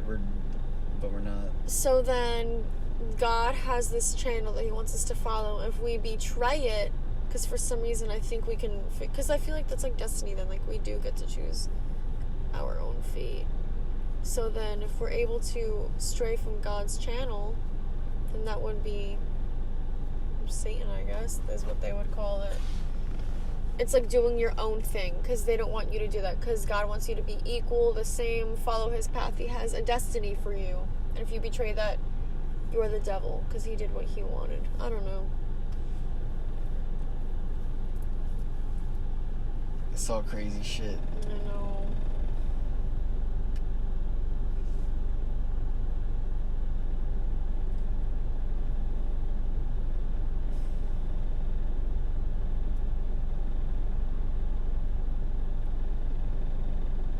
Yo, what the fuck was I about? I was literally right about to say something and I just left. No. Why does this keep happening? The weed. I'll get like stuck on a train of thought, and then halfway through the sentence I'm like, what is the rest of the sentence? Yeah, and you're like, and then I say some random shit, I'm like, that's not even what I was trying to say. It's like, what? How the fuck? What the hell's in my pocket? Never mind. But the hell was I talking about? You're just fucking. You go. Satan. Oh yeah, cause like I'm always like. I always had a weird, like, affiliation with like, because like growing up, like I always was like against the church and I wasn't aligning with it and stuff like that. I was always like the reject on the outside of it. And like I used to be a part of it, but then I kind of like defected. So then I always felt more like aligned to like Satan in a way. So I always felt like I'm very aligned to that in a way. And then I'm realizing now that like he's not evil. He's just like doesn't go with the fucking structure, you know? He's not evil, he just disagrees and wants to do his own thing. True, because I guess that's frowned upon. Yeah, individuality is frowned upon. Exactly.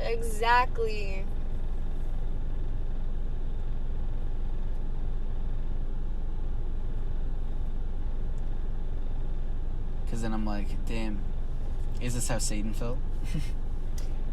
Definitely, for sure. He was like, damn, this is what I get for doing my own thing. That sucks. Yeah, because then I'm like, oh, I can see how other people see me as, like, evil or something. He's just but I'm different. really just, he was an other. Society made him feel like he's an other. Exactly.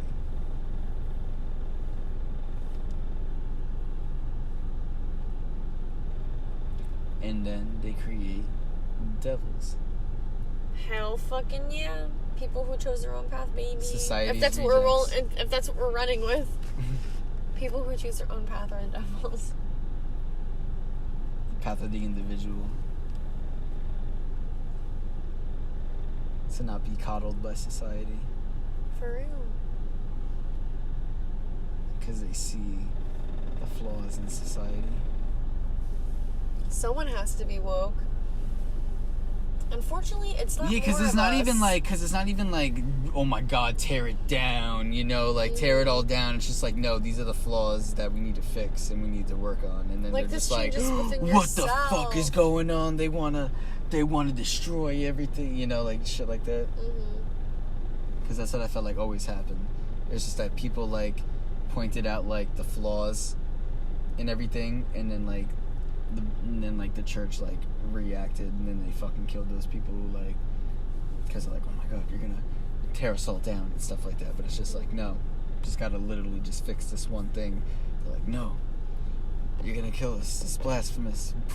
Kill him. Damn. That's what happened.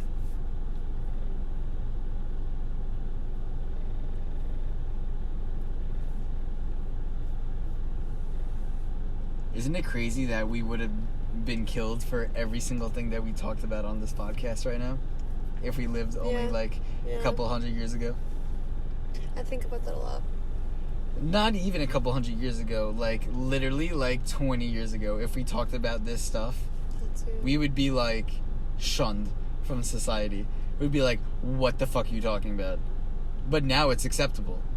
And people better catch on. Because now it's more of a truth. Yeah. See, this is the same thing. It's people were afraid to practice their fucking faith, and then people followed them, and now it's a whole big religion. But hey, this needs to fucking catch on, man.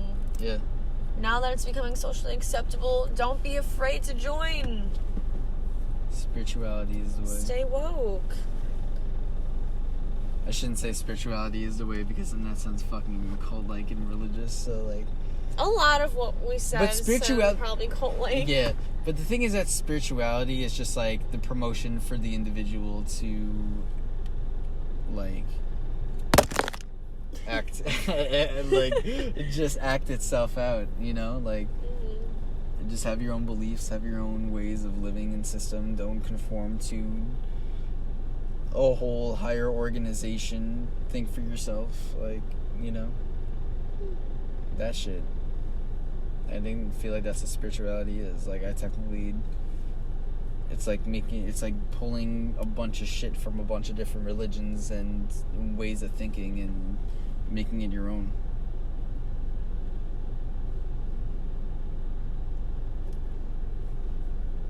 Period.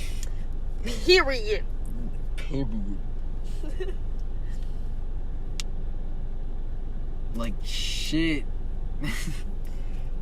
Think for yourself. For real. I can't imagine don't even through fucking life like that. Who goes through life thinking, yeah, I'm just gonna adopt how everyone else feels and not form any of my own thoughts? Yeah. It's don't even fucking listen to me. Well, don't even follow my, what I say as truth. Just, just use it as a comparison for your own life. I do know. Because I feel that everybody tries to follow other people's perfect other people's spiritual path, but you're and not supposed to. And it shapes their life. Yeah, it's you're not supposed to be living someone else. Yeah, exactly. It's you're not supposed to be doing someone else's path. It's you're supposed to be on your own individual path. What's the point? You're just living a carbon copy of their life, and you know exactly what the fuck is happening. Why would you want that? Have something that's be better for yourself. Exactly. It's how are you unique? What is the point of you living your life if you're just going to be copying everybody else? It's then what was the point of you being created if you weren't going to be a unique individual that makes an imprint on this life? Then what's the point? If you're just going to be a copy of someone else, then why not? Why go through the process of creating? Why go through the process of creating you if you're just going to be someone else? It brings them security and comfort. But why they're giving into those emotions, I don't know. They're giving into the wrong urge. It's the fear of becoming oneself and showing other people oneself, because then that becomes vulnerable. So yes, it does. People feel like they're going to be attacked, but vulnerability is the real strength, because it really shows the true you.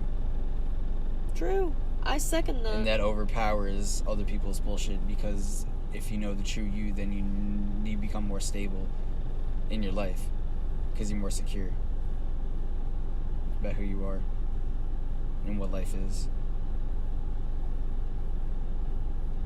So boom, be your own unique self, and you'll become more fucking secure. Understand thyself. Agreed. And you shall understand thy world.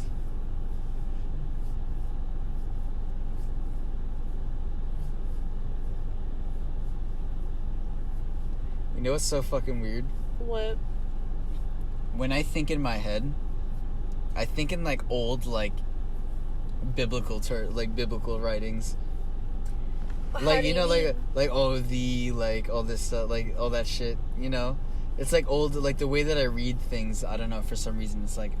Like, mentally you read it in the manner that they would, or, like, you visualize it like that? I would read it in the manner that they would. Oh, okay. But then when I talk, it's, like, now, at times. You're translating it for a current audience. That's why the souls have to reincarnate and adapt. Yeah. Become the modern... Keep evolving. Modern day Satan. Yeah. No, just kidding. Imagine you were the one that was chosen. I feel like you would know. Would you? Would I? I don't know. Would I know? Would I not know until the time is right? Or maybe you just do things and then other people tell your story. And or maybe I do know and I'm just not telling you. So then you're fulfilling what you think your destiny is then, instead of just feeling pushed to do these things and not knowing why you have an inkling to do them, and not knowing that that was your destiny and your reason for being on Earth. Because if you knew your fate, that would give you an option to betray it. Or do we still have that power? And based on how people react to that, tells a lot about their character, and that's where evil comes in.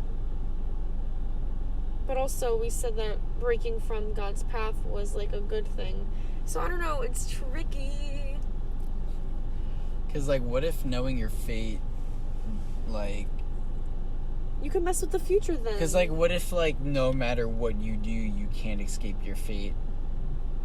Like, that's an what idea, if, too, that they play with in movies. Because what if you think that you're escaping your fate, but in the end, you're really not? You'll never know until you try and live that life. Go down because that like path. Yeah, because like what if you do go down that path and then like everything is like you're just so far away from it, but it eventually fucking comes full circle. Like you're just going down. Like you're just like, say like everything is like starting at the top and then you're just kind of like going down, gonna hit the bottom, and then you eventually just come back up around. Maybe that's fate. It's just that everything is just becoming full circle. I guess that could be. It's like everything is it's like, what if our lives are just a bunch of chain reactions of circles of everything just... Oh, it for sure is. It's like, I say don't like doubt that every for a second. yeah, it's like, say like that, like we were born and that set off a chain reaction, and eventually it's going to come around first circle with concluding in our death. But during that time of that circle of completion, we set off a bunch of other ones that also, like, in between that, you know?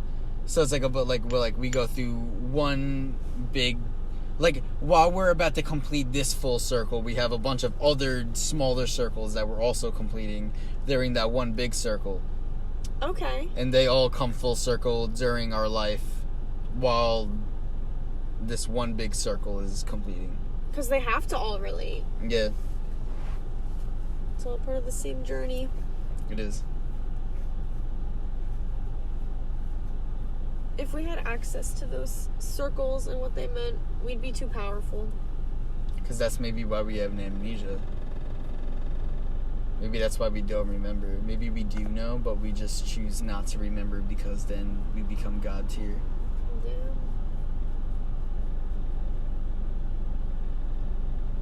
What if we are all God and we're just pretending that we're not God? Well, if we were all God, then no one would be God, because what's the point of us all being the same? There has to be someone who is of higher power, and that's why God exists. He's the puppet master. We can't all be puppet masters, and if we're all puppeteering ourselves, then we're also, none of us are God. We just can manifest our own destiny. But what if we are all it. God? Like, what if there is no creator, no higher up, but, like, we are the creator? Like, what I believe that. It's all on our souls, baby. We're giving the big man in the sky too much credit. Fuck men. God isn't real. Why are we giving this man credit and he doesn't even fucking exist? My soul is doing the fucking most right now. Let her live. The big man in the sky is really just us in disguise. It is. It's our dust and particles in the sky, the other part of us in the universe.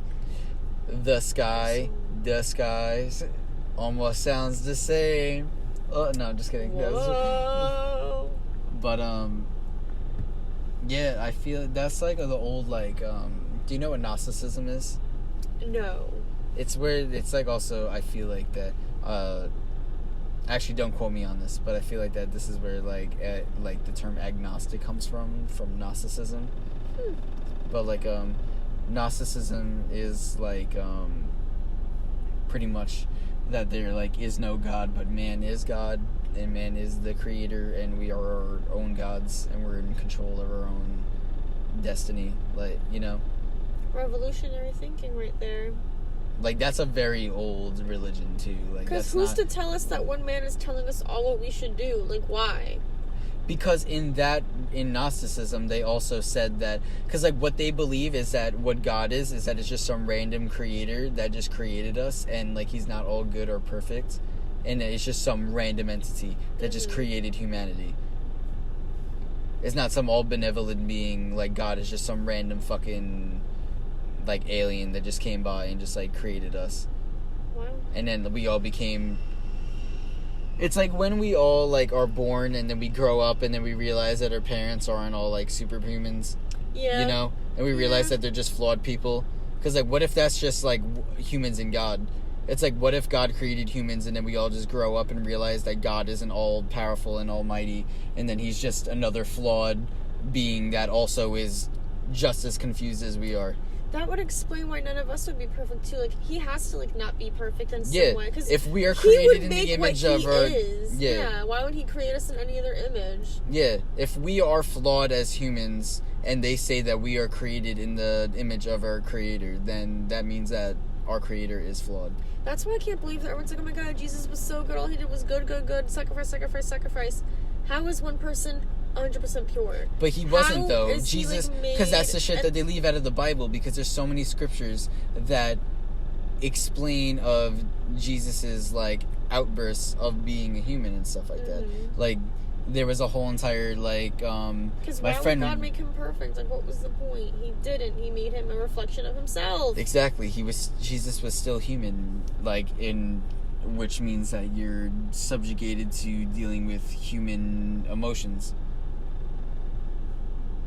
I hate that just the way it is. We keep on pretending that God is perfect. Because like, what if we are all gods but also human at the same time? And then we just need to understand that balance. It's like, we are not all full God, but we are not full human. It's just a lie. We're demigods. Act a certain way. We're demigods. Or at least I'm a demigod. I don't know about you, but how do you know that? I'm just kidding. How would you know that you're a demigod? I'm just kidding. I'm just kidding. I don't know that I'm a demigod, but I know I'm a demigod, but I don't know that I'm just kidding. But I don't know. But that's what Gnosticism is. It's just that like that they believe that God's just some random fucking creator and he's not benevolent. He's just as flawed as we are. But we are also given the power of being the creator as well. So we do have the power to create. Because I think that what it is, what they believe actually, okay, this is what they believe, this is what it was that there was a God created 95% of the universe and then left the other 5% that is uncreated to be created by humans. And that's why we are creators ourselves, is that we are supposed to be projecting ourselves into the rest of the universe to build and create in stuff. So what do we It's like our purpose is to just create whatever the fuck we want. It's just to be creators, to be God. It's just to get our idea and want to manifest it into this world. You know? Like, that's what they believed.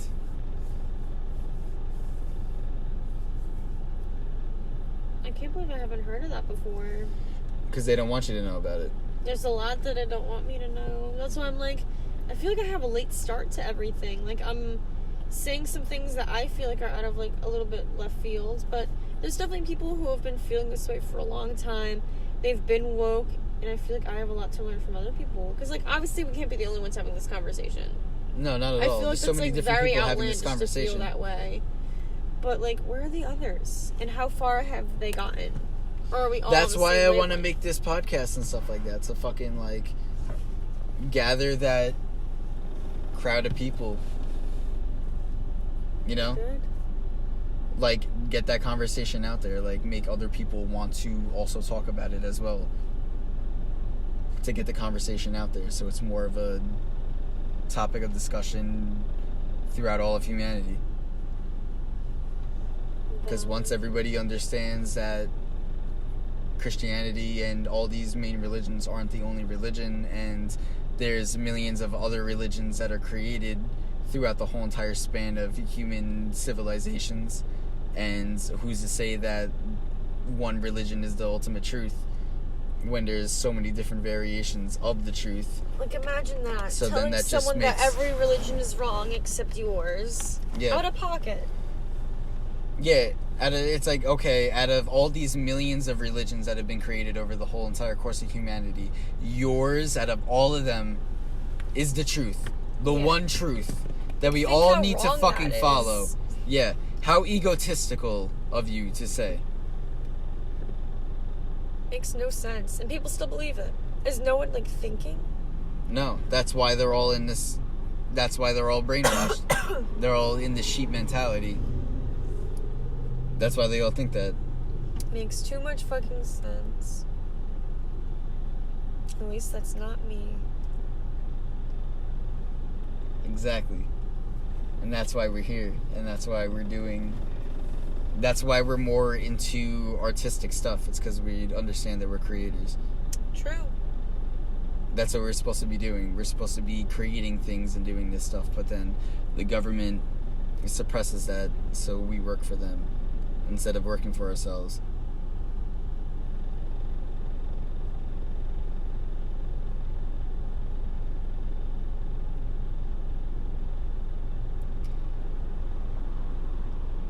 Damn, I was just thinking. What? Because what if I do this and this gets a crazy following, and then eventually the government picks up on it, and then the government goes out to send to kill me, and then I become a new Jesus head? True, because if the government kills you and they I become don't a martyr. do a clean job, like, everyone's gonna be aware of your shit. So Exactly. your work is gonna be spread like wildfire. Because what if I was born to die? Lana Del Rey. Damn. Yo, what if I... This is crazy. Oh my god. Because isn't this the same shit that You're Jesus... saying that you're a Jesus, but you were also a demon, and Satan... Matt is everything, Because that's what they say, because that's what a lot of people think that Jesus is. They just think that Satan and Jesus is just two sides of the same coin. And then they just made them two separate entities so you understand them more. So but one then man eventually, is supposed to be all pure and the other man is supposed to be all evil. Like, no, man has both. Exactly. Why and are you denying that? It's just that, like, I feel like that they created separate entities just to understand the full thing more. But eventually we're gonna have to, as a society, understand that we are not all good and we are not all bad, that we are a mix of both things, and we need to keep the balance between it. And that's like the next step in humanity.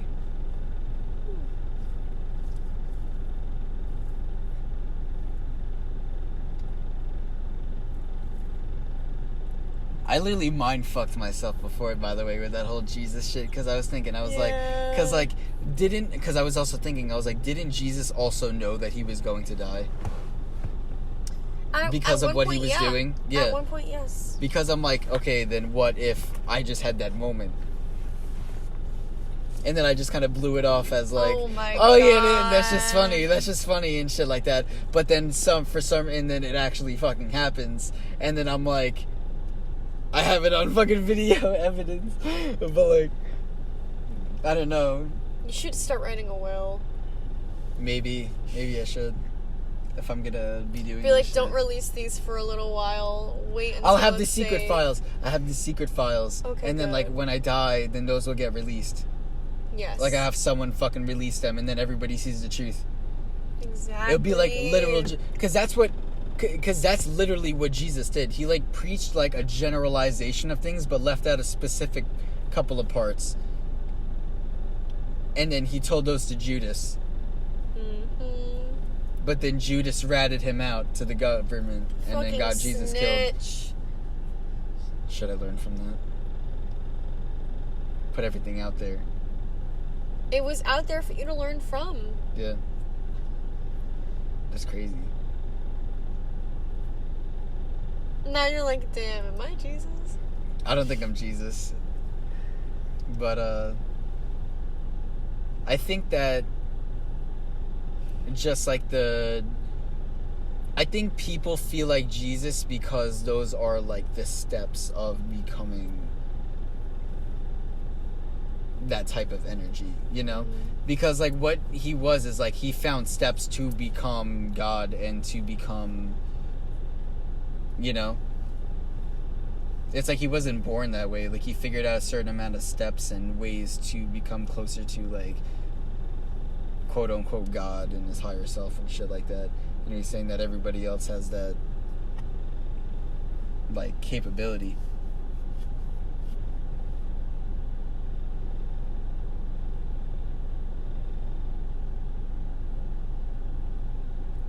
But yeah. So that's crazy. Imagine if I had a one-on-one battle with Trump. Oh my god. I would like to see that. We gotta find him. I would They're like, we gotta to find see this that. guy, and I'm like, have you ever seen what the fuck was it called? It was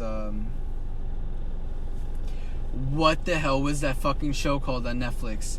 When it was like it was called Messiah. Have you ever seen that show? No. Yo, you need to watch that shit. It was like, what if a modern day Messiah came into into this world now and shit like that, and then they like play it all out and of like how it would go. So is it like a comedy, like, or is No, it... it's like a real life thing. Like if like, because like they're just like, okay. yo, this guy's like, he's like, I'm literally like the actual like son of God, and like things like start happening and stuff, and like you're just kind of like, oh, is he just crazy? But like, but then some shit happens, and you're like, what the fuck, like, and it goes like deeper into it, and it's really wild. Because then it starts portraying, like, things of, like, the Bible and shit like that. Damn. Is it a movie or a TV show? No, it's like a TV show. It's like a series. I think it's like 12 episodes. It's on Netflix? Yeah, it's like a Netflix series. How have I not heard of that? Yeah, you need to watch that shit, because that shit was actually pretty good. How many series? It's 1 season, 12 episodes, I think.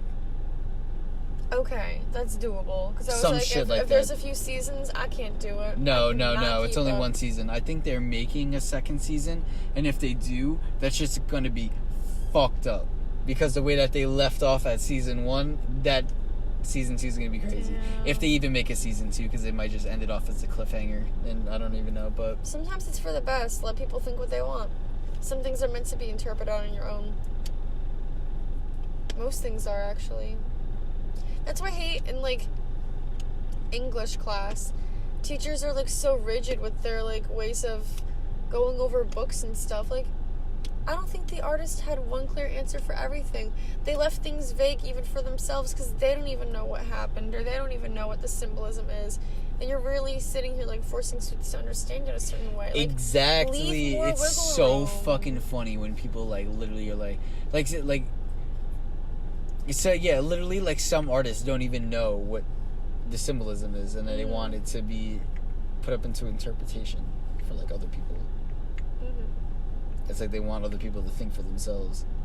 Exactly. It's like, the okay, art what is about your it's like, experience with it. It's so like, why what's can't your that be me in my interpretation of life? this, and how does it affect you? You know, like, there's no one way of living everything. It's like everything has multiple different perspectives. Mm-hmm. So why are we going to choose now to be a time to feel any different about it? Yeah, exactly.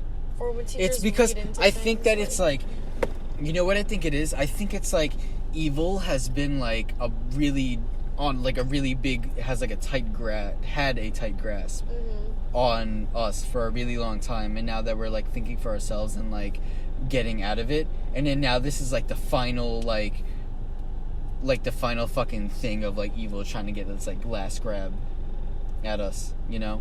Mm-hmm. It's like we're finally getting our hold back, and this is like its one last hurrah to try to like get its way,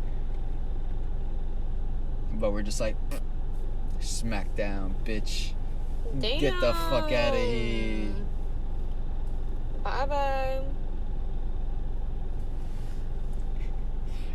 So pretty much this has been the 3-hour podcast about just pretty much just like It's well thinking for over 3 yourself. hours now. It's almost 4 hours, Donna. Bro. Yo, we went in. We really did. We really fucking did. I don't know. Should I split this into Yes. 2, or should I just keep it all as one big full podcast? You have to call it part 1 and part 2, but like have you been getting feedback? Like, how are people digesting them so far? I don't know. People just watch the episode. Like, I don't know. Because I was gonna say, if People, they're long, like, are they like sitting through the whole thing while doing something? Because I'm like, maybe someone wants to sit there for 4 hours, but like, maybe not everyone can do that. Because, like, you can also just, like, go back to it to, like, watch it over the period of time. Because, like, True. sometimes I watch Joe Rogan and it'll be, like, a 4-hour episode, but, like, Really, I'll long watch episodes? I watch it over time, you know? Like, I don't watch it all in one sitting. Like, I watch, like, as much as I can, and then I go back to it later. Because that's also why I'm, like, a fan of, like, longer content stuff. Because, like, I can always just, like, go back to it and take breaks. And watch it over as many times as I can, you know? Valid. I don't know. People can do that shit. And then also, like, just have it playing while, like, you're just doing stuff, too. You know? True, yeah. You don't need to, like, sit there and... I'll clean my room while listening to it. Exactly. Clean your room, paint shit. I don't know. Yeah. Like... Maybe that would be something better to do while I'm painting. Like, instead of, like, music all the time, I'll just, like, listen to... I mean, I listen to my roommates talking anyway, so why can't it be a podcast? Except Exactly. I'm not a part of the conversation. That's the only thing. Like, there's no comment section on these podcasts except for the YouTube ones. Yeah. I'm gonna try to do, like, a Q&A soon. Like, on Instagram or something like that. I'm gonna try to, like, do, like, yo, guys, like, ask any questions that you want us to answer. And then, like... Because I was thinking of, like, the, like, because, like, we all have mini podcasts. And, like, there's always one Monday that, like, it would throw everything off balance. Like, one person would have one more episode than everybody else. So we're like, let's save that day for, like, a Q&A or something like that. So we're gonna do that. Nice. I'm gonna try to do that. So be it's more gonna be interactive. like a weekly Q&A? Like, are y'all going live or just, like, posting a link for people to put questions to? Because I think what I'm thinking of is that, like, on Instagram, like, say, like, all week, we'll post something and then be like, okay, like, ask us questions and stuff like that, and we'll answer them on the podcast and stuff, and, like, I'll just, like, pick an accumulation of all the questions that we got, and then answer them on the podcast, and then release it. Because we're also thinking about doing live stuff soon. Maybe I'll do, like, the Q&A live, or some shit like that. The only thing is that only the people who were there to witness it while it's happening are able to give you questions. Yeah.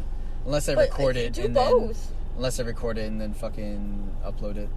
It's like True. just being there live for the people that want to be there, but then I'll also record it and then post it for the people who want to watch it after. True. That they missed it.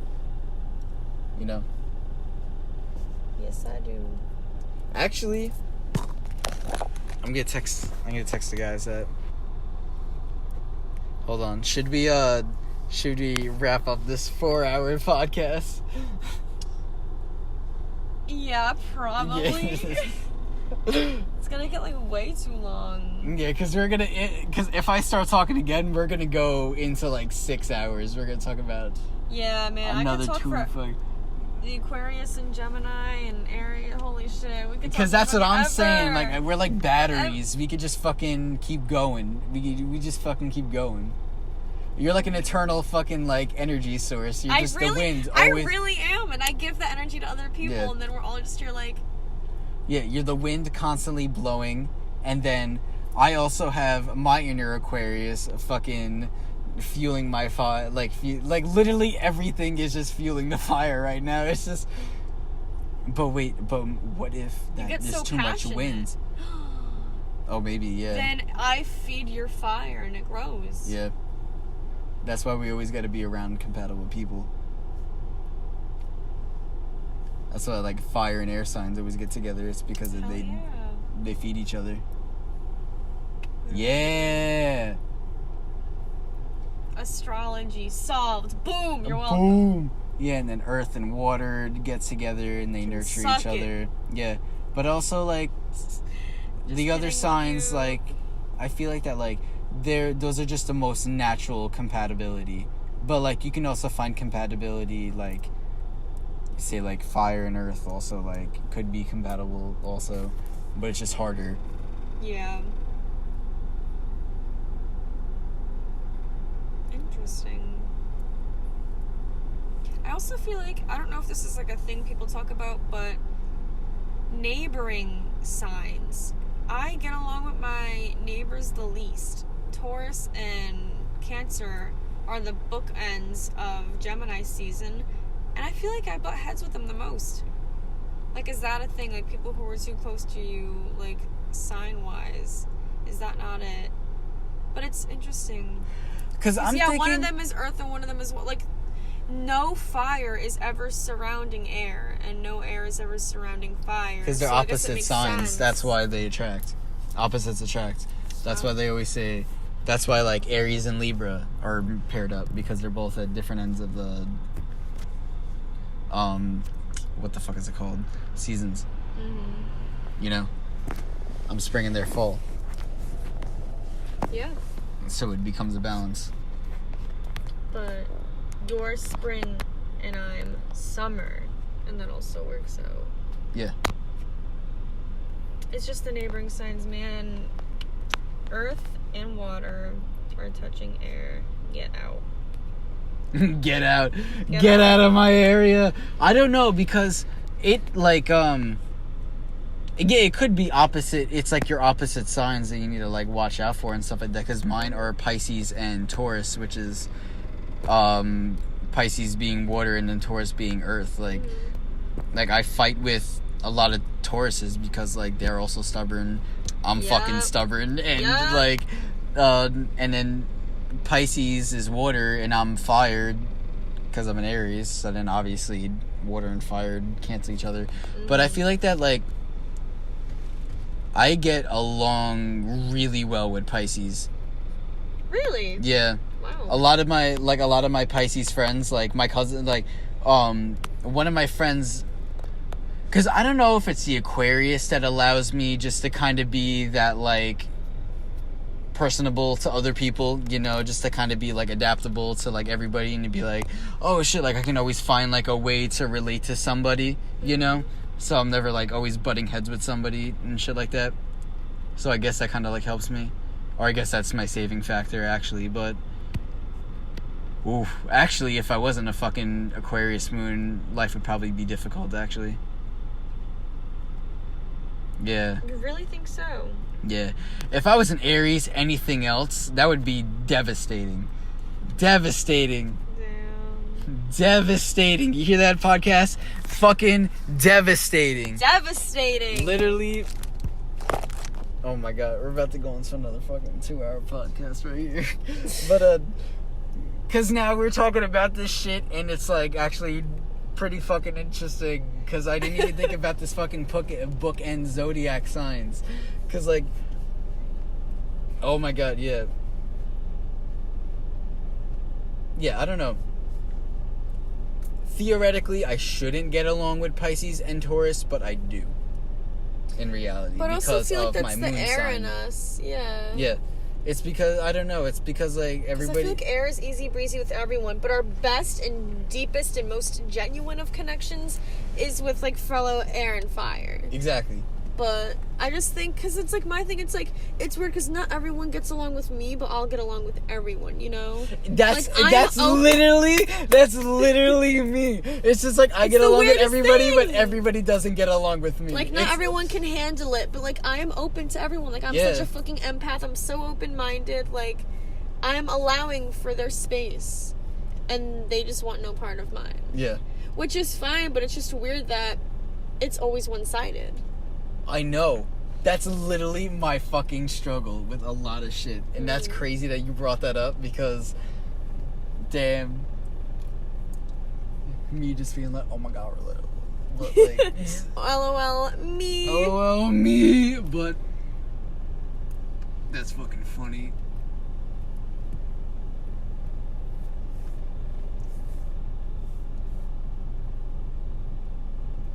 Damn, and it's always just like trying to like find those other people.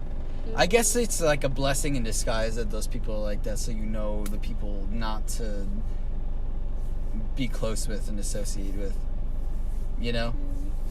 Or just like have a cautious eye, or just like, I don't know, just like be more attentive. Because I actually, two or three of my best friends are actually neighboring signs. And I just like know what to look out for. Not that there's any like red flags or warning signs, but it's like I just feel more woke for knowing that. And in me as an air sign, I'm just like, okay, like this is how I should go about this front right here. So do you think that you need to look at your neighboring signs to see what you need to surround yourself with? I wouldn't say that's even what I want to surround myself with. I just take more things into consideration. I don't know. Because it seems like we should get along the least. And, like, granted, not that I get along with anyone poorly, but if there is any sign like that, it's them. More or less. Or I have a harder understanding with them. Like, it's not even like it's a bad relationship. Because I had good relationships, but it's just that it's harder to achieve them. Like, to make it work, we really had to make it fucking work. And there's probably, like, there's probably barely any, like, signs ruling certain things within our chart that, like, makes it work. And, like, we cling on to that, and then we try and fix everything else. I don't know. Not like it is a fixer-upper relationship, but, like, I don't know. It just doesn't come as natural as other connections do for me. Yeah, that like, goes back to what I was saying before about, like, how, like, fire and air, like, also, like, they just, like, naturally go together, and then, like, water and earth also naturally get together, but then sometimes, like, wait, actually, no, because you were saying that no matter what, it doesn't work. No matter what doesn't work? No, because I was going to say that, like, it, like, say, like, no, wait, actually, it does go with what you're saying, because, like, say, like, air and earth could also get together. It's not as natural, but it could work, but you gotta make it work. Yes. Exactly. But, like, air and fire, it would just more naturally just happen. Because, like, we have the same way of thinking and understanding. Like, even if you look at co-star, exactly, look it's at like friends, we come from the like, same understanding. It's, like, basic identities, and it's, like, we identify with our same, like, way that we express our emotions and curiosity, the way we look at the world and everything. And it'll literally tell you, like, what things you have in common. And some things are just more important than others. Like, your views on life, if that's pretty much the same, then that's pretty easy for y'all. But you don't have to have the same way of thinking, but then you do have to have a lot of other things work, you know?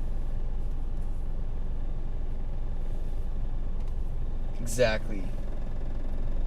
It's just like another obstacle that you just kind of like need to keep in mind. Some people don't even want to like deal with that shit too. Yeah.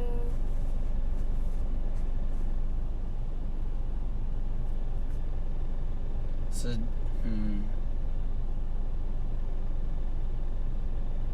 Yo, you know what I was thinking before, actually? What?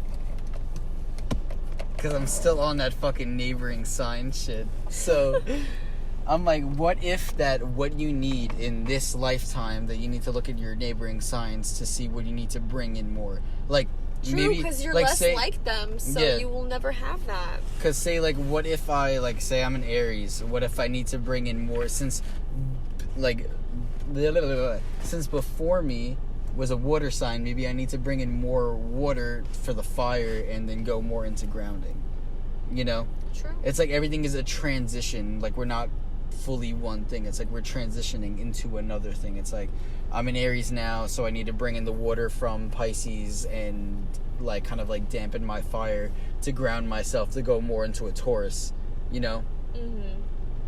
But then the Taurus would need the fire to kind of like burn down, like to kind of like make them more motivated and passionate so they're not stuck, and then go into more of like Gemini. Wait, is Gemini after that? Yeah, Gemini's after that. Yeah, because after Taurus. So it's just to like go more into Gemini just to be more with the wind and stuff like that. And then it keeps going and going, you know? It's always like you're going through like a fucking like crazy like transition. It's like a whole evolution of the soul. Valid. We're always evolving. That we really fucking are. Dude, so many clips are gonna be made from this podcast. Hell yeah! We talked about so much crazy shit. That we did. This is by far the most longest podcast. My friends, Alex, we did a 3-hour podcast. But this is 4 hours. Fuck! Even more than that. Holy shit. This is insane. I'm gonna tell the guys, I'm gonna be like, guys, I just did a 4-hour podcast. And they're gonna be like, I can't listen, sorry, bro. You'll Yeah, be like, literally, they're gonna, no, I don't know if they listen. And we didn't even, just to think that we didn't even capture all of it. We've been talking since 5:30, and it's 11:15. Like, we literally have out maybe an hour and a half of, like, footage.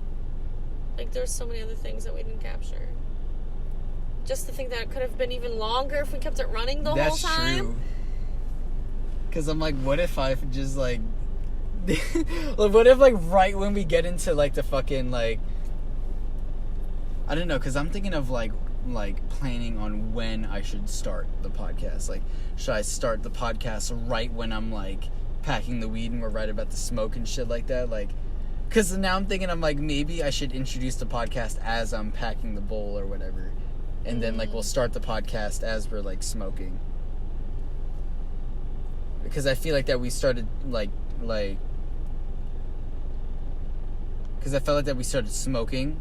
Mm-hmm. And then we started talking about shit. And then I was like, oh, shit, we should have started the podcast, you know? Yeah, because we were still talking while we were sitting here, so we may as well have... Yeah. Yeah, So just maybe keep that it should recording be... at all times. The only thing is that if you're doing things while that's happening, you might be making white noise over the, talking. Yeah, that's true. So remember one time I stopped talking because I had to get something out of my bag, and I was like, I swear to God, if, like, you hear, like oh, instead you of me definitely talking, can, yeah. like, all of that. Well, probably, like, it'll, like, be, like, very subtle, or that, like, you are just overpowering that sound, so it doesn't matter. I hope so. At some points, I feel like I got a little bit lower, and I also hope that I didn't say, like, the same words over and over again, but I know that a lot of times when, like, you were in the middle of the thought, but, like, paused, I would be like, okay, or I'd be like, damn, or, like, interesting, and I definitely said that so many fucking times, so feel free to cut that out if it's, like, a bit much, and, like, if you just pause, I mean, like, I what say you're the saying, same just shit to you, continue. but, like... I just felt really viscerally aware of when I did it. Like, every time I just, did like, it, super in right the after I moment did it, aware, I was like, oh, shit. fuck, I am so hyper aware right now. That's funny. I do that when I say like a lot. Mm-hmm. Like I have a whole entire thing, and I'm just like, wow. I just said like 500 times. You can cut that out. I can, and I usually do. But it really depends on how I'm talking. Mm-hmm. Sometimes it's just that a listener would fixate on that, and then humans would get caught up in that pattern, and it's hard to unhear that, and then to focus in on the other things. Or at least in my ADHD ass. I can't tell if it's a Gemini thing or an ADHD thing or what, but... Or maybe that is just what ADHD is. It's just a personality, and you're just... That's the thing people should look into. Just, like, what signs are more prone? Like, Cancers definitely are prone to having depression. Probably Capricorns as well. Gemini like, are probably prone to ADHD like, as well as Libra. What if that's just, like, your main issues that you're prone to in your life that you need to learn to overcome? Because, like, what if they aren't just, like, mental issues and stuff? Like, what if it's just, like, main things that your soul needs to endure during this lifetime? Like, what if, like, what if you're supposed to endure depression during this incarnation of your, like... Because, like, what if, like, say, like, we come in as, like, Aquariuses, like, we, like, come in with this soul's perspective, but we incarnate with the perspective of a Cancer to understand those perspectives, you know? Say, like, we're Aquariuses, but I want to incarnate as an Aries to understand what it's like to be an Aries. Signs? Yeah, it's like, say, like, That's we're crazy. Aquariuses and we keep going and, like, I want to learn Aries in this lifetime. I want to learn Taurus in this lifetime. I want to learn, you know? So the same soul just being fitted through different personalities, I guess. Yeah, so we're learning. So it's like, Crazy. what if that Earth is just like a library? You know, the zodiac signs are really just different, like, personalities that we, like, virtual reality experience. Mm-hmm. You know? It's like the best way is to learn firsthand, so why not incarnate into a place where you're going to learn all those lessons firsthand? Because what if life is just a virtual reality thing? Like a real life virtual reality. Like you're your soul, and then you incarnate on Earth to virtually, like your body is just like a virtual reality thing. And like you're just like learning specific lessons throughout your life. And then your soul, just like after that's done, you're like, oh, now I know all these different perspectives. Time to move on. That would make us such a stronger human race. I'm like, damn, Or a some people stronger must soul. have young souls. Yeah. What if that, Weak like... or young something. Because, like, what if we're not all one collective soul? What if we're just a bunch of different random souls throughout the universe that just came to Earth to learn what Earth has to offer? You know? But then we all just kind of, like, need to learn how to get along. Like, we're all like a hub, and then we all just need to, like, abide by the rules that Earth has, you know? Mm-hmm. It's like, oh yeah, everybody can learn here to, like, do whatever the fuck they want, whatever. Just don't do these specific things unless you're gonna get kicked out. Because what if that's Earth? It's just like a free hub that random souls or aliens can come to incarnate for freedom. What if Earth is the America of the universe? You go there to start anew, to get a new life. I guess if it's the only inhabitable, whatever. If it's the only planet that things can inhabit, then I guess so. But it's also like, I guess where do they come from? Randomly in the universe. Yeah, 'Cause I'm but like, thinking what of, if like- Earth has a Like, how did specific they set just of have qualities? no home and they were able to go to Earth? Like, how are they able to make that journey and know that, you know? How did they live this long to get there and also understand that that was what they needed? Because they could have approached any planet, but it was ours. Yeah, that's true. It's like if like a soul was lost and trying to find a home, how would it make its way to here Mm-hmm. to be able to incarnate into Earth? to And then be they able to can give leave it at a any home? time. So it's like, well, now are we swapping souls with other beings throughout the universe? Because, like, if some soul can just come to Earth and reincarnate as a human, it could probably go back and reincarnate as some alien or some other force on some other planet. Mm-hmm. If they really have that much jurisdiction as to where they can go, then they can go fucking anywhere. Exactly, because like, what if we have that freedom? Because like, and also like, well, who's to say that when we dream, we don't just go back to our normal state of being and go to other parts of the universe that we can experience life? What if every time that we go to sleep, we just go to another place in the universe and incarnate in there? And we just pretty much have like a bunch of different loaded characters on different planets that we can just kind of go into and just upload them. You know, it's just like, oh, okay, during this amount of time, I want to play as Matt on Earth. And then, okay, I'm done with this. And then, or like, we only have like specific time frames that we're allowed to like be awake as that person. Because then eventually we're just like, oh, the body gets tired, so you literally cannot go past a certain amount of time because then it needs to rest. And then like you need to like leave that body, rest it, and then you go into another part of the universe where you'll like go do some other shit with another body. Like it'll be Matt on Earth, but then there'll also be like say I'll call myself Zaytar. Zaytar is my soul. But then I also have Matt on Earth. Mm-hmm. But then I also have Z-Glob on Jupiter or some shit like that. And then Xenar on Saturn. And then every time that Matt on Earth goes to sleep, I wake up as Zaytar on Jupiter.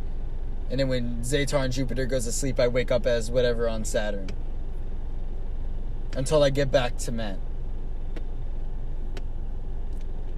Or I have the conscious to choose which one I want to wake up as. Wow. I feel like that's too much power. And, like, how would we not know that now? Like, if we really were aware of those things, like, how would we not know right now?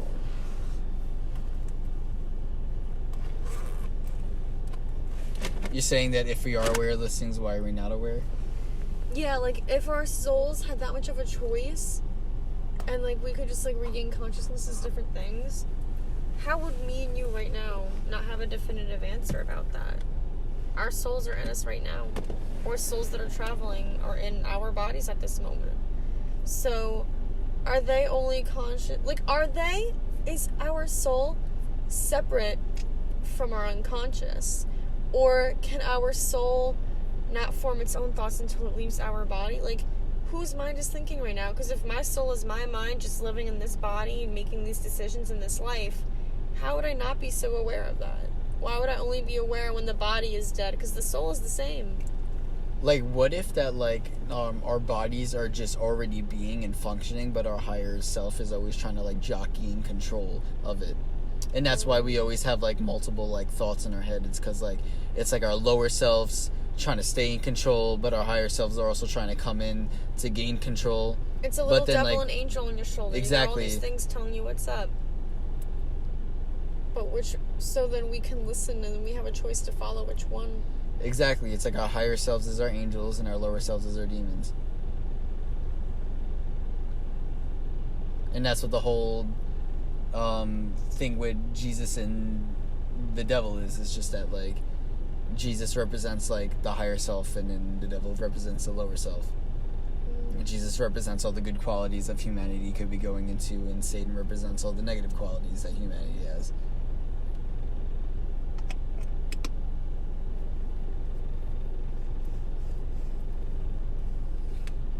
You know. Hell yeah. But then I'm also like, when we incarnate on this earth, do we just get like an amnesia because that our bodies literally is a new CPU, so why would we know pre-existing things? So is the soul... No, the soul can't be getting wiped clean. Because I was going to say, wait, like, how is the soul It's like the not human getting mind clean? gets wiped clean, but I don't think the soul does. You know? So then I guess we're born tabula rasa and then the soul hops in. We're born what? Tabula rasa, blank slate. Oh.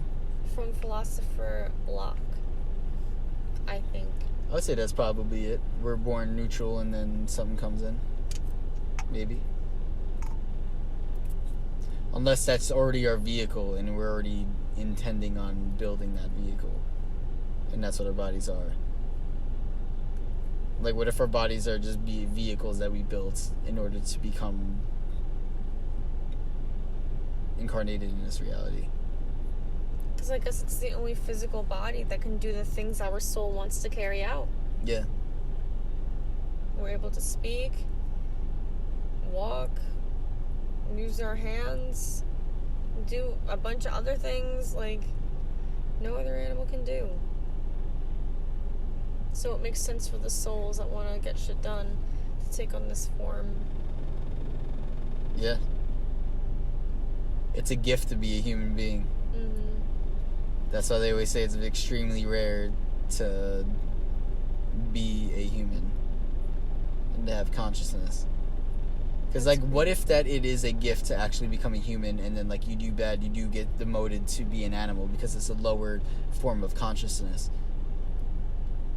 Like, I feel like they're not, like, aware. Like, I don't know, like, I'll talk to my dog and he'll react, but it's like, what's really there? Like, is he thinking things as I am? But I'm like, he definitely can't because he doesn't have the capacity to. Because what if or that's is hell? His physical body just not letting him, and there still is a soul in there that can think all these things, but he just can't communicate them to me because his body that his soul took won't let him. Yeah.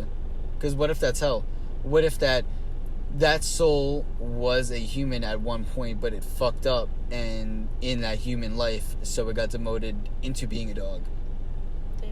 So it's fully conscious in that body, but it's All hell dogs because go it's to not heaven. able to fully express its full consciousness.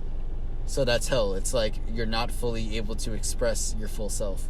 No, I saw a movie on this. You're in eternal damnation of being trapped inside a cell. All dogs go to heaven.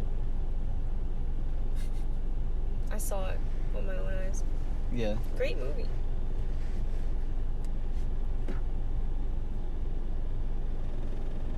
Because then I'm just like, yo, what if all animals are just trapped souls? That's sad. And then people torment the animals, and it's like they have nothing to escape to. Exactly, because what if that earth is hell? What if we are the gatekeepers of hell? What if we are like all the animals are like the fucking like tormented souls, and then we're here just fucking like sitting here killing them, eating them, and shit like that, like putting them out of their misery, maybe. What if they're supposed to be punished? Wow. I don't know. That'd be fucked up. That really would. Yeah. What if that's why we feel evil, and that's why we feel like Satan, because we were supposed to be created to punish the bad souls and the bad souls of the animals, and they were here to fucking kill. We're here to kill all the animals and punish the animals. Oh my goodness. What if that we're not supposed to be enacting love at all? What if we're supposed to be going into our fucking true nature and just be evil? Oh my god. I wouldn't even know. Yeah, no. Or maybe, it's funny. That's a joke, everyone. It's not real. To be determined. We don't know. Yeah, to be determined. This is just my conspiratorial mind. As always. Yes. This is Jesus talking. No, just kidding. That's what we really fucking learned today, didn't we? That's the part that you're still hung up on. What if I was just a channeler for Jesus? What if I believe that. That's what I was thinking. What if I rose my body to such a high vibration that I was able to... You became Jesus. Not that I became Jesus, that I was just vulnerable. I was able to open myself enough up to let that energy come in. So I can be able to handle channeling the energy of Jesus. What if that's what like humans are? What if we're supposed to rise in vibration so much to be able to handle the higher vibrations of higher beings, so they can conduct their will as well into this earth? I kind of just assumed that any animal was just acting off of their impulses to survive that they don't understand and that they can't even think. And maybe that's the punishment, is that, like, there's no one... I don't know. Some animals, it feels like there's something else going on in their mind that they can't communicate. But other times I'm like, no thoughts, head empty. Like, you really have nothing to offer other than the fact that you know that you're hungry, you know you want to do this, you know you have to do that. But you don't understand why. Yeah. I don't know, like, some animals I can really, like, get that vibe from, and I'm like... Yeah, they're, like, just waking up. Because then what if their next incarnation after they die, they get born into being a human? Because maybe they were incarnated as a dog so long that they eventually started understanding their basic routines, so they started waking up. And then every time that he wakes up as a dog... I don't know, like, maybe that you just get conscious so much to a point in whatever life form you are that you just advance to the next stage. It's like, what if we were animals before this? Like, we kept being, like, what if that... And we would never know. Yeah. That's why I'm like, what if we evolved through each animal, and then all of a sudden now... Because, like, maybe that's why we all connect with different animals and stuff like that, and why we all say, like, we all have, like, spirit animals and shit like that. Because, like, what if that we were those animals in a past life? And they were just an accumulation of all the animals that are on Earth built into one being. And then we're just pretty much the champions of Earth. And what if we just get fucking conscious now? Because what if God is really just Mother Earth, really just talking to us, being like, yo, I fucking created you because I couldn't fucking... Because, like, what if the Earth was dying and they created humans to help save the Earth? Like, we pollinated the Earth, how bees pollinate flowers and keep them alive and growing. Yeah. Like, we were the pollinators that were spreading Okay, so like we're doing her We're- bidding. I don't know why she what- couldn't intervene more, but 'Cause- maybe she thought it would be funny. Like she was like, all right, I can either do it my damn self or have these peasants do my bidding and watch and see what unfolds. Let's see what ensues. And here we fucking are in 2020, ladies and gentlemen. But, like, what if Earth only has a specific amount of power? That, like, it was only able to... But what now, like, what if it's, like, very slow at enacting? Like, that's what evolution is. It's Earth's power of forming things. Oh. It's like, what if Earth builds things at... What if Earth creates things at, like, a very small life form and eventually evolves into this thing? You know? I don't know if I know. I know, because, like, what if we were created just to, like, literally take care of Earth and we're all just thinking about it too much? We're doing a bad fucking job then. Yeah. Oh my god. Because that's what really if that sad. every single incarnation of human was just another prototype of, like, the Earth trying to figure out the best race to sustain itself? Like, what if every time it created a human, it's like, oh, okay, I got this far, but it really needed to do this, so then it wiped it out. And then it tried again, and then now we're living in a new, like...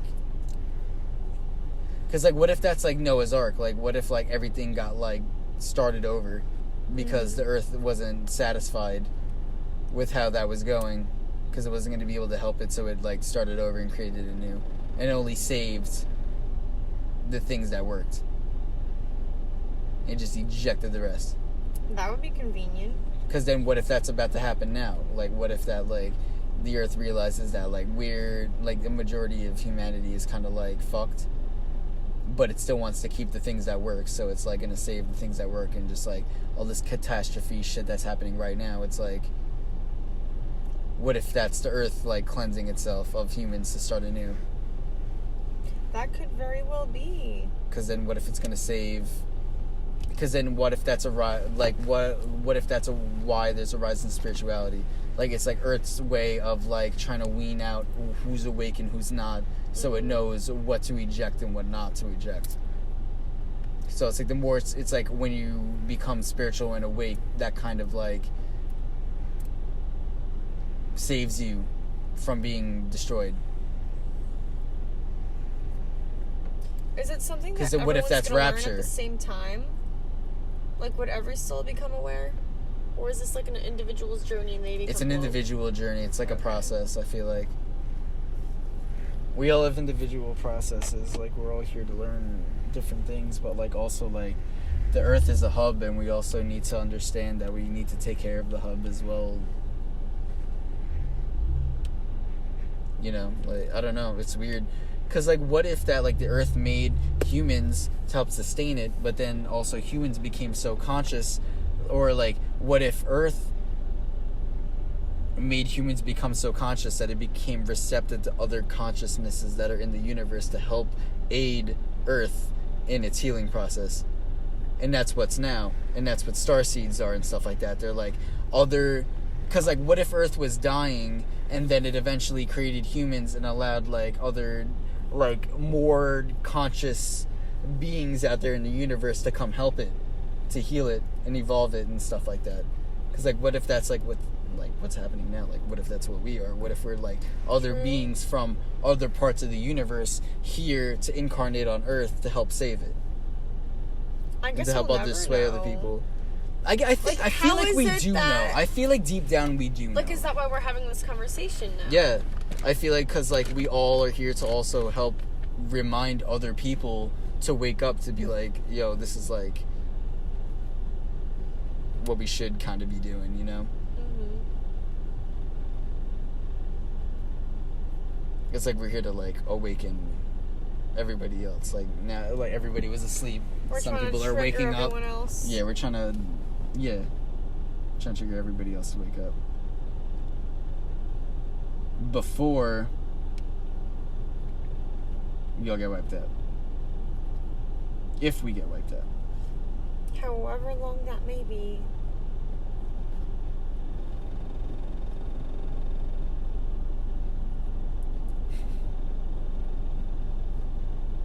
shit is wild. It really do be. Me being like, yo, you want to end the podcast? Yo, let's go for another 30 minutes. It's 5 hours now, I guarantee it. There's no way that other clip is not shy of 30 minutes. No, that other clip is the same thing as this. I only paused it. And then I resumed it. Oh! So we already had 20 minutes recorded, and I only paused it, and then I resumed it.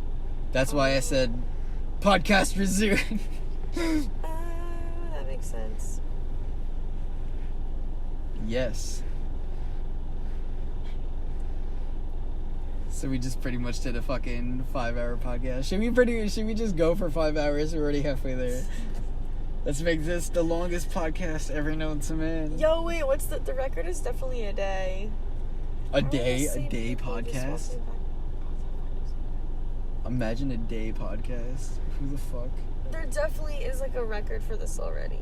I mean, for someone at our level, maybe this is a lot. But I feel like commercially, there was like a few celebrities that were trying to break like a day. There's literally like an iCarly video that goes on for like a week or some shit. An iCarly video. I feel like I remember that being like on some episode where like they like lasted the longest, and I was like, why the fuck would you do that? And they were trying to stay awake the whole time. I think I remember that episode actually. Yo, why am I iCarly? Literally, You I have would my own. be I have Neville my own. Papperman.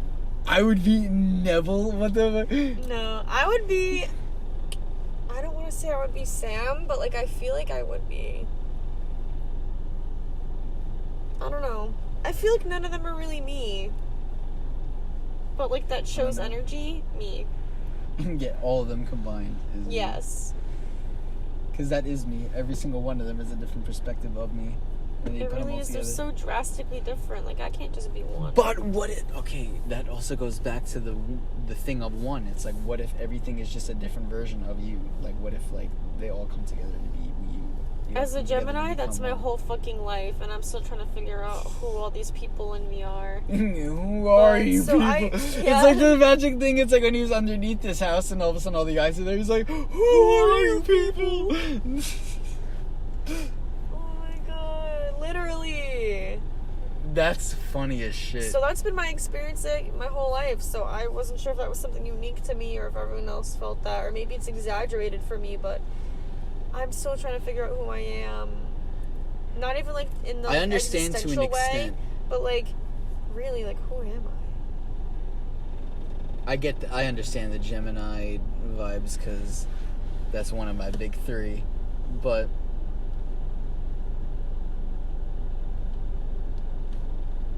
I don't know. I feel like that because like they also say like Gemini is also like the messenger or like the speaker or some shit like that. So like maybe that, Really? like all these different ideas that are or thoughts are in your head are just to pretty much be different influences of like what to say.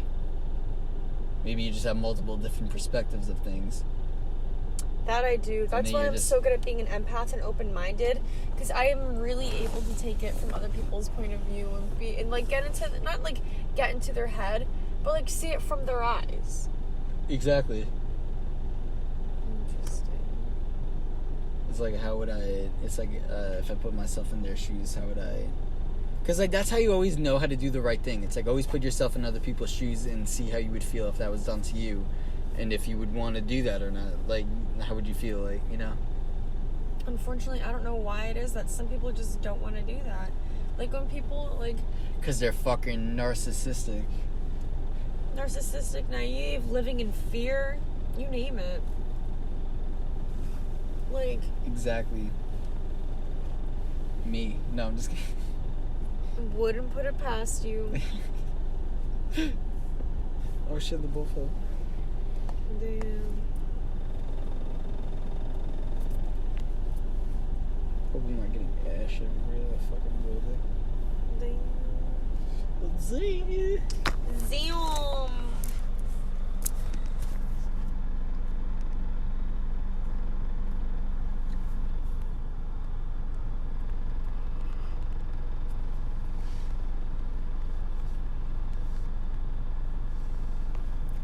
I can't believe we just did a 5-hour podcast pretty much. That is so crazy to me. Did you finally turn it off? No, I didn't. Yo, we're gonna go for 6 without even trying. We tried ending it at an hour and a half. And then you've been bringing it up like every hour, and I'm like, oh my god, Yeah, that's the way this could go on forever. Because it never ends. Full fucking circle. It's true. Why would we ever think it was gonna end? The journey has only just fucking begun. It's true. This is not the end. This is only the beginning of the end. We're literally not even close to the end at all. No. The podcast just begun. Welcome to the Wrath of Aquarius podcast. My name is Matt, and special guest Donna. Hello. And here we talk about, in this episode... Everything. Yeah, we talked about everything. We talked about the universe and pretty much our perspectives of our things. Yeah.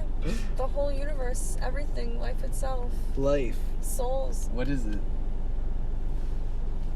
I wouldn't even know how to answer that. I love how I was just like, what was I doing? I think I was like sitting there packing the ball, so I was like, so what do you think is after death? And then all of a sudden we just ran into this whole fucking thing. That's always the conversation. I feel is like that how you always start? What do you think about death? And then y'all That's how my spiritual journey started. I was just curious about what happens after death. I even told John, I was like, I'm going to figure out what happens after death. And now I'm on this path. And now I'm like, cause like I would like got into like all this like Buddhist shit, like I got into all these like different religions and shit, like, and now I'm in spirituality, like now it got me here, and now I'm making a podcast, you know, like about it, you know, like I gotta cut out that voice crack, but you know, like I'm like I was on a journey to figure out what happens after death, and now I'm making a podcast about it. Everything's all lining up. Yeah. Part of the journey. It's my journey. Figure out what the fuck happens after death. And it's weird because like the Egyptian like culture was always like so obsessed with like what happens after death and rebirth and shit like that. And I feel like now we're in the time of like those people being reincarnated onto Earth. So I feel like it's getting brought back. So I feel like I was like definitely from that past incarnation. And I'm like, yo, guys, remember this shit? And they're like, we forgot. What? Yeah, everybody's like, what? And I'm like, yeah, listen. And everybody like wakes up. They're like, oh yeah. I remember. I hope so. Something's gotta click. It's gonna happen. I'll just keep talking until something clicks, you know? It will. That's pretty much what I do. It's like, that's like, it's like the Gemini, like I'm a Gemini Aquarius, so like it's like double energy being fucking thrown into me, and then the fire, which is the passion. So I'm just like, I can just keep myself going. I keep talking until something fucking goes. We're talking for 5 fucking hours right here, so hopefully something clicks. I really didn't feel like it. I know, right? It literally, all of a sudden, I look and now it's almost 12 o'clock in the morning. I know. Like, what? We literally just fucking... You just got in the car, like, not too long ago. I know. I'm like, bro, 5:30 was 2 minutes ago. Exactly. Like, what? Every time I check my phone, I'm like, it's really that time, huh? I just can't believe that we said, like, a few things and then time traveled. Yeah. Yo, that's what happens with air signs. We just fucking go with the wind. We just go. And all of a sudden, now we're here. A lot. We just go with I guess that's our way of flow. You know? Mm-hmm. Like, water just flows like the river, but also the air just flows. But that's also what makes us adaptable, is because we always change with the wind currents. So we just kind of go with what life is doing. Very true. So that's just like... So maybe, what if Geminis are really Because, like, you know how they say, like, Pisces is, like, the ultimate, like, zodiac sign, like, is the end? Wait, it's the end? What do you mean? Because the Pisces is the last zodiac sign. So I'm thinking, since, like, it's the last zodiac sign, we're all supposed to, like, ultimately, like, quote-unquote, like, learn from it. Like, since Pisces float with, like, water, and it's also the two fish, like, what if Gemini is just the air sign of Pisces? You know? It's, like, our side version of going with the flow. Like, the fire and air sign, it's just, like, just be with the wind. But then for, like, earth signs and water signs, it's just, like, just be like water.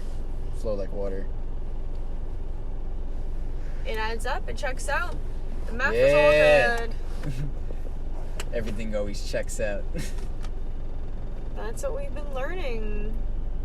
Everything is full circle. Everything's related. Everything adds up. But also, as humans, are we looking for patterns and making it add up, or is it actually adding up? Like, again, like, are we cynical or onto something? Yeah, because I also thought about the same thing with dreams too. Because, like, you know, like, a lot of people, like, say, like, they, like, see the future in their dreams and shit like that. Yeah. Because I'm like, what if that, like, since that when you go to bed, like, you're just kind of, like, processing everything that happened in your day. So what if that, like, in your dream state, it's just, like, an accumulation of everything that you just processed in your life, and you're just making the best prediction and outcome of what to make of everything that's happened. So then you're just like, oh, I can see, and you just kind of get, like, a glimpse of the future in your dream, and then you're just like, what if it's just your body just making a prediction out of everything that it's experienced so far of what's going to happen. And your body can't help it, but yeah, that's believable. Because it's like, okay, this is most likely what's going to happen, but that doesn't mean that it's what's going to happen. Mm-hmm. You know? Keep your eyes wide open. Eyes peeled. Ouch. Yo, I'm also going to have to make you make more logos. Bet. Sorry that I've been having problem after problem. This is not my No, it's all year. good. I literally have all the logos saved. Not all the logos. There's actually only one thing I need to finish. The rest of it's done. Oh, shit, really? Yeah. Yo. I came up with, like, 9 or 11 different backgrounds for your website. I don't know if you still want them, but I wasn't sure which one you would like, because some of them are more pastel, some of them are more busy, some of them I feel like are cooler and more abstract. So I was like, I'll give him options. Because you know what I was thinking? What? Because I don't even have the website anymore, but I was also thinking of doing those as, like, different EP covers. Oh. Like, say, like, maybe, like, those will be, like, the whole entire, like, vibe of the whole thing. Like, maybe I won't even have, like, a fucking... Because, like, maybe I'll just make EPs and make songs based off of the color of the thing. That would work. That would be a cool concept. Yeah, because it'll be, like, oh, like, the Pink album, and that'll be, like, say, if it's, like, more of, like, pinkish shit, like, hue stuff, like, that'll be more, like, love or something like that. And, like, you can do what the color would sound like, what the color makes you feel. Yeah, exactly. What vibes go with this color typically. Like, you could literally it's like, anyway. Donna made this, and then I made songs based off how I felt about this color. Yeah. People, like, literally, there is this whole thing, and it says, art is painted music, and music is played art. Or it was, like, some inverse of something, and it was saying that art and music and writing are, like, opposites of one another. Like, they're just, like, different ways to express the same thing. Like, if you could hear a painting, that's a song. I think it's interesting to look at it that way. Because, like, everyone has their own language, you know? Like, not every person could it's just a different form of art being expressed. Exactly. Yeah, that's crazy. It's just, like, that thought being expressed as a drawing is... Well, I guess a thought being expressed through sketching it out as a drawing, and then a thought being expressed through, like, vocals and notes would be music. Or feeling. Or thoughts and feelings mixed together. But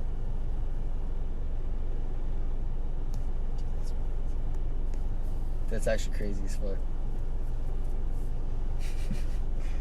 You're like, please end the podcast. No, I'm just like, no, I'm like, a lot of what it's going on is like in my mind, and I don't know how to communicate it, but like, for a lot of what you're saying, I get like visuals in my head, but I could not even begin to explain like what's going on. Because that's how I feel like that we communicate. It's just like that we're trying to explain pictures from our heads to other people, and then we just use sounds to communicate that thought to transmit into someone else's head. It's like we technically do have like what the fuck is it called when you're able to like talk to people using your mind? Telekinesis? Yeah, I think it's telekinesis, right? Yeah. Or telepathy. Oh shit. Yeah, I don't know what the I keep forgetting what the difference is, but like, what if that we actually are able to, like, what if that the way, like, we're just speaking right now, like, what if that is just technically like telepathically talking to each other, but we're just using sounds.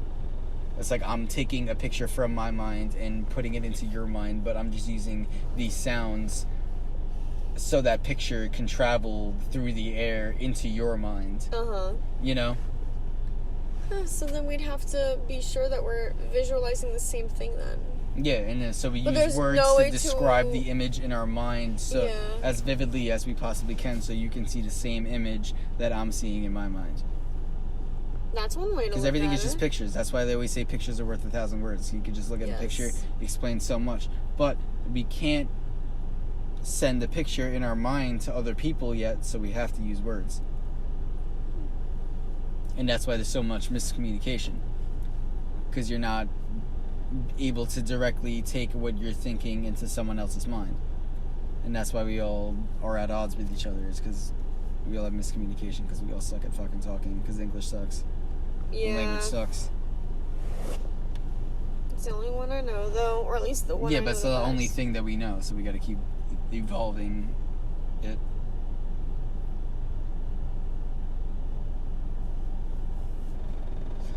Damn. We fucking came up with some crazy shit today. Literally, air signs and amethyst crystal. I felt it. Perfect. I was like, oh yeah. When I saw hanging up when I came in here, I was like, oh yeah. Mm-hmm. That is it. I kept getting urges to put this in my car. Good. And I was like, why? And then now I know why. Because I'm like, I do the podcast in the car, and this is an amethyst, and that provokes big brain thoughts. So, like, you know, like, it's like the pinnacle of your higher chakras. It's like your third eye and also borderline connection to your crown chakra. So it's pretty much like higher beings being able to channel through you, and then you using your third eye to kind of like... I felt it. So you're bringing in the light and then just kind of like using your third eye to open to illuminate everything. So boom. Boom. Boom. It's fucking great.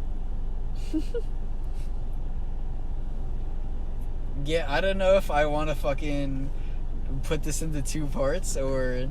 But you also got to think about it when you describe the video, like some parts reference earlier parts.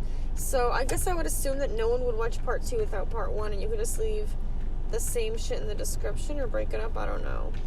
Maybe actually you could break it up, so I guess you can tell people like what each video is. Shit.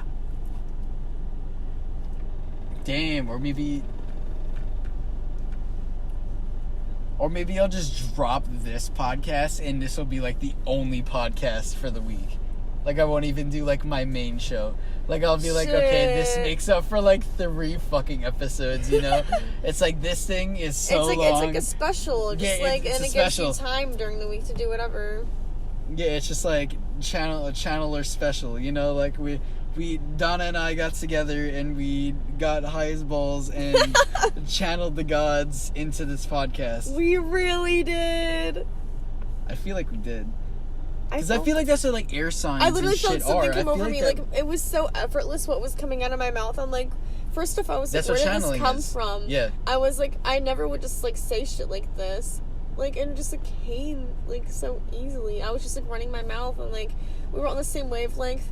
And I literally don't remember most of the conversation. Like, I remember how the conversation left me feeling, and I know, like, what we talked about. But, like, how it actually played out play by play, like, I don't know, we teleported. But all I knew is that, like, I knew everything you were on. Yeah. And I just knew what I was saying without recognizing what I was saying half the time. Because that's also why I started recording my podcasts and stuff like that and what we were talking about. Because, like, also, I would say a bunch of crazy shit, but I won't remember it afterwards. Ooh. Because then I was just straight up channeling that knowledge. You know? Because that's what a lot of channelers say. They're just like, I just said that, but I don't remember what I said after I said it, you know? Mm-hmm. But the person I was talking to remembers, but you're not going to remember.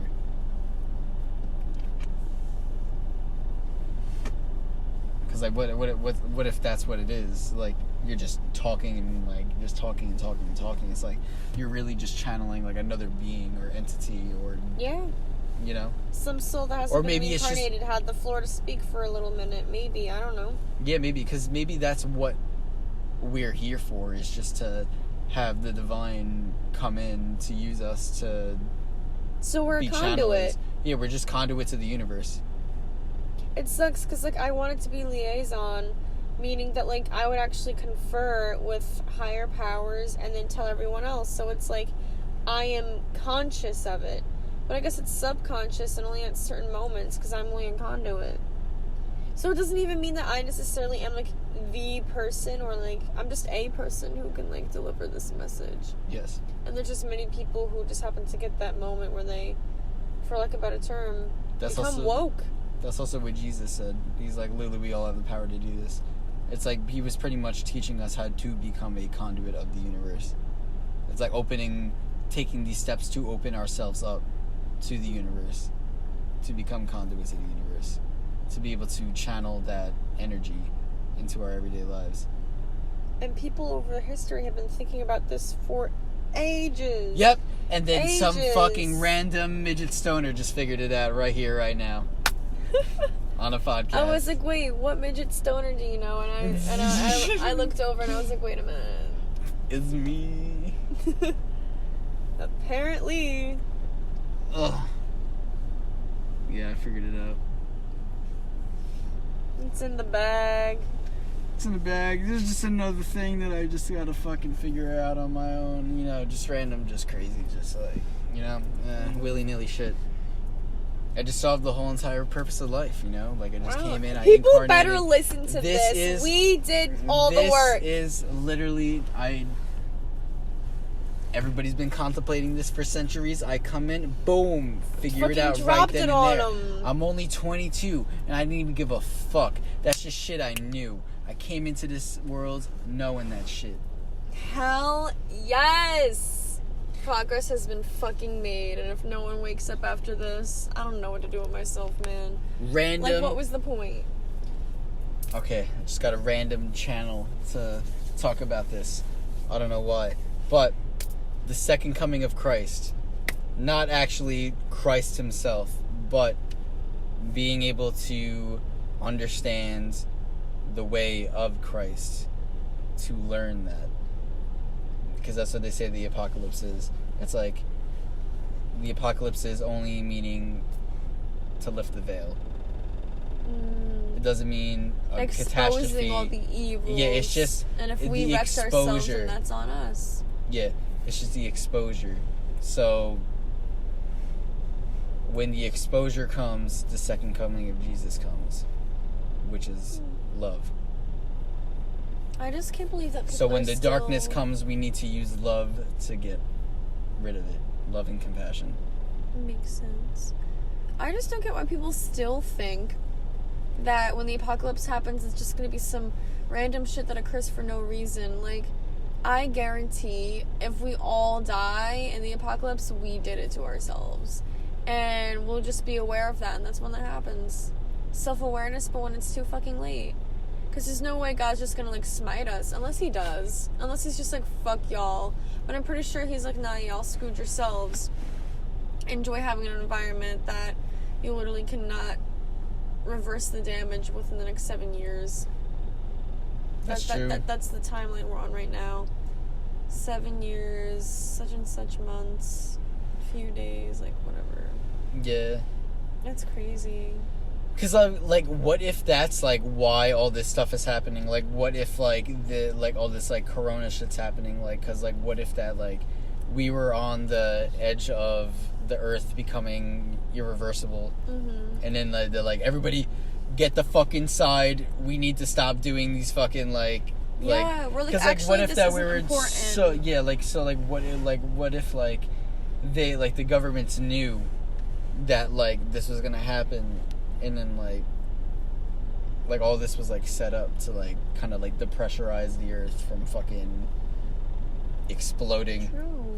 Because then, like, right after they said, like, when we got in the corona, they're like, oh my god, Italy's waters are cleaner, the pollution is all clean now, like, you know?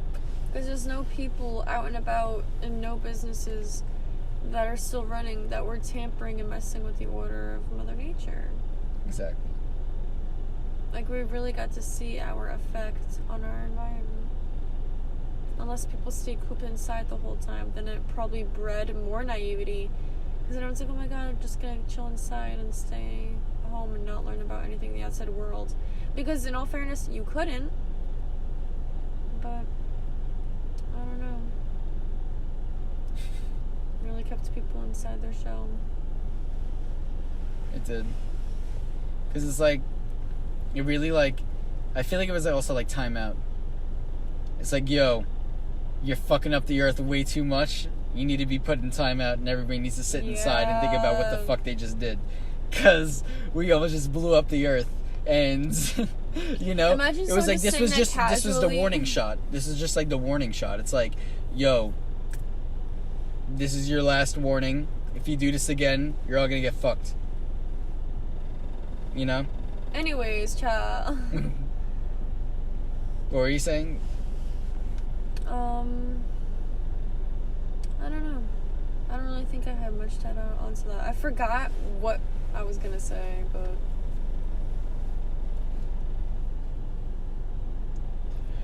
Shit, because I don't even know if you were...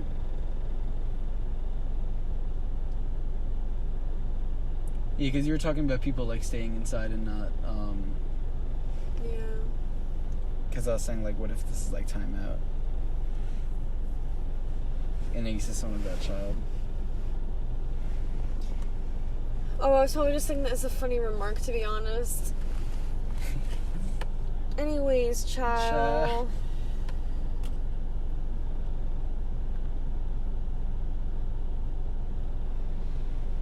Yeah, guys, I just told you the meaning to life. What's up? I was like, yeah, guys, I just told you the meaning to life. Because, like, you know what was really weird, actually? What? Because I did a podcast with my friend James, and he's also, like, one of those energy healing people. And then he's also, like, one of the mediums and, like, channelers and stuff like that, too. So then I had him on the podcast. Oh, cool. And then he was episode 19, but then the 9 is the resemblance of, like, the endings and the beginnings of something else. And then that episode was delayed so much and the most pain in the ass to get out. And that was, like, the one that, like, had the most spiritual knowledge in it, too. So I'm like, what if this was, like, the indicator of, like, what my podcast is going to be?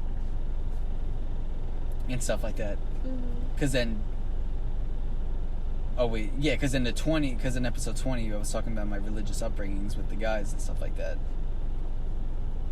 So I'm like... And then and then, like, every episode that I made after that was, like, about religion and shit. Or maybe this is just a new arc in the podcast. I don't even know. I'm just fucking rambling now. We both are. There was just, like, a lot to be said, a lot to be digested. Ramble. Whoever listens to this better have a pen and a pencil. I mean, pen and paper.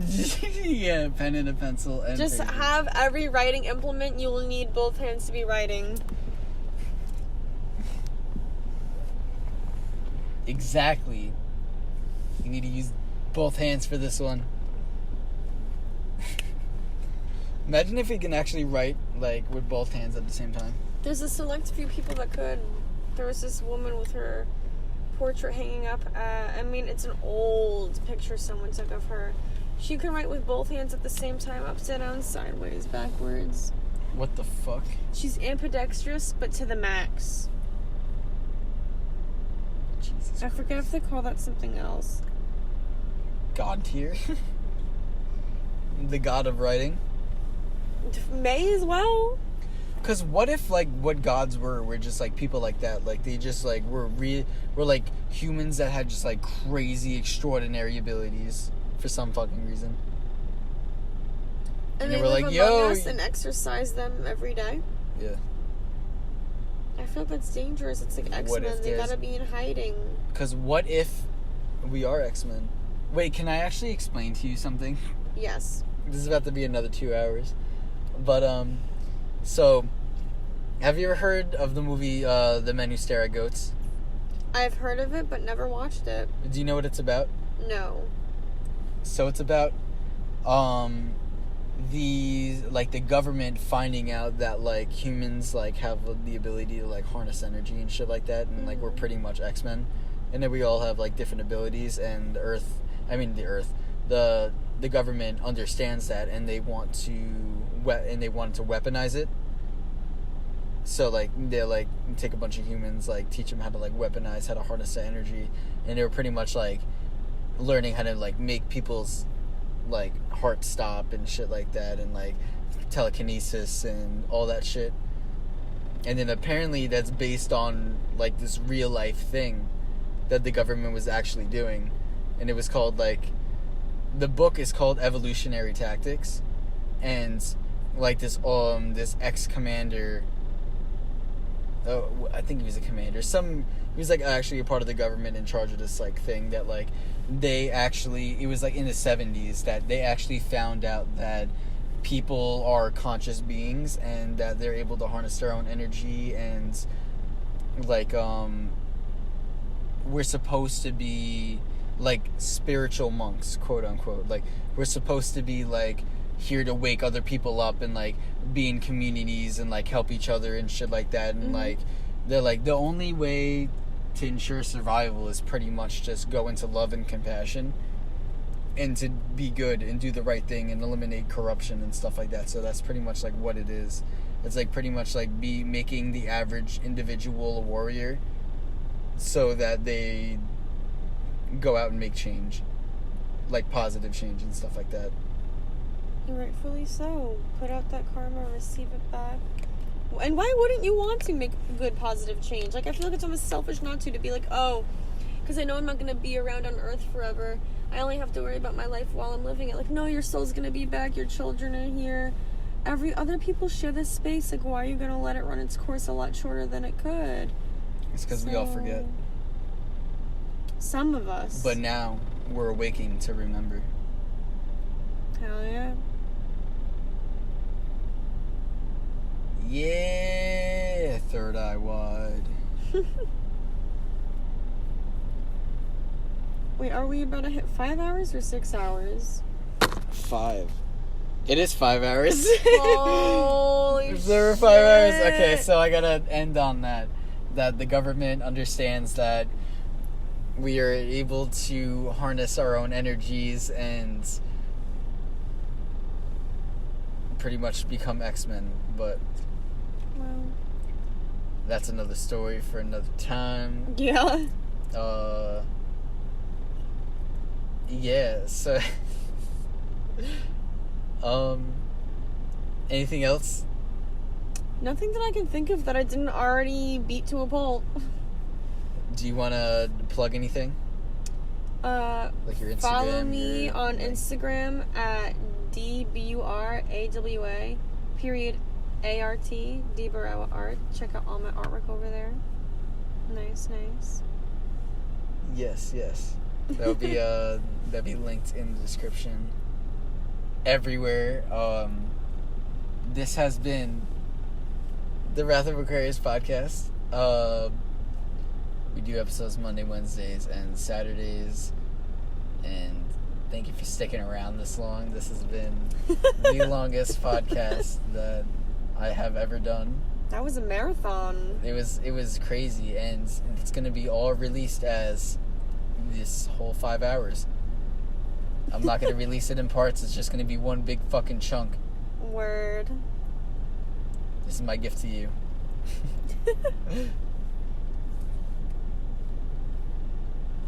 That's crazy, though.